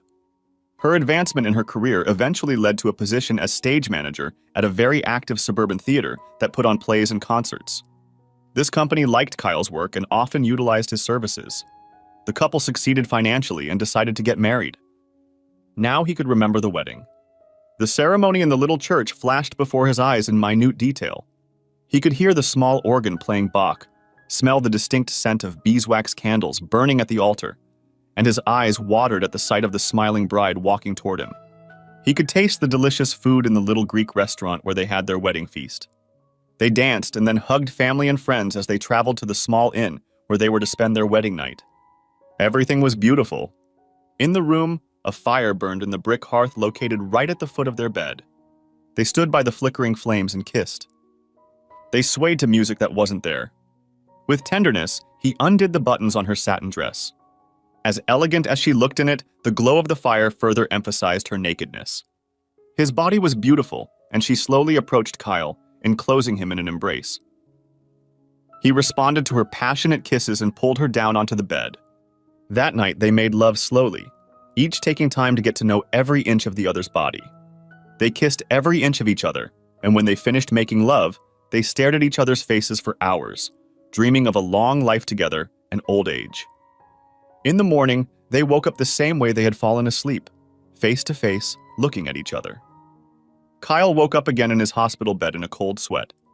He still couldn't stay awake for long, but he always woke up feeling upset when his dreams included sex with Ginny. Why did he always wake up this way? Was he still married to Ginny? If so, where was she? He asked the nurse to tell him what they knew about him. "I can't do that," she replied. "I don't know enough about you to fill in the blanks. I can help you remember, but if I suggest something wrong, it could lead to more serious problems. Unfortunately, your concussion and eye condition require that you remain calm and quiet. Stress is undesirable right now, my friend." Dr. Kenton stopped by during his evening rounds. He was pleased to see that Kyle remembered events all the way back to his wedding, but there was still a 15-year gap between them. He agreed to give Kyle some information, but on the condition that Kyle would take it calmly. "You're still married to Jeannie, according to the neighbor who found you and saved your life. You still work as a freelance theater designer, and you're doing quite well. You have a beautiful home near this hospital. You and your wife have no children, but otherwise you are the stereotypical happy couple living the American dream." Now that Kyle looked more alert and sane, the doc spoke once again about the seriousness of Kyle's injuries. They were sure he would make a full recovery from everything. He went into detail about each injury, and Kyle heard nothing but blah, blah, blah. He didn't hear the answer to the question he wanted to ask, but could only think, "Where is Jeannie?" Ginny lay down on the dock by the lake. The water was cool on the fingers of her hand over the edge. Clouds hung overhead, slowly rolling over the hills that rose steeply on either side of the lake. She was in another world, far away from the city's rat race, from the constant demands of the snotty prima donna actors and musicians who came to perform on her stage. She was also far away from Kyle. She didn't know what to think of that realization. She was sure she still loved Kyle, but he was such a workaholic. He could never find time to relax, and his schedule was so tight that she just didn't feel that their time together was a priority. This little vacation with Steve was just what she needed. What could Kyle do to her? Divorce her? Fine! She looked over at Steve. He was standing on the beach, his back turned to her, kneading dumbbells in the sun, finishing his morning workout. Muscles bulged up and down his back, huge arms glistening with sweat. Steve had been a star college soccer player and had played several seasons in the NFL before injuring his knee. Now Steve ran a local chain of fitness clubs and kept his body so trim. He was smart about money and hired a manager who invested his NFL earnings in real estate. Who cared that he was dumb about everything but money? He couldn't sustain a conversation about anything but soccer and bodybuilding, but when he enclosed her in his arms, it was like something out of a dime novel. She fainted when he picked her up and carried her to the bed. Okay, Kyle, she pondered, get a divorce. We don't have kids, and look what I'll get. I'll be married to Mr. Universe. And I'll be Mrs. Universe. I'll trade the dusty theater for a gym where I can work out whenever I want, or spend all day admiring bodybuilders in lycra tights if I want. She couldn't wait for him to call. After Kyle had confronted them at the house when they'd left last Friday, she'd half expected to be wanted here by the bailiff with the divorce papers. She picked up her phone for the 100th time today to make sure it was working and ready for his call. The battery was charged. The signal was full, thanks to the convenient tower she'd spotted at the top of the hill. The ringer was on loud, but there were no calls from Kyle. They hadn't called her from work, as she'd arranged this week of vacation months ago.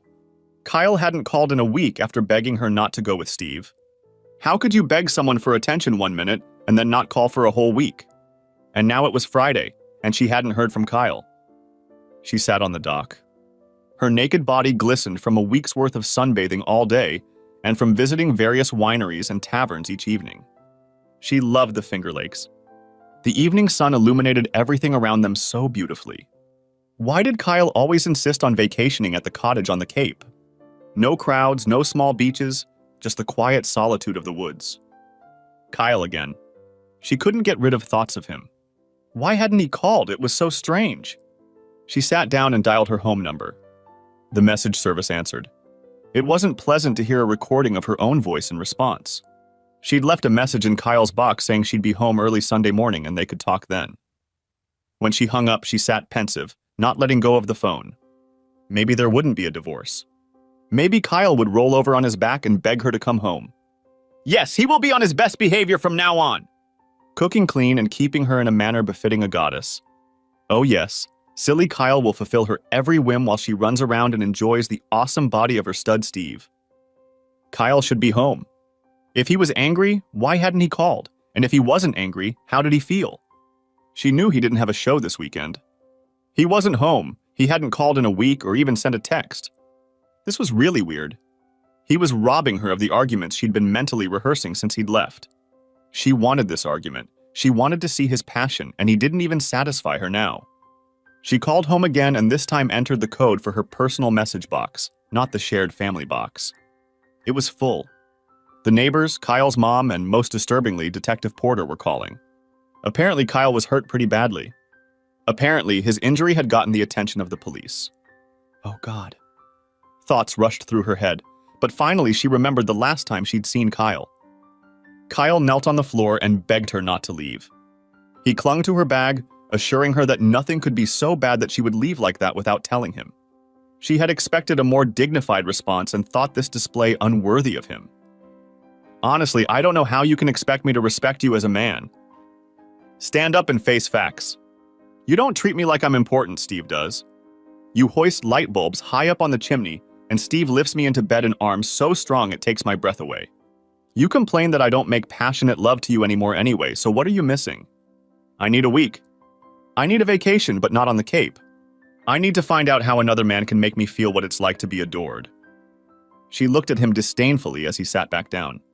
Steve stood in the doorway and chuckled softly. That made her chuckle too. Be a man. Let me go. If he doesn't step up, I'll come back next week and we can talk. Kyle let go of the suitcase. If you leave, everything will change. We'll never go back to the way things were. Why do you think the place we were in was so special? She grabbed her bag and headed out the door. I'll be right there, Steve said. I just need to say something to that little wimp. As Jeannie walked to the car, Steve approached a sullen Kyle who was kneeling in the hallway. Steve's massive hand guided his fist into the back of Kyle's skull. The beating was short but inconclusive. Since Kyle's face crashed into the baseboard from the first blow, he was unconscious from the start. He didn't feel Steve punching him in the gut or striking him with his fists. He didn't feel his spleen tearing, his bones breaking. Steve wanted to leave Kyle with a memory of intense pain so he would wake up. He left without closing the door, got in his car with Ginny and drove north to the lake.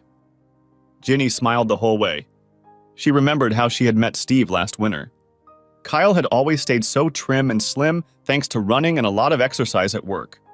However, she had gotten a little fat and, although not obese, looked much closer to 40 than her husband of the same age. She signed up at Steve's gym and contracted him as her trainer. She still remembered the first time he had fumbled with her in the hot tub when the two of them were there.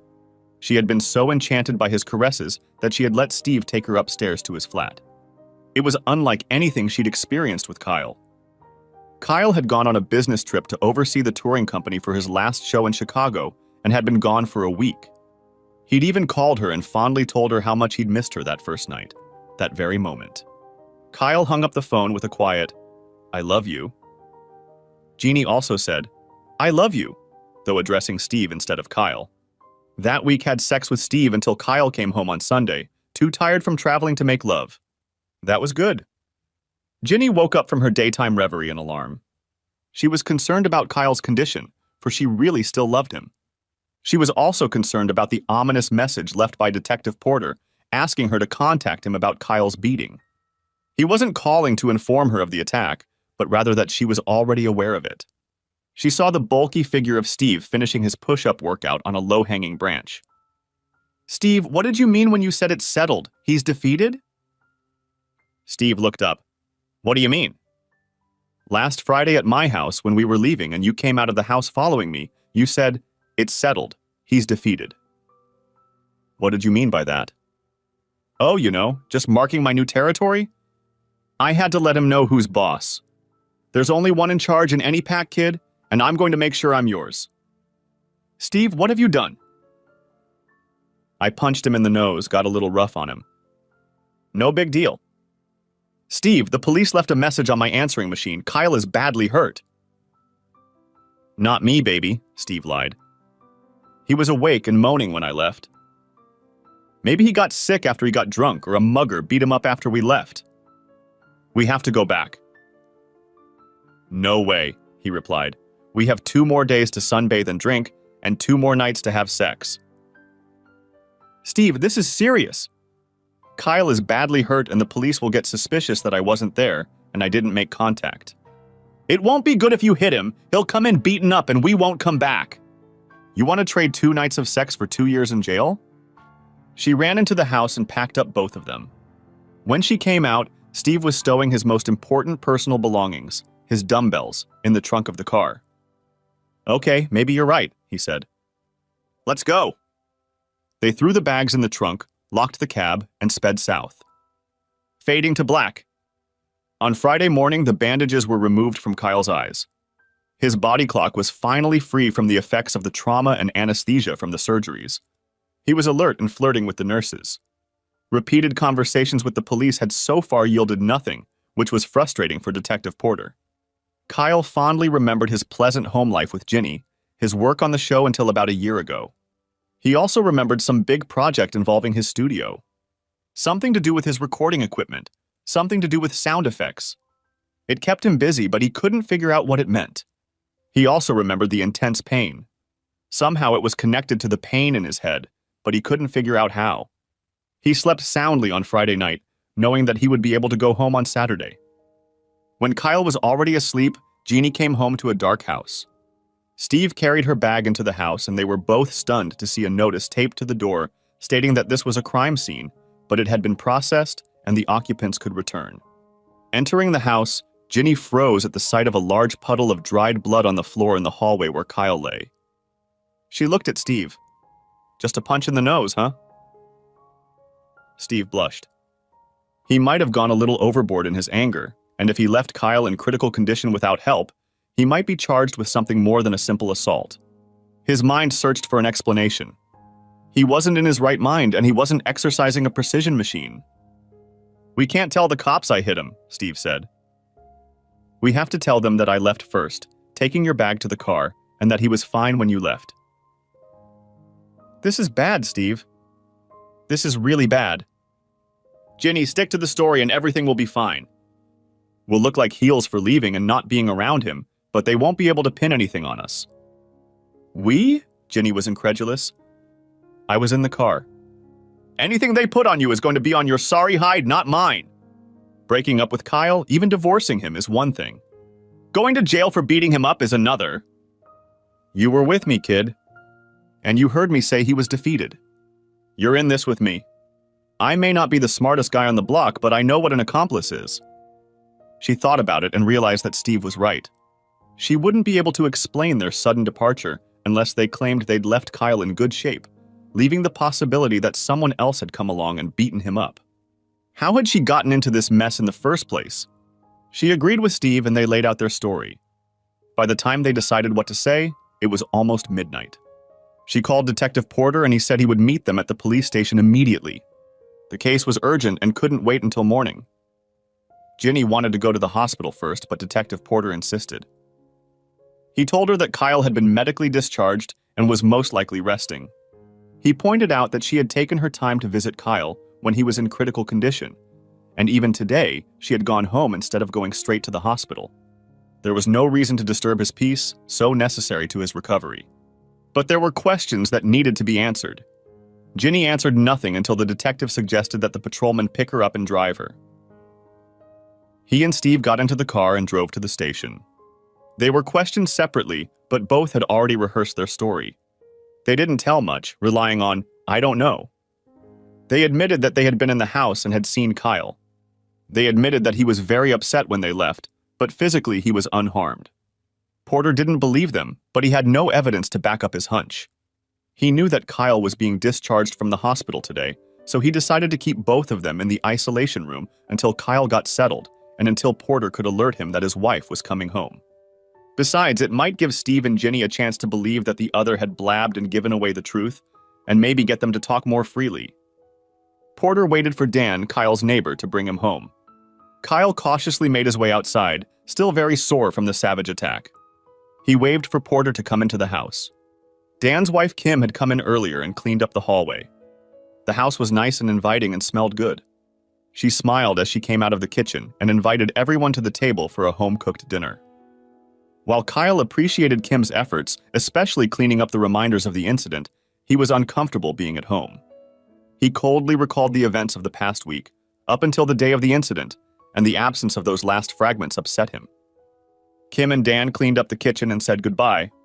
They agreed with the other neighbors that they would check on him every hour or two and make sure he was okay, at least for the weekend. They assured him that if he needed anything, he should call right away. As they were leaving, Detective Porter looked at Kyle and said, "She'll be home soon, you know that?" "I know. She's been here before." Kyle nodded at Ginny's bag by the door. "I know. I held them off today to make sure you're okay and ready to meet her. He'll probably be with her." "I'm ready." Detective Porter noted the determination in Kyle's voice and the resolve in his eyes. "I want to show you something." Kyle led Porter into his studio. Porter was impressed with the abundance of sound, digital imaging, and computer equipment in the room. Kyle led him over to a computer workstation connected to a large mixing console. "This is my main sound recording setup. I have a lot of interesting files here. Some of them I'd forgotten about until just a minute ago when I remembered. One memory has been plaguing me for the last day or two. Something had to do with a project I was working on but couldn't remember. When Dan and Kim left, it reminded me of another couple leaving the house. The one that left the house last Friday just before I was attacked. I may have been recording something when they came to call and didn't turn off the recorder. Perhaps there is an audio file here that will explain the situation to you if something happened to me. I may have recorded everything from the time Ginny and Steve left here until the recording reached the limit, which was set at 12 hours. I have to take this to our lab. I wish you wouldn't do that. I'd be happy if you'd let me fight my own battles. Detective Porter considered Kyle. He wasn't suspicious. He didn't need to be, because he knew Kyle intended to repay the spanking and humiliation Steve had lavished on him the previous week. Kyle, I love to watch a good bare-knuckle brawl, but unfortunately I will have to arrest both participants and witnesses. I also love to watch an outsider come back strong and take back what he lost. Steve is a big guy and he trains hard in this gym. It doesn't matter. Hey, what I don't know won't hurt me. Just give yourself time to heal longer. Kyle nodded. Detective Porter wished him the best and made sure Kyle put his phone number on the speed dial list of his cell phone. Fade to black. That evening, Steve brought Ginny home from the county jail. Her hair was disheveled and her clothes were disheveled. They both entered the house, but Steve waited by the door, and she walked alone into the living room. Hi, she said meekly. Kyle just stared at her with an absent expression. I heard you were hurt, so I came home early. Everything inside him was exploding. He wanted terribly to leap out of his chair and berate her for her feigned concern, for coming home 2 whole days early from a trip he shouldn't have taken to have an affair he didn't understand and couldn't approve of. But outwardly he showed only calmness. That's right. She was surprised at the lack of emotion on his part. After he'd begged her to stay, crying and covering her bag, she'd expected more. Are you okay now? I'll be healed. We have to talk. No, we don't. We talked last week. Kyle, we can't just let this fester in our minds. You need to discuss this with me. I need to know what to expect. Expect separation and then divorce. Expect you to walk away from me and never be accepted back. Expect me to treat you with the respect any other person deserves, but without the love and care I felt for you a week ago. It was partly as she had expected, but she hadn't expected him to be so calm and unflappable. So she would stay for a couple days and then move out once she got her affairs in order. She set her bag down and turned to sit down. I said you were leaving. She turned to look at him in bewilderment. I meant now. Go. I don't think you understand what's going on here. I may have hurt you. I may have ruined our marriage, but I have given no rights to my house or property. I will move into the guest room, but I will stay here until I pack up my things and move out of here. Before she could continue her tirade, Kyle flicked the remote in his hand. The stereo system he'd installed throughout the house switched on and played a recording of last Friday's events. It was clearly audible as she wryly belittled him, saying that she was going on holiday with a real man and that he couldn't stop her. It was heard Steve laughing as she told Kyle that she planned to have sex with Steve all week, if not longer, until she was satisfied. Kyle begged her to stay and sort things out, whimpering pitifully and trying to hold onto her bag. As she left, her heels clicked noisily on the floor, and Steve said, "Tough luck for the little wimp." After the door slammed shut, there was the sound of the door opening and Ginny called out in the distance, "Come on, Steve." He withdrew, and then could be heard saying to Kyle, "Just so you don't get any ideas of following us or trying to stop us." This was followed by the sound of Steve beating Kyle. Steve could be heard grunting as he delivered numerous blows to Kyle's ribs, and even worse was hearing him taunting Steve, telling him how he was going to beat the crap out of him tonight. As he walked away, Steve left a parting look. Now your head is as broken as your feeble heart. Lie in your blood and think for an hour or two. You'll realize she needs a big dog to make her happy. But she'll come back to you when she realizes that a big male dog can't stay with one bitch for long. Kyle looked at an exhausted Ginny. Steve appeared in the doorway, looking at Kyle with a frown. "Why, you sneaky little coward?" Kyle stopped him by waving a finger. "Porter doesn't have the tape. But he'll get it if I want him to. I don't want him to put you in jail. I want a second fight." Ginny was horrified. Steve grinned from ear to ear. "I'm proposing a bet. You both have to agree and your terms will be different, or there will be no deal, and Porter will get the sound file in 10 minutes via email. In 6 weeks, as soon as the cast comes off my arm and my ribs heal. You can't win. Steve shook his head. No, I couldn't win after that cheap shot last week. This time we're going to fight fair and square. No sneaking up from behind and cold stabbing an unsuspecting victim. You coward. You'll see me coming and you won't be able to stop me the way I was able to stop you lying unconscious last week. Are you sure you can win on those terms? With your bare hands, man-to-man, no weapons? I'll tear you apart. Bet on your gym. Steve looked at him again. He wasn't willing to take a risk on this scale. He owned the gym and the building it was in. There were several offices in the building that were profitable tenants, and it was an incredible cash cow. His apartment occupied the top floor of the building and was a luxurious space overlooking Long Island Sound. But Steve didn't believe this guy could be anything but a competitor to an athlete like him. Sure, David had defeated Goliath, but David had the slingshot. Bet all your gyms. Steve paused, reflecting on his burgeoning business. Not only did he have a flagship club, but he had 6 branches across the city, and they were thriving to the point where he was thinking of selling the franchise.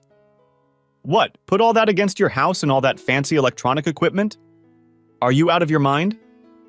No, my house and equipment are not for sale. You're putting this record and all copies on the line.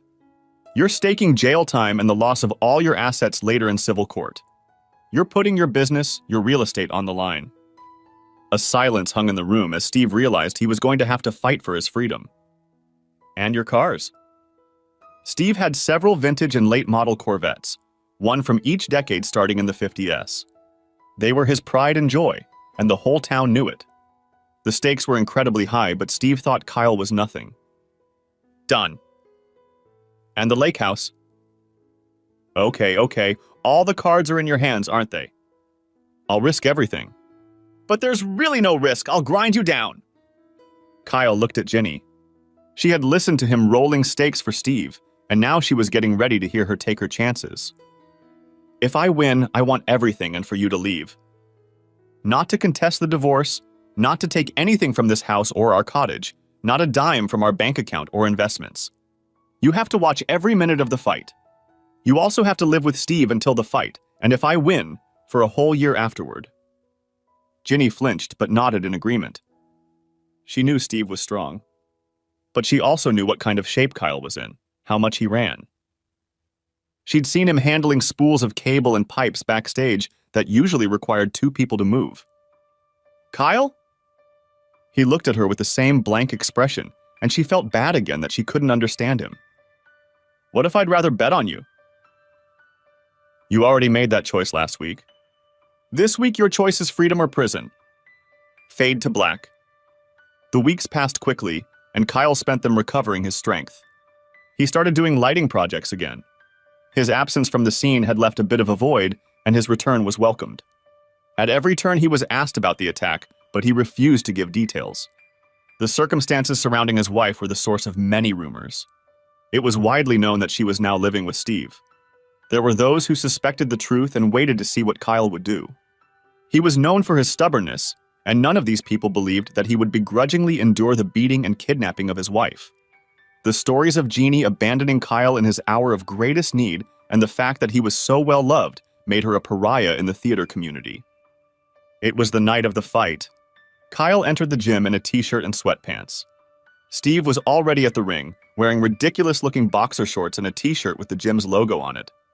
Jeannie sat sullenly at the table, holding an envelope containing Steve's titles and contracts, his betting stakes.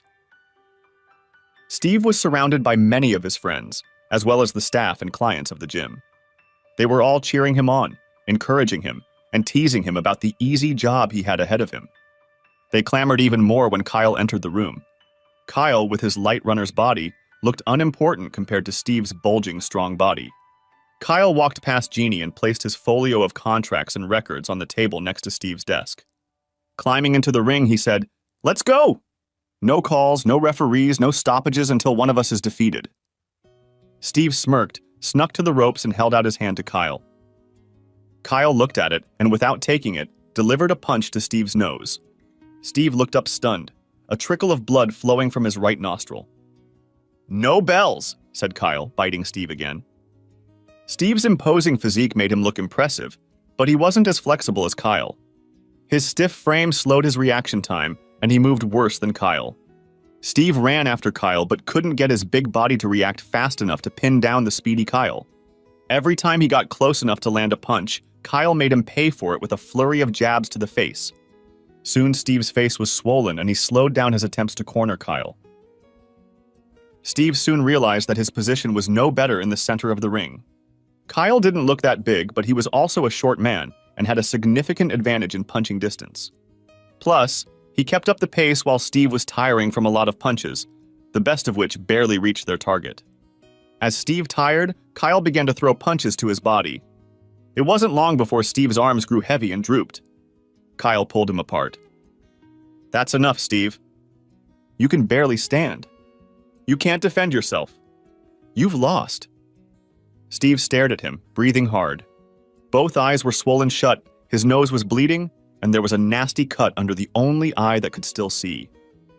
"Surrender now, and I'll leave you more than you deserve. Apologize to everyone. Give it up now, and I'll take this hall, this building, and the 58 convertible. You keep the rest?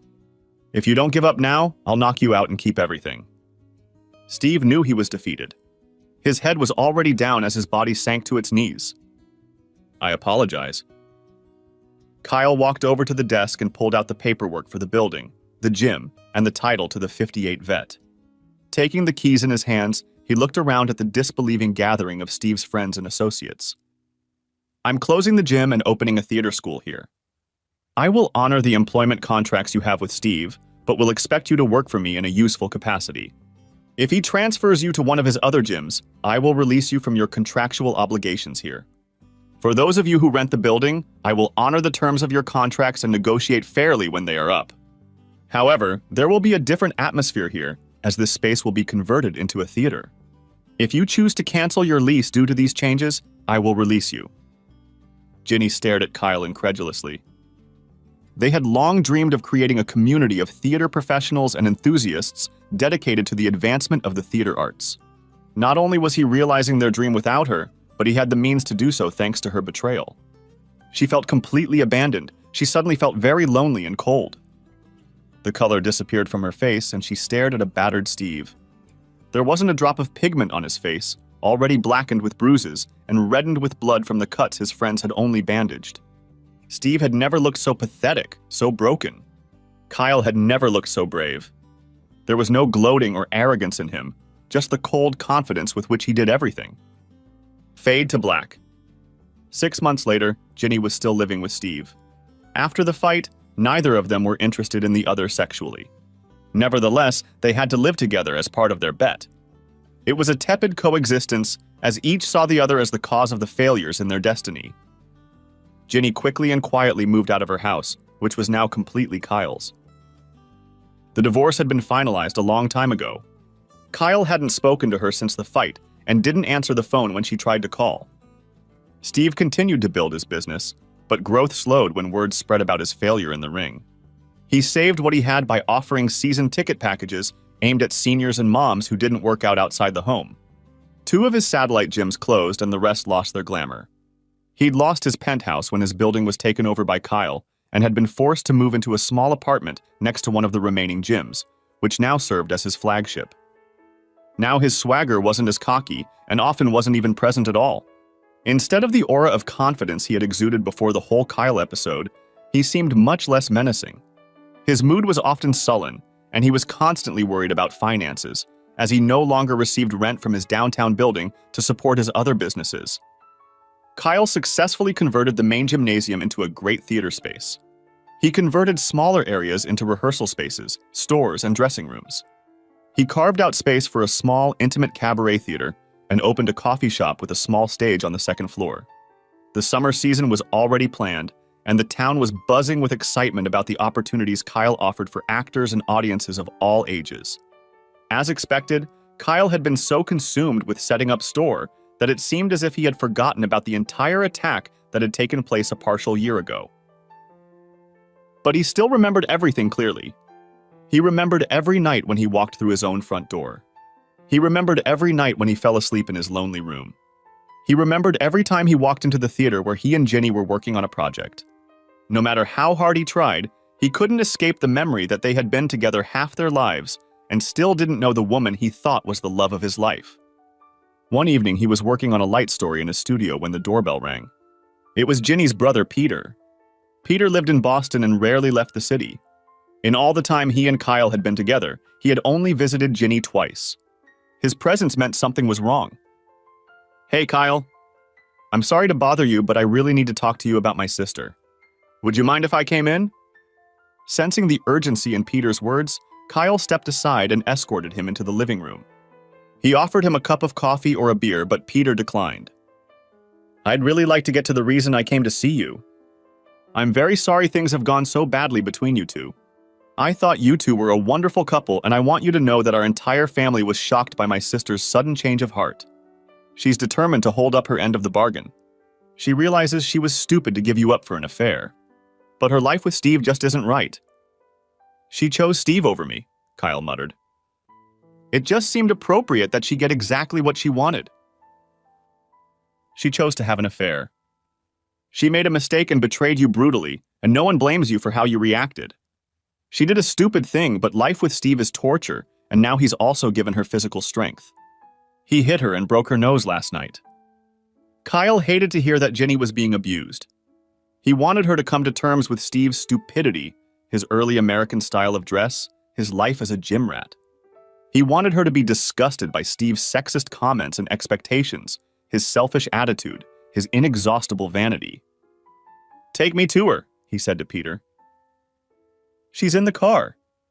"She doesn't want to come in. She's too proud. She didn't want me to come in and she's really mad. I just want you to release her from her promise to live with Steve for a year. She doesn't even want to do it, but I think he'll hurt her more next time." Kyle slowly stood up and headed for the door. Peter followed right behind him. "Please talk to her gently, Kyle. She's been through hell, and though she brought it on herself, she's suffered enough already." Kyle walked over to the car and opened the door. "Please come in," he said to Ginny. "We need to talk." Ginny reluctantly but slowly got out of the car. She walked into the house and Kyle whispered to Peter, "She'll be fine. Go to Steve's and get her things and bring them back here." Kyle led Ginny into the kitchen. A flood of memories came over her. Kyle hadn't changed a thing. Everything smelled the same, looked the same, felt like home. The only difference was that all of her pictures were gone. Kyle had replaced them with pictures of her family. Tears came to her eyes, for to be cut out of her home like that was just awful. She'd considered it her home since she hadn't had time to get a new one yet, and she'd considered life with Steve a temporary hell. She wasn't replaced, just cut out of this place she had once loved. Kyle was well aware that she was crying, and although he was touched by the woman who was still the greatest love of his life, he didn't go to Ginny. Instead, he poured her a cup of coffee and made her coffee the way she had always liked it. He made her coffee like no one else, not even Ginny herself.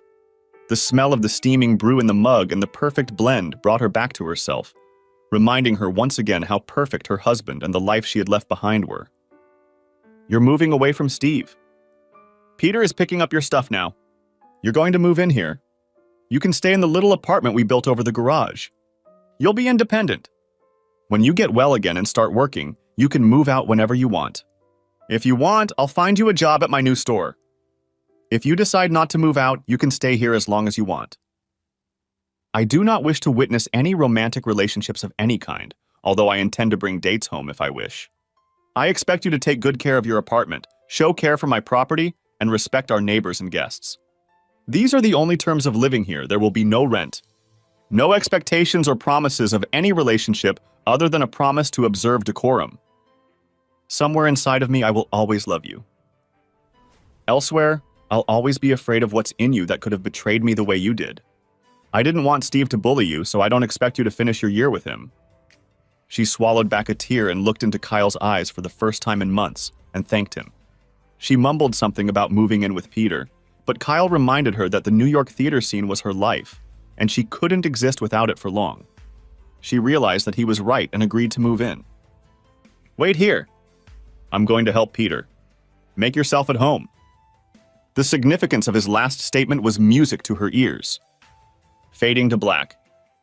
Kyle pulled up behind Peter's car. He walked straight to Steve's house as if he were his master.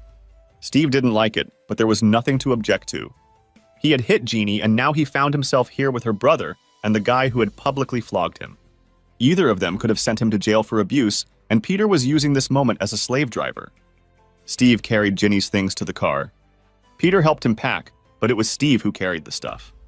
There wasn't much stuff, as the terms of the divorce agreement left her with only a couple mementos and clothes. Steve returned to the house after the last trip. He began to talk. "Don't say a word." Kyle was seething with rage. "You know what's about to happen now, don't you?"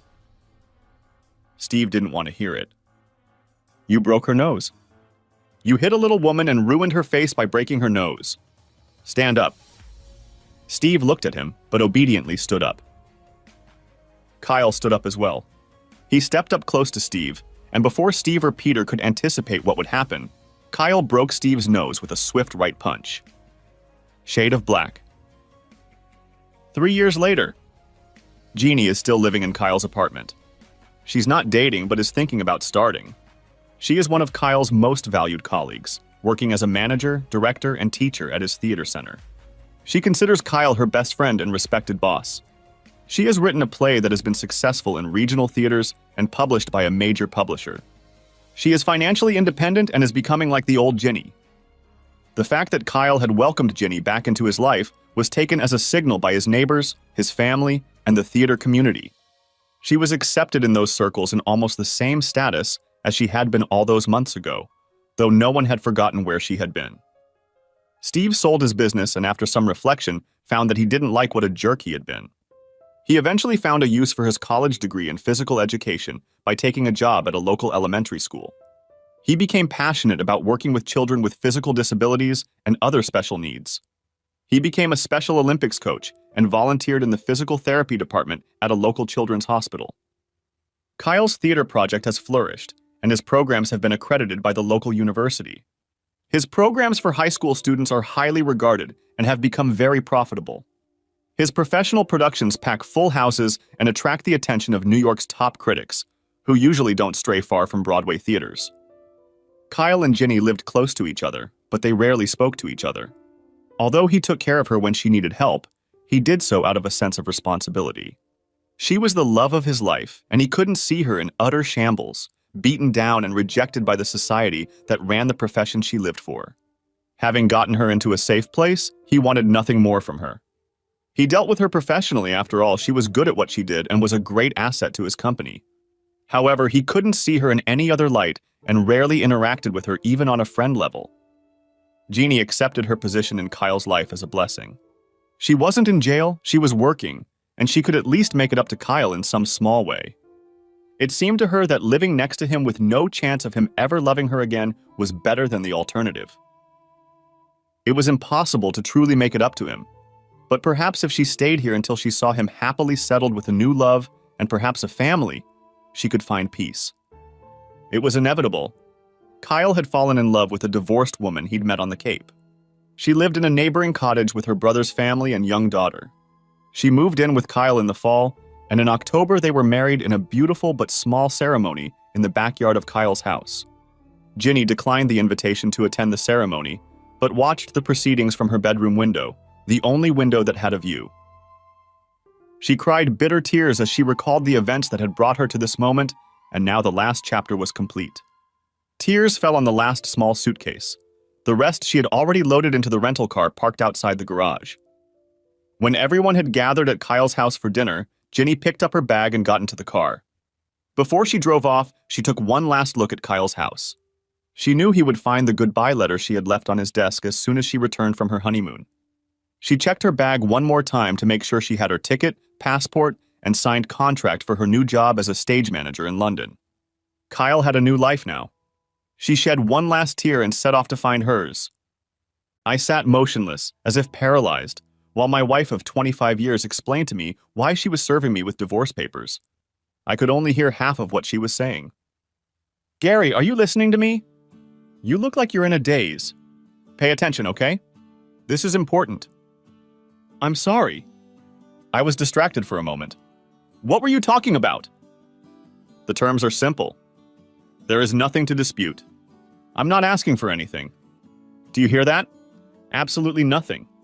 You keep the house, the cars, and all the money in the bank. If you sign this, it's all over in 3 months. I didn't know what to say. Marcy and I had been married since high school. We raised 2 beautiful twin daughters. Cindy and Sandy went to Columbia University to study international banking. We had a nice house in the suburbs and we both drove Volvos. Marcy had her own credit cards and cell phone. I never denied her anything. I never cheated on her, never verbally or physically abused her. She never showed that she was unhappy or complained about anything. There was no way I could have prepared myself for this. I never noticed anything was wrong. Maybe that was the problem. I wasn't paying attention. I understand the mechanics of divorce, Marcy, but can you tell me why? It's probably too late to do anything about it, but I'd like to know why. Marcy sort of collapsed in the kitchen chair. It was obvious that she didn't want to discuss the reasons and hoped I would just sign the papers and let her go. Just tell me briefly, Marcy. What the hell did I do wrong? You didn't do anything wrong, Gary. You were the perfect husband. Sometimes I hoped you'd screw up and I'd have an excuse to leave, but you never did. You were great at raising the kids and getting them through college. You always gave me everything I wanted, even if sometimes I was unreasonable. You bought me a beautiful house. My parents love you. Don't ever think you did anything wrong because you didn't. She looked all of 45. She had a nice complexion and perfect hair. It was light brown and glistened in the sunlight. She jogged regularly and her body was perfectly toned and tanned. On weekdays, she looked like a Land's End girl, but when she needed to, she was glamorous. Marcy was as perfect as I was, as she claimed. I just couldn't figure out what was behind it. I'm sorry. It doesn't make sense. There has to be a reason. You can't just say it's okay and then walk away. There has to be a reason. Gary, I'm trying to do this in a way that doesn't hurt your feelings or make me look bad. Why don't we just leave it at that? No! Gary, I found someone else. He's a real estate developer. He has a beautiful apartment overlooking the river and a beautiful black Mercedes. He's handsome, rich, and madly in love with me. You were and still are a grocery clerk at the supermarket. I am not demeaning your job because you have always taken care of us and always earned enough to keep the family comfortable. However, you will always be a grocery clerk. I wanted more than that. I couldn't imagine you would do that for me. You were always happy with what you were doing and I didn't see you trying to improve. It was painful. I was the manager of the grocery department and she still thought of me as a clerk. When I had a chance to advance my career and move out of town, I turned down the opportunity to keep my family together, and now look how I was rewarded. It was painful, but not worth mentioning. Does this rich, good-looking guy have a name? Clayton Manning. He's the president of Keystone Development Company. How long have you known him? 6 months. You slept with him? Marcy sat up straight in the chair. Her eyes darted around the room, and finally she looked me in the face. Yes. I was trying to avoid the subject, but since you insist on it, yes. You were still married. Yes, I was still married. I cheated on you. I was an adulteress. I was a whore. Are you happy now? I sat for a while, then reached over and took the divorce papers, signed in 3 places, initialed 2, and handed them to her across the table. I think he's better than I am. Sorry to disappoint you. I got up, and as I was leaving the room, Marcy screamed, "Hell no!" That's not the reason. He wasn't better than you, just different. Don't you dare walk away believing that, Gary. Don't you dare. By then, I was out the door. I was so absorbed in my work and hobbies that I didn't even notice Marcy gradually moving her things out of the house. By the time she handed me the papers, she had moved most of her clothes and personal belongings into Clayton's apartment. She had thoughtfully left all the wedding and family photos behind so I could enjoy them in her absence. When I got back to the house, she was gone. Her Volvo was still in the driveway, and I figured she wouldn't need it anymore. She had left a power of attorney on the kitchen table to sell the house and car. I spent the rest of the night getting rid of the beer that was in the refrigerator. By then, I realized that the job was done. There was no turning back, and I didn't want to. Marcy was gone and would be gone. The next morning, I called work and took 3 months of overdue vacation. They were always nagging me to take time off, so there was no problem. I had plenty of vacation and sick leave. I quickly called the girls at school and briefly explained that we were breaking up, but refused to give them any other information. They wanted to call Marcy, but I didn't have her new phone number. I had 3 months to pull myself together and decide what I was going to do. I disconnected my landline. I changed my cell phone number and canceled the one Marcy had. The Volvo dealer gave me the low book value of Marcy's car. I had a high school friend, Terry Davis, who was now a real estate broker. He agreed to sell the house without a listing, at a low price and with a quick settlement.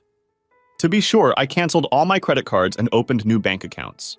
I cashed in my life insurance policies. It was time to put the house in order. I went around the house and collected everything that could possibly belong to my wife. There was enough stuff to fill 3 trash bags. I packed the girls' personal belongings into boxes and took them to the closet next to the house. I spent 3 hours sorting through family photos. I put all of the girls' pictures in a box for them. All the pictures of Marcy went in the trash can. It was stupid, I know, but I didn't care. The main problem I faced was a lack of direction. I had no idea what I would do after 3 months. Would I stay here or would I leave? Would I keep working or find something new? I had 2 hobbies. I collected coins, mostly cents with an Indian head on them. They were easy to collect and readily available. I bought and sold them on eBay and enjoyed it. My second passion was geocaking. It gave me an excuse to get outside and get some exercise. Marcy hated this activity because of the ticks, poison ivy, and having to walk. I didn't see how I could make a living doing any of these activities. When I wasn't busy with my hobbies, I spent time with the Wall Street Journal. Cindy and Sandy gave me a subscription every year at Christmas. I had no interest in stocks and bonds, but I read everything about farm commodities. I knew more about sugar, wheat, and corn than most market analysts. Of course, it was just a hobby. I had no money invested in any of it. I have researched all available information about Keystone Development and Clayton Manning. Terry Davis was able to get more information about Clayton and his current project than I could. He cross-checked some of the information with a friend of his who works at a local commercial bank. I couldn't wait to see what he came up with. It's been 7 weeks. In all that time, I hadn't seen or heard from Marcy. The girls called every week, but I hadn't heard from their mother either. I had a feeling they were on my side, but Marcy was their mother, and I'm sure they had to be supportive to some degree. I had a few yard sales and unloaded a ton of stuff. I left enough furniture in the house that it would be good to show to potential buyers. Marcy and Clayton's picture was published in the society section of the Sunday paper. They were at a political rally, drinking wine with local figures. A few more weeks passed. Terry made me an offer on the house. It was pretty low compared to the appraisal, but they wanted to close the deal in 60 days, which would be perfect. He had an interesting biography of Clayton and wanted to talk about it. We made an appointment to meet for lunch. I decided to get out of the house for a while. I needed a break. Hayes Mountain was one of the best places in the area for hiking and geocakes. Unfortunately, I found all the geocakes there. However, there were 3 landmarks on the mountain. Landmarks are reference points placed throughout the country by the government. Surveyors and real estate developers use these landmarks to determine property boundaries. They come in many forms, but are usually metal rods driven into concrete. Finding landmarks is an interesting side game for serious geocackers. I decided that today I would manage to find all 3 landmarks on the mountain. In addition to the GPS, I would have to bring a metal detector with me. Finding a piece of rebar in the woods isn't easy, and I needed all the help I could get. The GPS would lead me to the approximate area.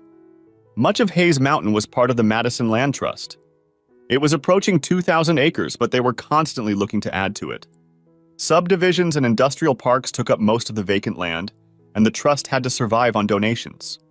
Next to the trust's parking lot was an orchard and farmhouse with a large "For Sale" sign. After parking the car, I walked over to the fence by the orchard just to have a look. It was embarrassing to think that in a little while, this beautiful estate would probably be bulldozed to make way for construction. Are you going to buy it or just look at it? I couldn't help but smile at the old man walking toward me. He was dressed in overalls, but instead of a straw hat, he was wearing a John Deere baseball cap. He introduced himself as John Smurd. Well, if I had $1 million, I'd gladly take it from you. We both laughed at that. You won't have a problem selling it, will you? Well, I have people interested, but I try to hang on as long as possible.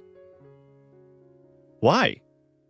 I was hoping the land trust would buy it, but they don't seem to have the money. They want to leave the fruit trees in their natural state, which is fine with me. It doesn't please the developers who want to plant everything. I think it will be a great addition to what we have now.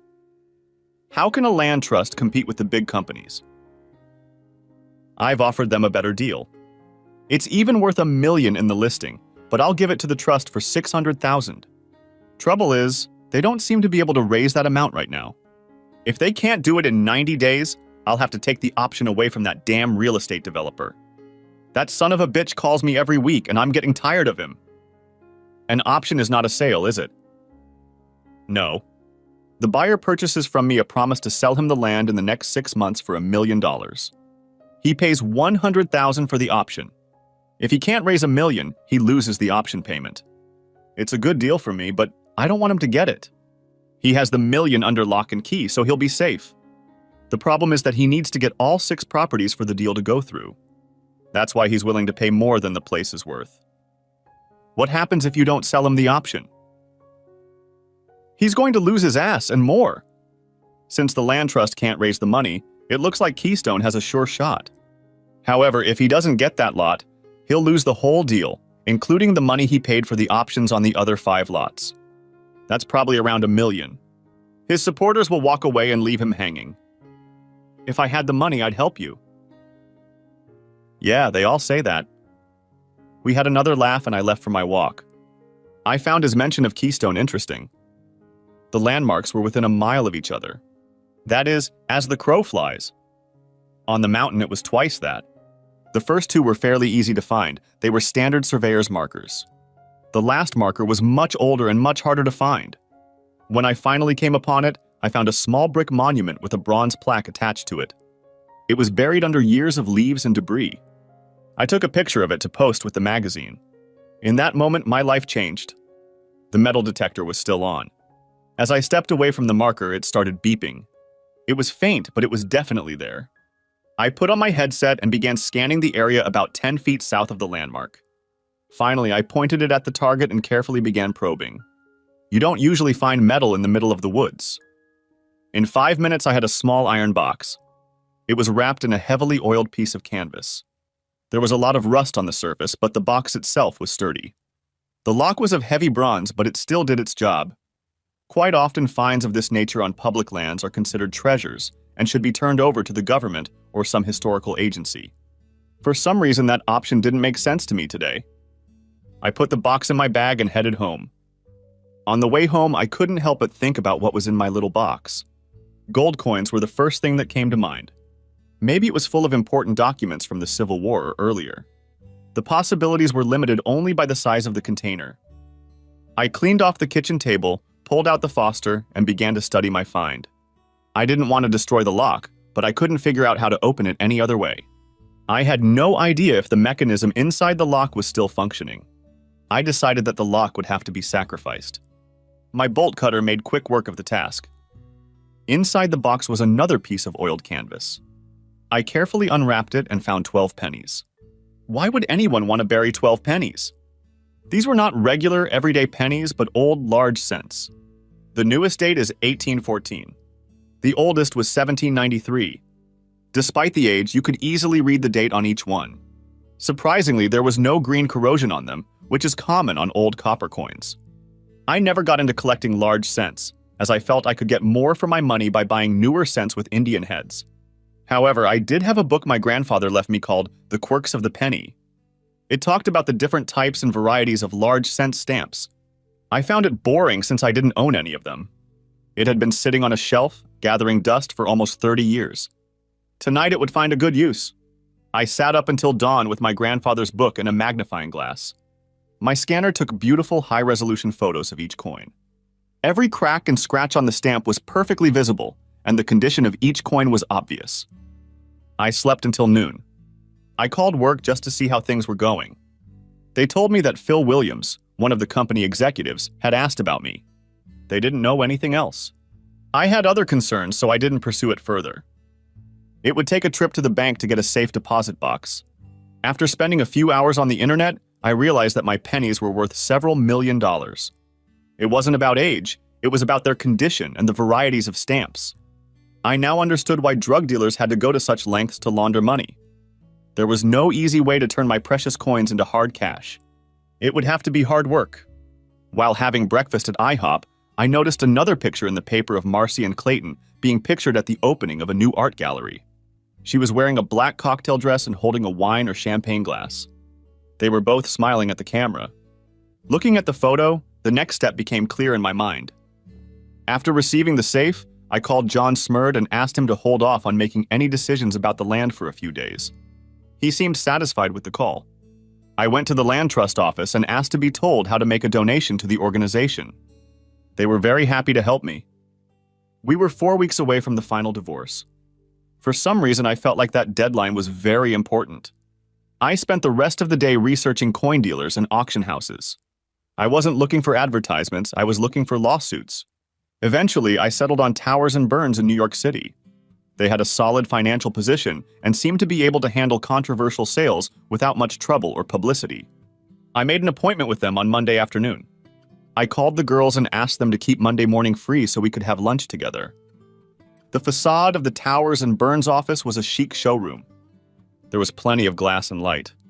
The display cases contained the standard variety of collectibles, and the walls were hung with other numismatic paraphernalia. I gave my last name and was escorted back to a much less attractive part of the building. "Welcome to New York, Mr. Simmons. I understand you have some interesting cops to show us. Is this your first time in the city?" I sat down in the straight-backed chair across from James Towers. His picture was in the advertisement, but he looked about 10 years older now. "Thank you. My daughters attend Columbia University, so I've been here before, but never on business. I'm not questioning your coin knowledge, but don't you have someone on your staff who specializes in early copper coins? If so, I think their presence would be helpful. I'm not that sensitive, and I think that would be a good idea too." He leaned over to the intercom on his desk. "Marie, have Cookson come into my office." Maurice Cookson had published several guides to large cents and half cents. I was pleased with his accessibility. Mr. Cookson also looked older than his photographs. I guess no one likes to look old. "Gentlemen, I have 12 special coins that I'm offering for sale. I hope to sell 4 of them today and keep the 5th for your consideration. The other 7 I'll save for later. If today goes well, I'll offer them to you as well. I know it seems unbelievable, but I think 6 of the coins will fall under conditional census status. I'm sure Mr. Cookson will determine if I'm close or not. Since census condition cents don't come on the market very often, I was hoping you would be interested." "Where did those coins come from?" "My grandfather left them to me when he died." I don't mean to insult Mr. Simmons, but this story is hard to believe. What can you show us? I spread 4 pictures on the table. Each of them showed the obverse and reverse of one of the coins I was offering today. They were about 5 times the normal size and very clear. James and Maurice looked at each photograph for several minutes. Finally, James spoke up. "What did you come up with for these 4? A quick look at the results of recent auctions led me to believe that it could fetch about $1.3 million for it. I thought it was 1-to-1, but your figure is not out of the question." Maurice really knew his pennies. "I only want $800,000 for the lot, but it has to be treated in a special way." James leaned back in his chair and smiled. "I think we can handle it. How special are you talking about?" I had a letter I took from the land trust explaining how to donate land.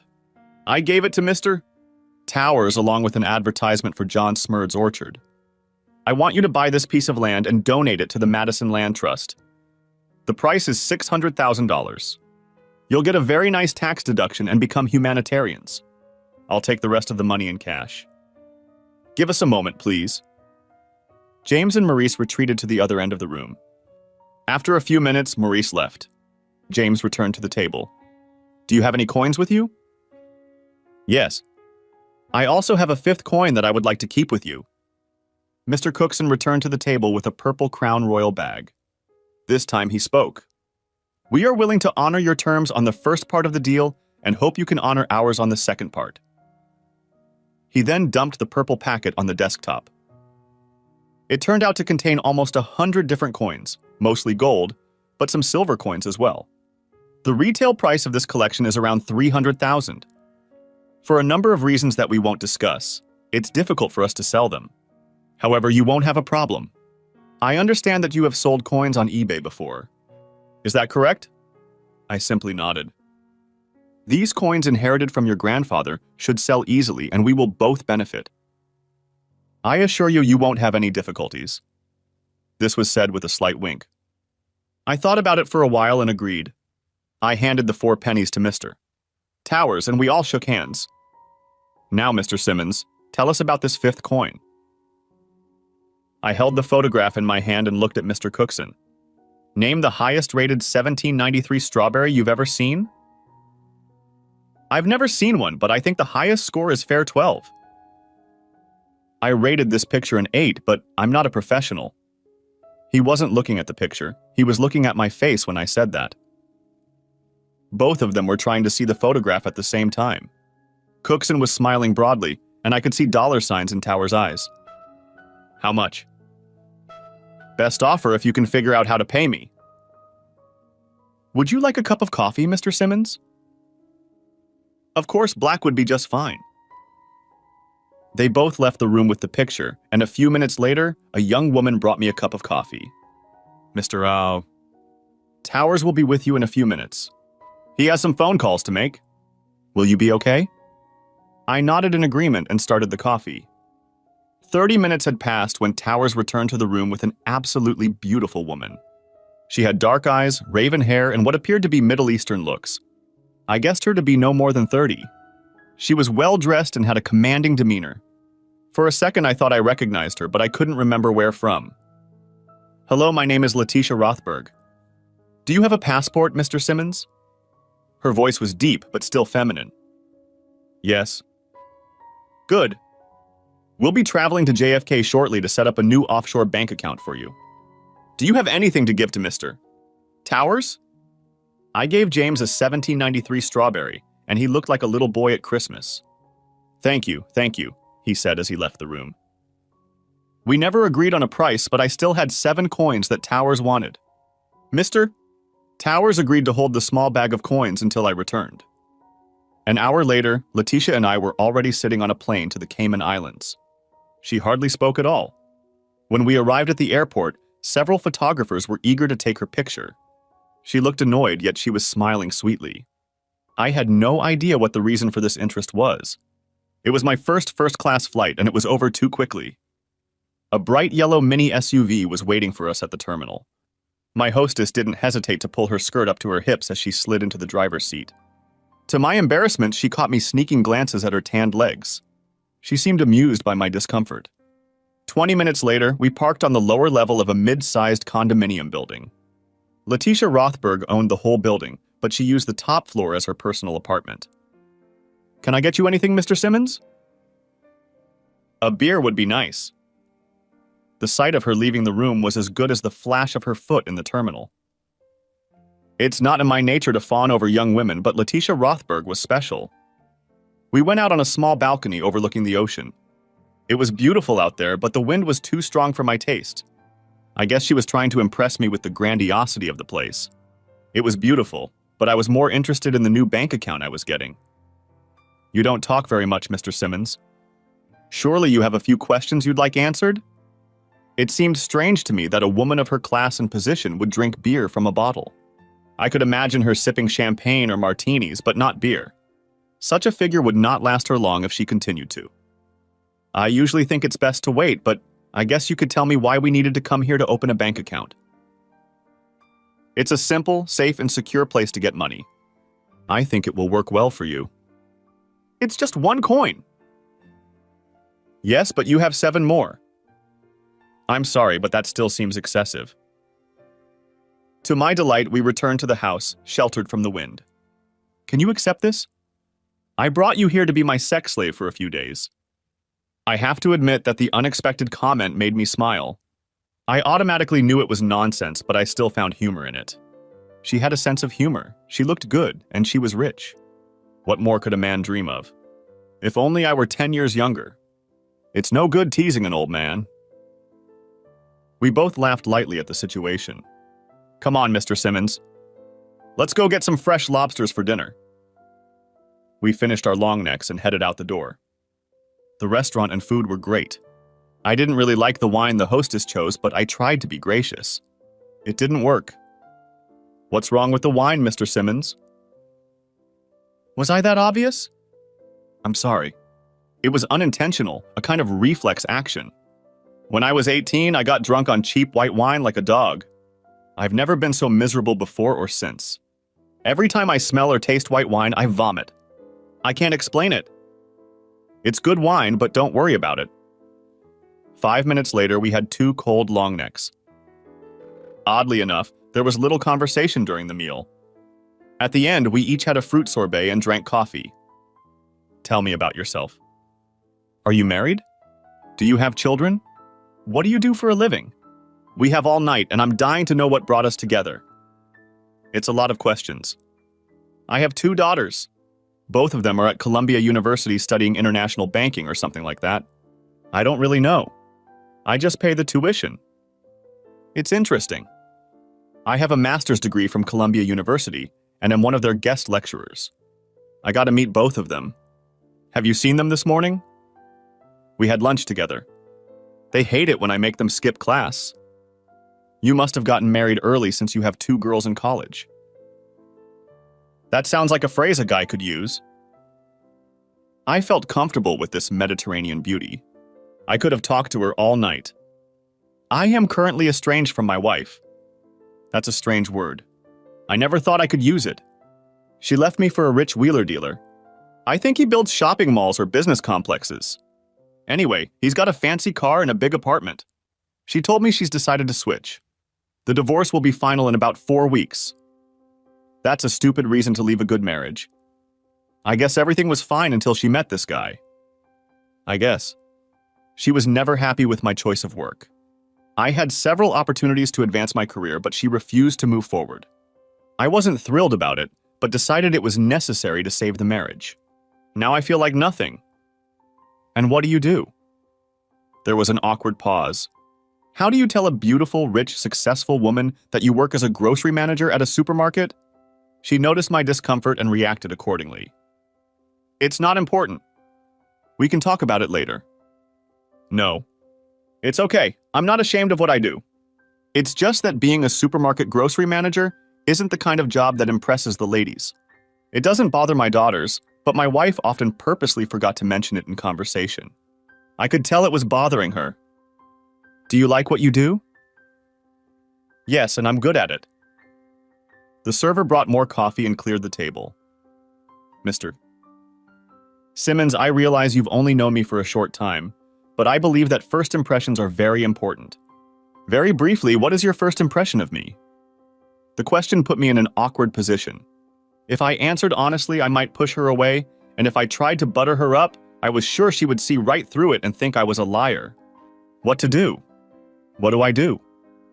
In short, I see you as beautiful, intelligent, educated, and confident.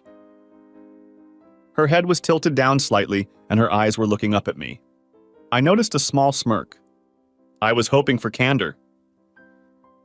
I'm sorry, but we were having such a pleasant evening, I didn't want to spoil it. Do you really have such a bad opinion of me? I don't want you to resent me.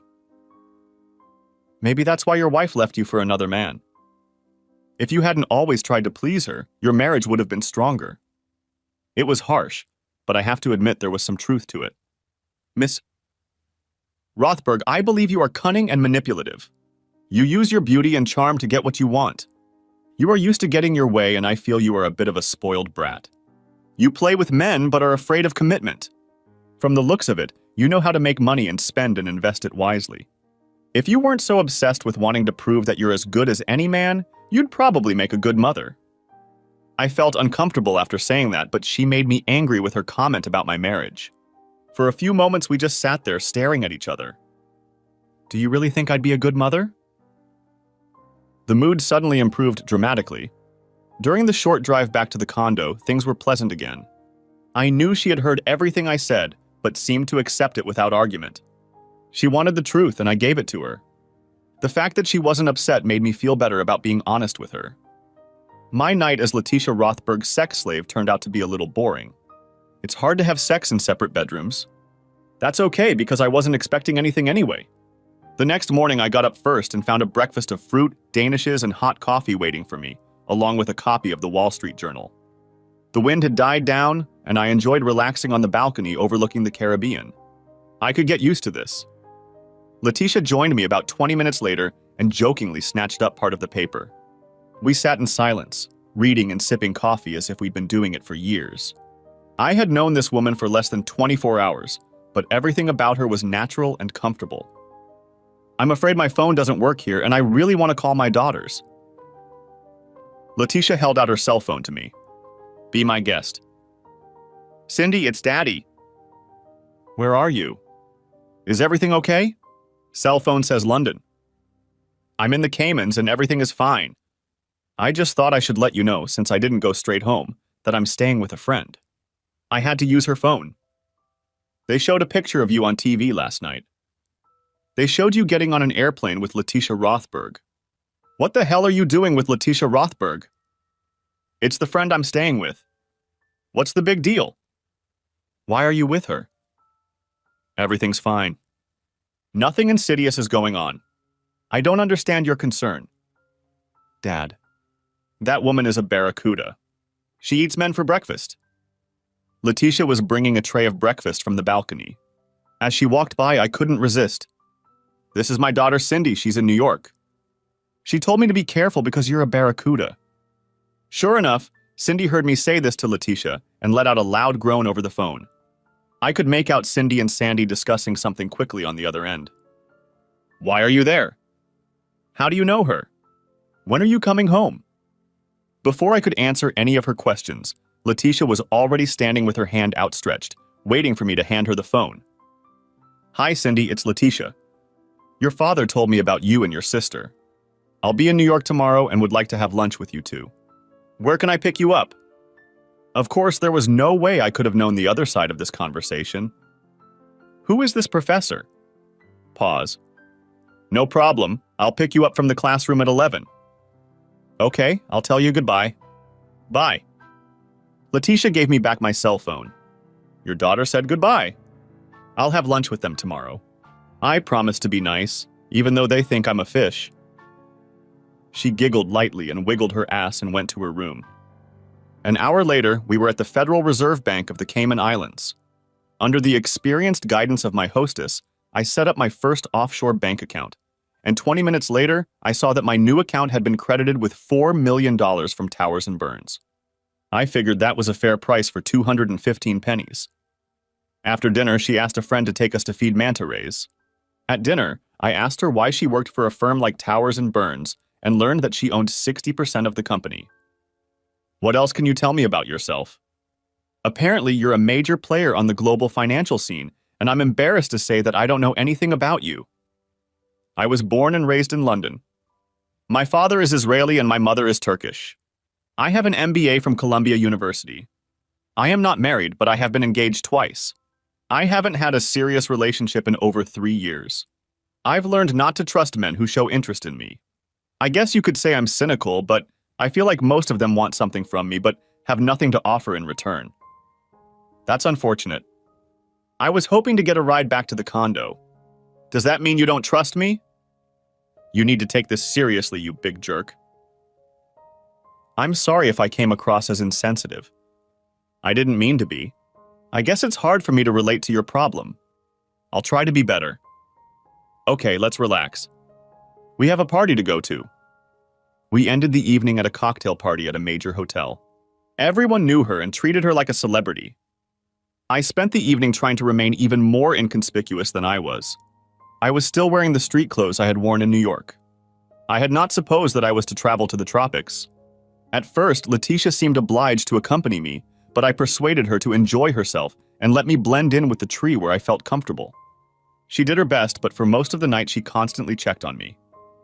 Anyway, I found myself chatting with a couple of Hispanic gentlemen, cattle ranchers from Argentina. The conversation started with soccer and then moved on to fishing.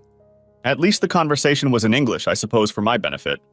One of them remarked how attractive Letitia looked, not knowing that I was her chaperone for the evening.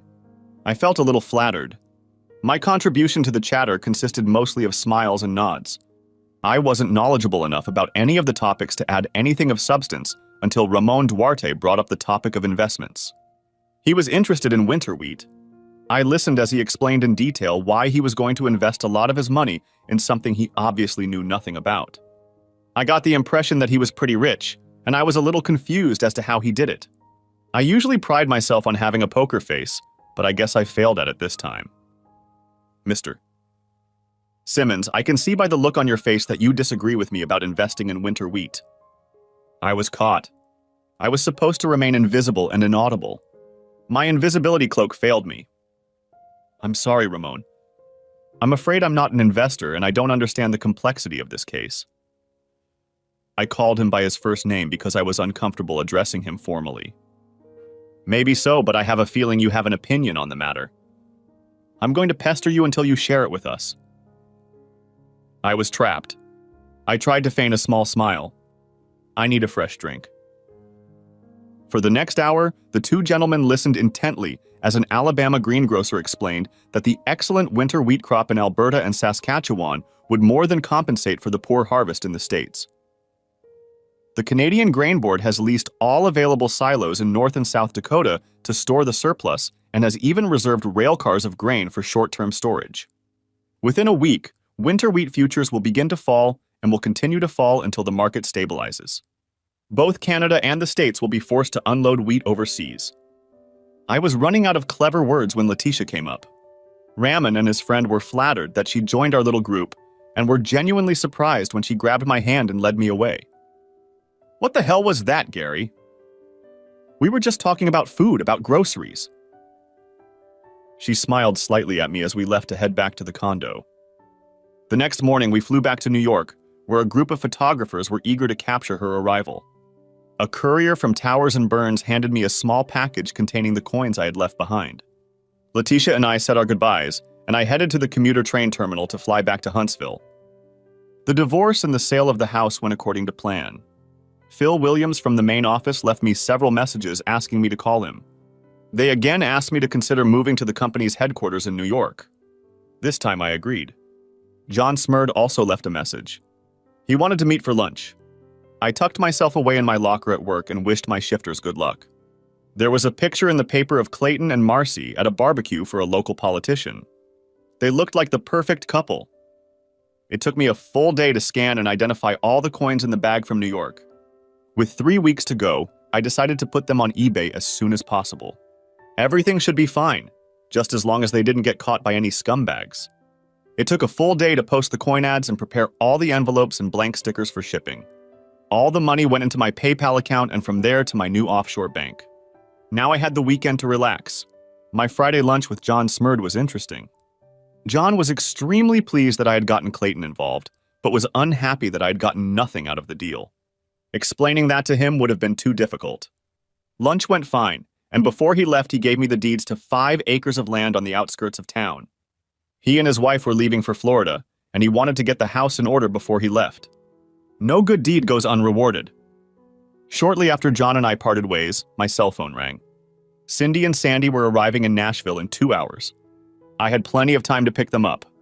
Airfare to Nashville was half the price of airfare to Huntsville, and the girls were on a budget. I had no trouble getting there and picking them up. Cindy couldn't wait to talk about Lettish. The lecture hall was hosting an advanced corporate finance course for over 300 students. In the middle of the lecture, the professor stopped to introduce Letitia to the students. She just appeared as if she owned the place. She spoke to the class for about 10 minutes and then announced that she needed 2 students for lunch at the Westin Hotel. We couldn't believe it when she called our names. So you liked her? She's amazing, Dad. How the hell did you manage to meet her? Well, she said she was looking for a sex slave, and I was her first choice. Sandy tapped me on the shoulder. This isn't funny. Be serious, okay? What did you talk about at lunch? She asked about our classes and schoolwork. Sandy chuckled lightly. She had a lot of questions about you. In fact, Cindy and I agree that she was interested in more than just friendship. I'm 10 years older than her and a couple of dollars poorer. I'm sorry, girls, but she's totally out of my league. Daddy, she can have any man she wants. Why you? Think about it and give us a clue. From our point of view, you're perfect, but Letitia Rothberg doesn't know you like we do. Apparently, your mother didn't know me either. Everything went quiet for a few minutes. My remark about the mother sounded like a punch. It was not my intention to turn my daughters against their mother, and I regretted saying what I did. I'm sorry, girls. That didn't sound right. Your mother is a wonderful woman, and I have no right to say that. Don't worry about it, Dad. We understand more than you think. All was quiet for a few miles, and then, just as we crossed the Alabama state line, Sandy's cell phone buzzed. Hello? Pause. We arrived about an hour ago. Everything's fine. Pause. You're kidding. Pause. That sounds great. I'll tell him. Thanks for the call. Bye. In the rearview mirror, I noticed Sandy giving Cindy the thumbs up sign. What was that? Sandy leaned over the front seat of the car. Guess what, Daddy? Letitia is coming to Huntsville Tuesday morning.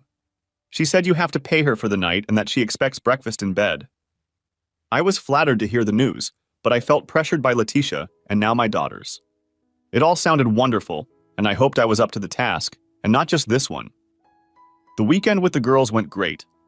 They spent Saturday afternoon with their mom, but didn't get to meet Clayton. I asked them not to mention Lettish. We sorted out all the things they wanted to leave at the house. By the time they left, we had it all sorted out.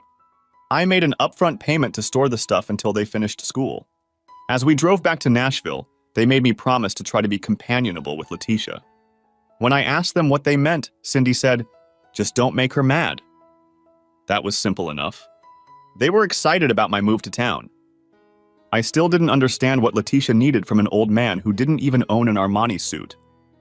When I got home, it was time to relax with a beer and the Sunday paper. There were no pictures of Marcy and Clayton this week, but there was a short story about Keystone Development having trouble financing a local project. Winter wheat futures had fallen in value for a record time. This was interesting. I called Terry Davis and asked him to come over. It wasn't lunch, but I figured we could talk over a couple beers. Clayton Manning had a mixed past, to say the least. For the past few years, he'd been either broke or in great wealth. He'd spent a lot of time moving to get ahead of creditors and friends who lent him money. His new project began to fail. The people and investors who supported him were disappearing. I don't remember beer ever tasting so good. Monday morning turned out better than one might have expected. The coins I put up for auction sold much better than I expected. Cookson estimated the value of the coins at about $300,000. It didn't look like they would go that high, but they may well have gone over $200,000. In a little over 2 weeks, I will be a free man. 3 months ago, this would have seemed like a disaster, but today, I was looking forward to it. The people who bought the house had negotiated the financing and were ready to close the deal. I thought it was funny that Marcy felt so comfortable with Clayton that she didn't need any of our joint possessions. I wondered if she realized how slippery her future was. At 3 o'clock, I had a meeting with the people who bought the house. A check for $200,000 went immediately into my offshore account.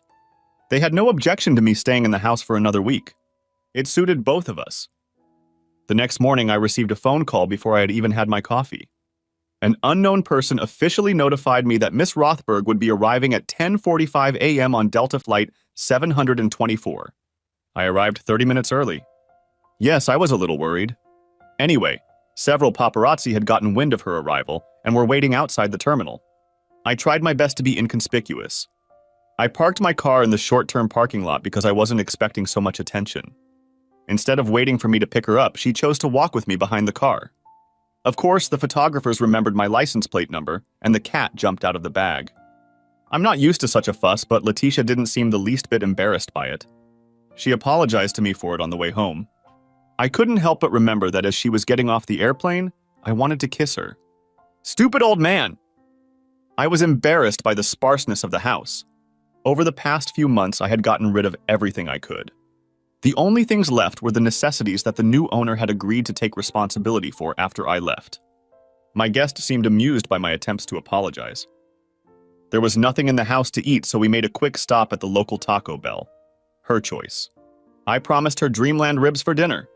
It was nice to be around a woman with a healthy appetite. Letitia, I'm glad you're here, but I don't understand why. I assumed you'd be back to business. This is business, silly. I understand you're moving to New York next week. You need a place to stay and I have a spare bedroom. I'm here to help you pack. A truck will be here tomorrow morning to move anything you can't fit in the car. Just no furniture, please. How did you know I was moving? That's what I do. If I keep my eye on the little things, the big things come by themselves. It's a load of crap, but that's what I've always wanted to say. Are you conspiring with my daughters? I tried to grin innocently at that, but it was hard for an old man to appear sly. Her offer was unexpected, but I couldn't think of a single reason to refuse it. Sure. Now let's get some boxes so we can pack. I thought she would have been more comfortable sitting in a boardroom or a bank somewhere, but she seemed to enjoy just talking to me. But I still felt a little awkward about the age difference. We ended up throwing out more stuff than we had packed. She had an opinion about my closet, and she refused to listen to my pleas for mercy. Once I was settled in New York, she promised to take me to the store to get some appropriate clothes. When we were done, there were more boxes than could fit in my car, but not enough for a moving van. I hoped she'd ordered a small truck. I set aside my laptop and small inkjet printer to attend to an eBay auction. We were just getting ready for dinner when a new surprise awaited us. A delivery van was parked in front of the house. Letitia and I watched the driver in a smart uniform get down from the cab with a clipboard.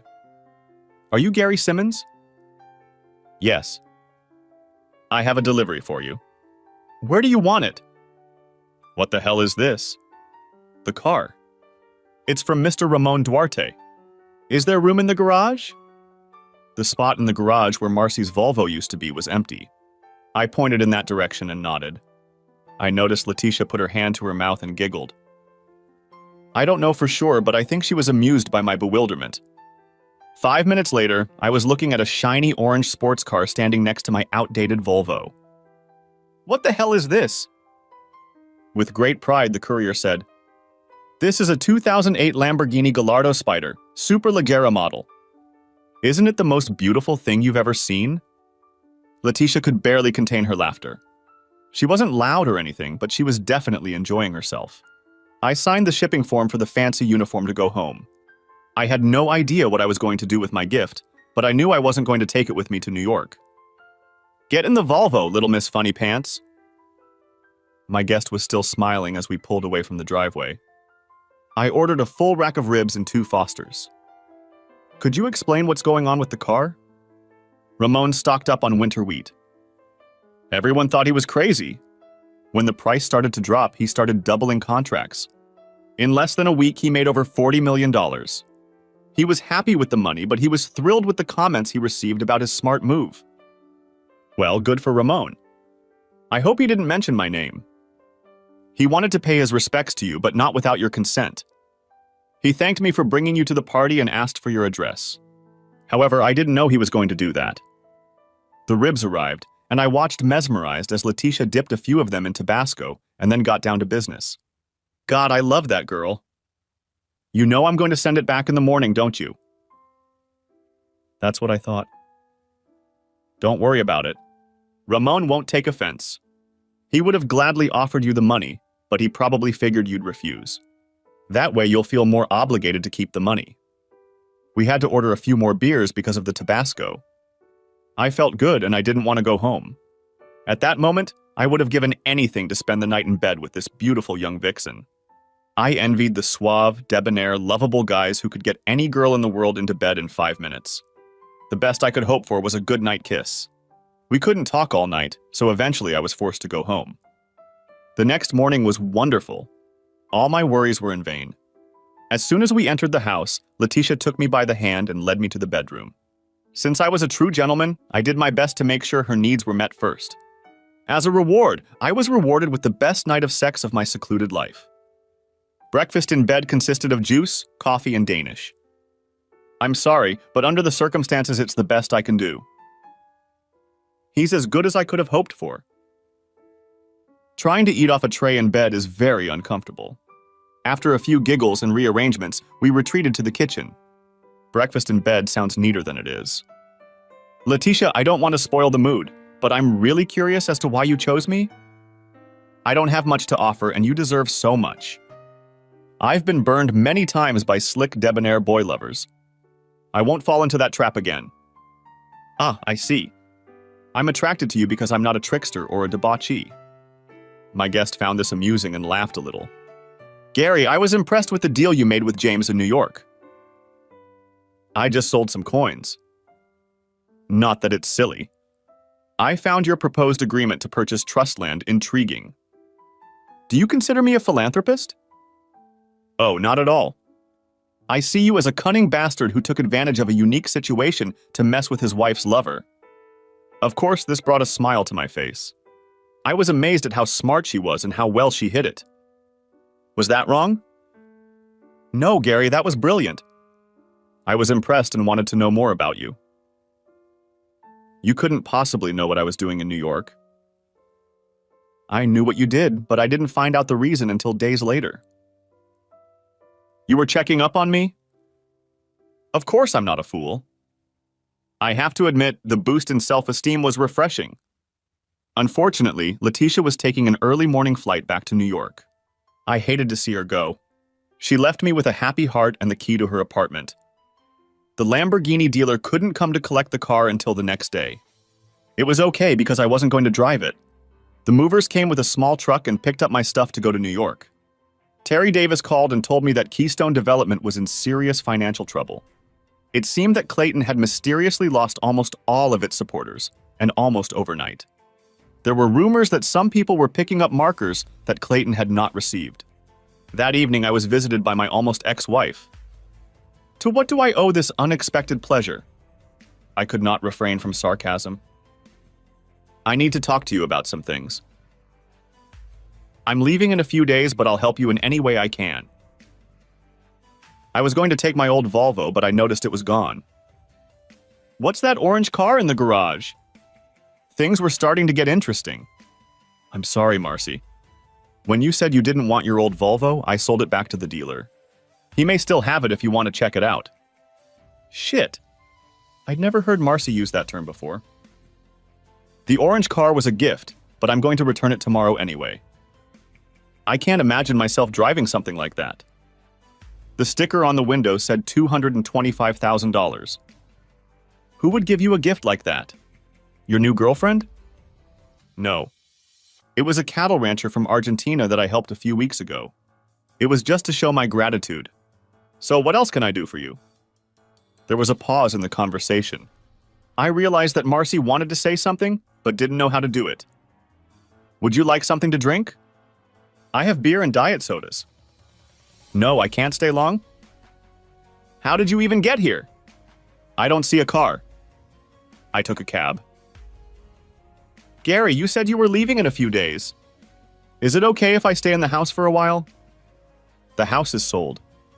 We closed the deal yesterday and the new owners will move their stuff in this weekend. They're letting me stay until Friday, but that's it. What's wrong with the apartment by the river? She did not answer that question. There was a brief lull and then she asked, "What happened to the money you got for the house?" Things were getting really interesting now. I was starting to like that the conversation was getting on the right track. It's all gone. You clearly said you didn't want anything. The money I had, I used to set up a new apartment for my move. Where are you moving to? New York. I got a promotion and a big raise. I should be there on Monday. I wasn't going to tell Marcy that I was going to live with Letitia. I also wasn't going to tell her about the bank account in the Caymans. You never told me what happened to the apartment. It was only leased. The lease expired and the owner didn't want to renew it. Where do you live now? We're staying at the Holiday Inn until Clayton picks up a new place. Oh, I see. Now I understood why she wanted to move into our old house. Marcy looked a little confused. She wanted to ask for help, but she didn't know how to approach it. I realized she was in trouble. There was a lull in the conversation again. Is there anything else I can do for you? Could you give me a ride to the Holiday Inn? The first half of the trip went smoothly. I understand you have a girlfriend. Tell me about her. She's not really a friend, but more of a business partner. What kind of business? You're not doing any business. You're right. I'm just a grocery store clerk. I can't fool you, can I?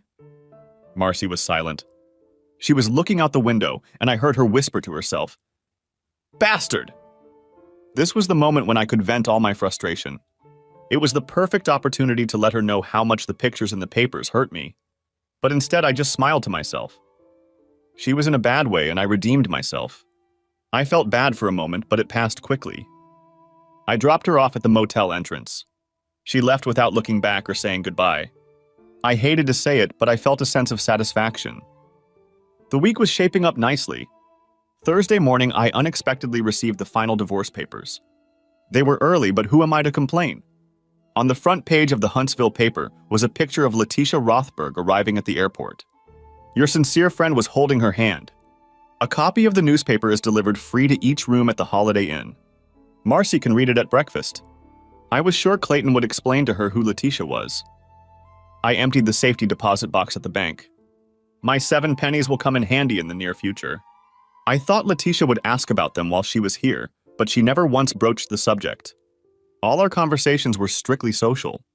If she was interested in me for business reasons, she never pointed it out. I set a buy-it-now price on all the coins in the auction. More than half of them were sold at that price.